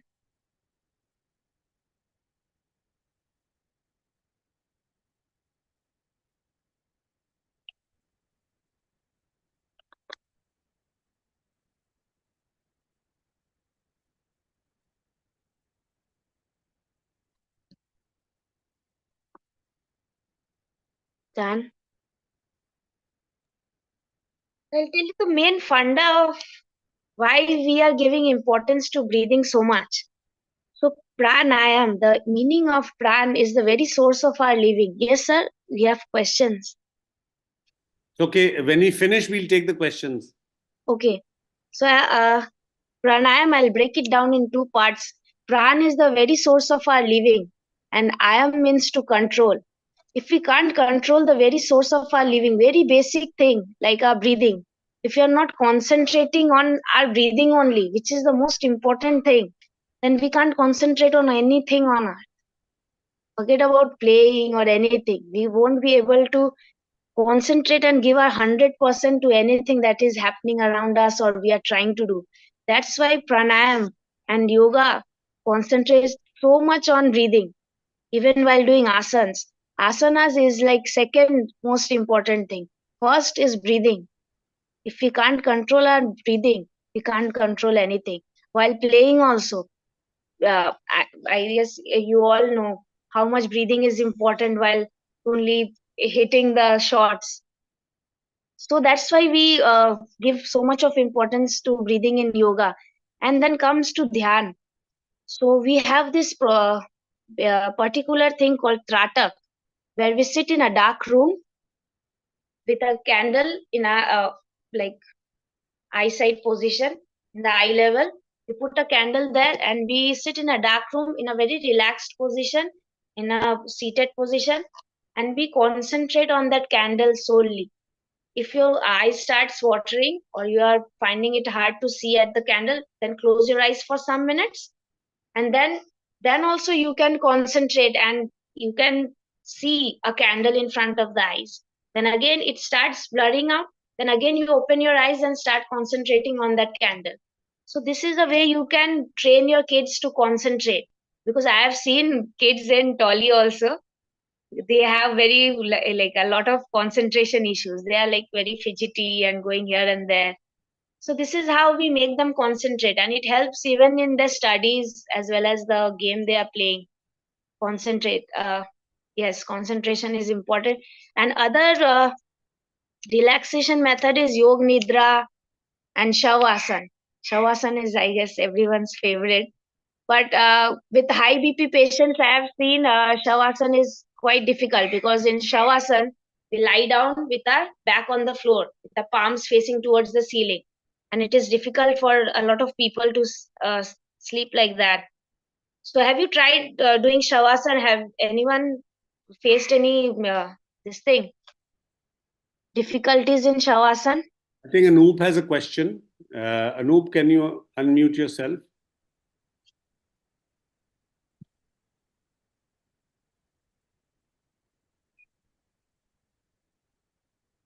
Yes, sir.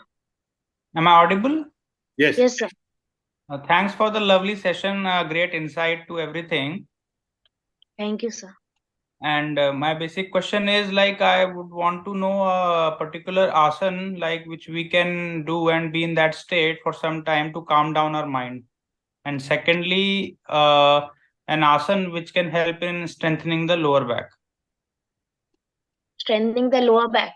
So a lot of asanas are there, and the best is, I'll tell you, Bhujangasana to Parvatasana. I'll show you once.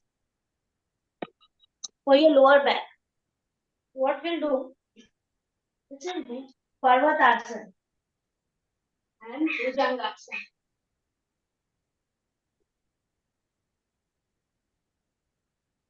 If you keep on doing this, your lower back will never get stiff, no pain. And if a person, I have somebody is writing something. If a person has injury, then you can go with only the Bhujangasana, but in a mild manner. So if you are doing Bhujangasana or Cobra, if the person is having lower back injury, he or she can go till this. Then after he or she is recovered, we can go up till this. And so, sir, can you repeat what else you wanted for? Relaxation technique. Yeah, is there any asana? One is breathing. Any asana in which we can stay for some time, which helps in calming the mind? Sir, Shavasana, if it's possible to lie down, Shavasana is the best. So in Shavasana, you'll relax your feet. Your palm should be facing towards the ceiling. Huh? It won't be down. Ceiling ke taraf, and you'll just lie down. But someone told me the asana which you did in the first asana which you showed, that also gives some tranquilizing effect. The first asana you did. With cross, yeah, with your one foot. If I show you, I think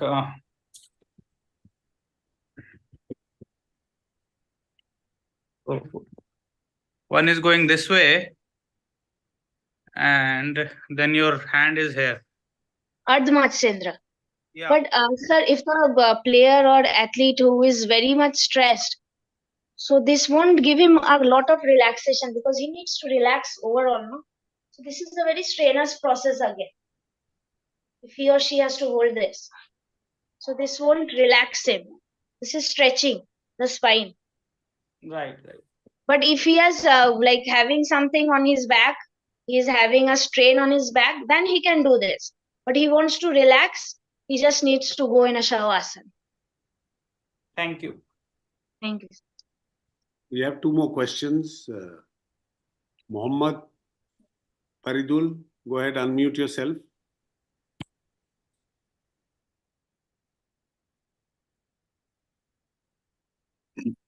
Mohammed sir, you are not audible. Not yet. Please unmute yourself. Are you hearing me, sir? Yes, now we Are you? Are you?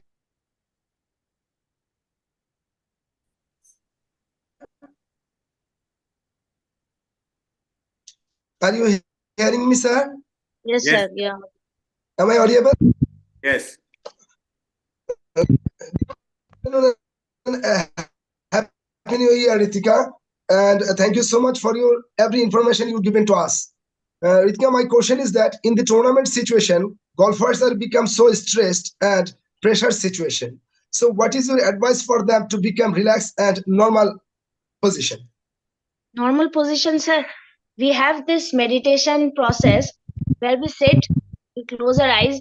What you will do, you'll tell the player, you take the player somewhere.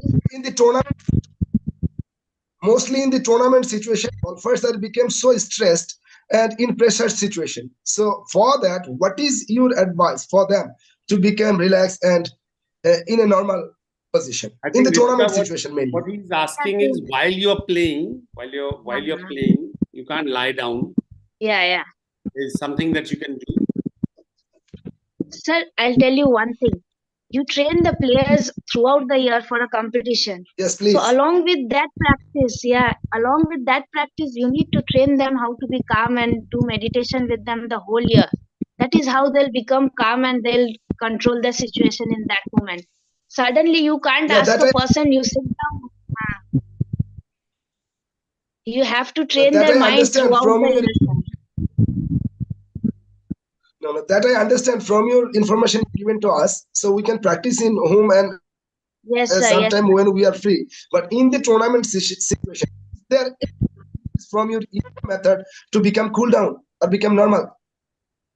The normal breathing only. Breathe in, breathe out. Controlled way. May count your breath. Start counting your breath. You'll calm down instantly. If you start counting your breath, if you start trying to concentrate on your breathing, instantly you'll calm down. Can you show us, please, so that we can help our rising star golfers? Yeah, sure. Sir, again I'll say from day one, we have to train our mind. We have to train our mind how to control situations, how to control our emotions from day one. Tab jaake on the field, he won't feel any stress because he knows I have to face all these things and I have full control over our feelings. But even if he or she is stressed, then again start counting your breath. You breathe in, breathe out, you count 1, 2, 3, and you play. At that time, he or she is not sitting down anywhere. He or she is standing. Sir, we practice standing meditation also. Okay. Okay. Thank you so much. Thank you so much. Then again, it's a very long training and procedure. How to training your mind. I think what Ritika is trying to say to everyone is that these are things that you start. You can't learn overnight. You can't learn your golf swing overnight. You can't learn to walk. So on a lighter note, I will ask somebody that he says, okay, how old are you? So he says, 16 years old. So I said, how long did it take to you to become 16 years? 16 years to become 16 years old, you don't become 16 years overnight, right? So in the same way, you can't become calm and, calm and collected. But yes, what Ritika is saying is that when you do this practice over a long period of time, you will learn the awareness. Basically, you are trying to create the awareness of your breath. And when you practice this over a long period of time, you will actually learn how to become aware of the breath. So actually, when you practice for long periods of time, and correct me, Ritika, if I'm wrong, you will learn to, in fact, change the way which nostril you start to breathe with. So if you're very excitable, you're breathing a lot with your right nostril. And while you're walking, you can switch to, that comes with practice. You can switch from right to left nostril and start to become a left nostril breathing, which calms down, brings your blood pressure down. So this happens with practice and a lot of that. So just tell everybody to become students of Ritika, and they will become good yoga masters and become better players. Go ahead, Ritika. So any other questions? Colonel Majumdar, go ahead.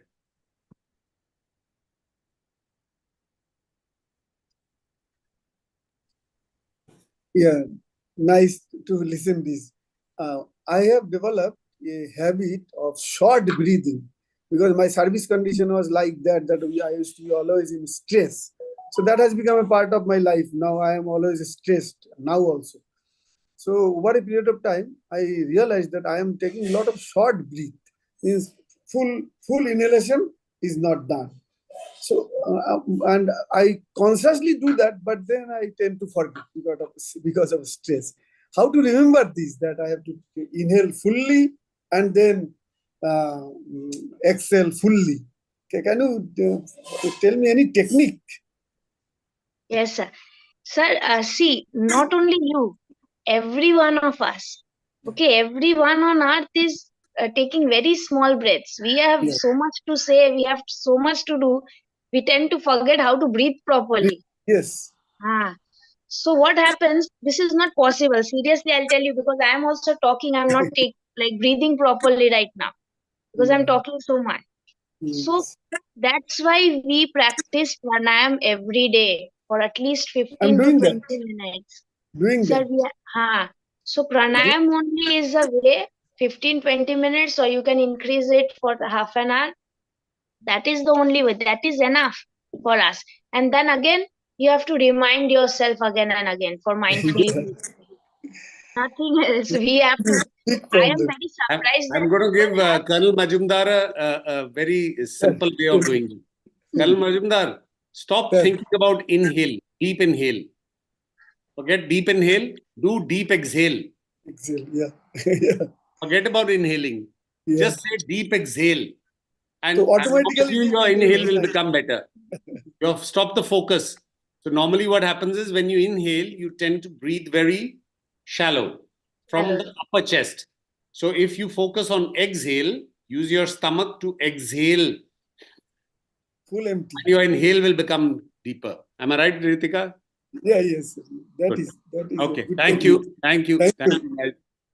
All right, Sanjay wants your number, Ritika. Just post your number on the message chat so that everybody, whoever wants to be in touch with you can be. Sanjay, you can unmute yourself. Sanjay, you can ask the question.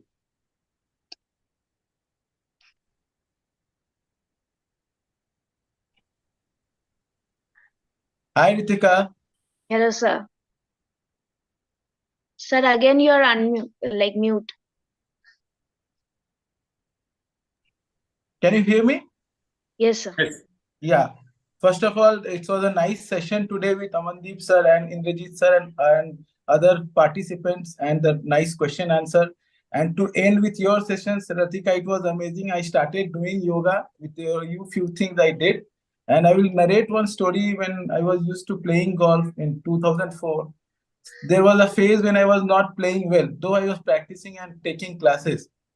I used to stay in Calcutta, and then I was on the putting green. And this is a very important to share for me, as all two there are all good accomplished coaches here, and because it happens to students who teach, who we teach, and as a player, it has happened to us many times. So when I was on the putting green, one of the member Bhattacharya, sir, he is no more. He was from the Bihar School of Yoga, Munger, and he was also putting right next to me. But I didn't know that he visited Bihar School of Yoga. And he asked me, you went for a tournament? I said, yes. So how was the tournament? I said, I'm practicing everything I'm doing, but I'm unable to concentrate. Then he called me. He was living right next to the golf course, 2-3 buildings away. And he called me in the evening at his home. And he started showing me some few breathings, and that Shavasana and that candle thing, Tratak. And he told me, next tournament you go, you plan what you are capable of doing it, how good you can play, how good you can score in the tournament. Because golf is a game of two things. One is target, one is scoring. First, you have to go close to the target, and then you score. So I did that for a couple of tournaments, and I did that for 6 months. Now I teach in Hyderabad. I don't get much time to do, but I can share my insight with that. That 6 months, I never missed one tournament cut. So that was a good thing, what I have benefited from yoga, apart from training golf, teaching golf, learning golf. And I have a question for you. I was in Dubai Bush Harmon Academy a few years back, and there was a lady who was teaching us fitness. And what is the difference between diaphragm breathing and stomach breathing? Can you explain that, please? Sir, when we breathe from our diaphragm, our chest, this rib cage, it expands. Okay. Yeah, it expands. So the diaphragmatic breathing, it expands the capacity of our lungs. So it is Okay, very. Just to stop you, is it good when we take our backswing or we train our kids that to breathe in and expand diaphragm, to get a better connection of the body to hit the ball well and go through it without causing any injury to the back end? Is it better? Yeah, this one is better. So when we train, okay. And what is the importance of the stomach breathing, and how should we do it? When we are doing stomach breathing, it is more of a relaxation thing. We Okay. relax ourselves a lot when we are doing like deeply from our stomach. We are breathing in, so we are relaxing better. And we are doing when we are doing diaphragmatic breathing, expanding our lung capacity. When normally we breathe, we have this like I call them holes or windows our lungs. So when we are doing normal breathing, only 1 lakh of those windows are opening. We have total 75 lakh windows and holes in our lungs. Right. So only 1 lakh windows we are opening while we are breathing normally. And when we are doing pranayam, we are opening all the holes and windows. Okay. So that's right. And the best time, I know it's not possible for everyone. The best time to do asana and pranayama is Brahma Muhurat. That is 4 that it o'clock in the starts morning. 3:30 से चालू होता है sir. 3:30 to 45. So it is different in different time zones. Okay. So Is it so? Yeah, yes, sir. Because the oxygen, we call it nascent oxygen.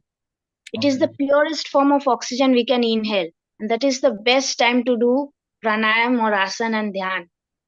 That is the best time to do anything productive, actually. So we have been taught since childhood, and I wake up at 4:30 every morning since I was a 2-year-old kid. That is the best time to wake up. You have a legacy. You are the third generation, as you said in the initial introduction. You are a legacy, and it was a nice session with Thank you. Okay, guys, I think we need to thank Ritika. Ritika, please put your number on the chat, and so that everybody can have a look. Thank you very much for today's session.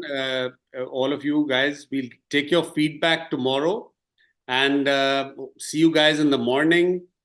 Please throw in your questions. Have a look at what we are going to do tomorrow. I think tomorrow the session is, just let me have a look, is going to be, sorry. Sir, I want to say something before Surely, leaving. surely. Please go ahead, Ritika. Sir, can we have a small prayer before leaving? Of course, we must. We must. Yes, sir. Okay. Sir, yeah. So You can we lead the close prayer. our eyes? You lead the prayer. We will continue. Yes, sir.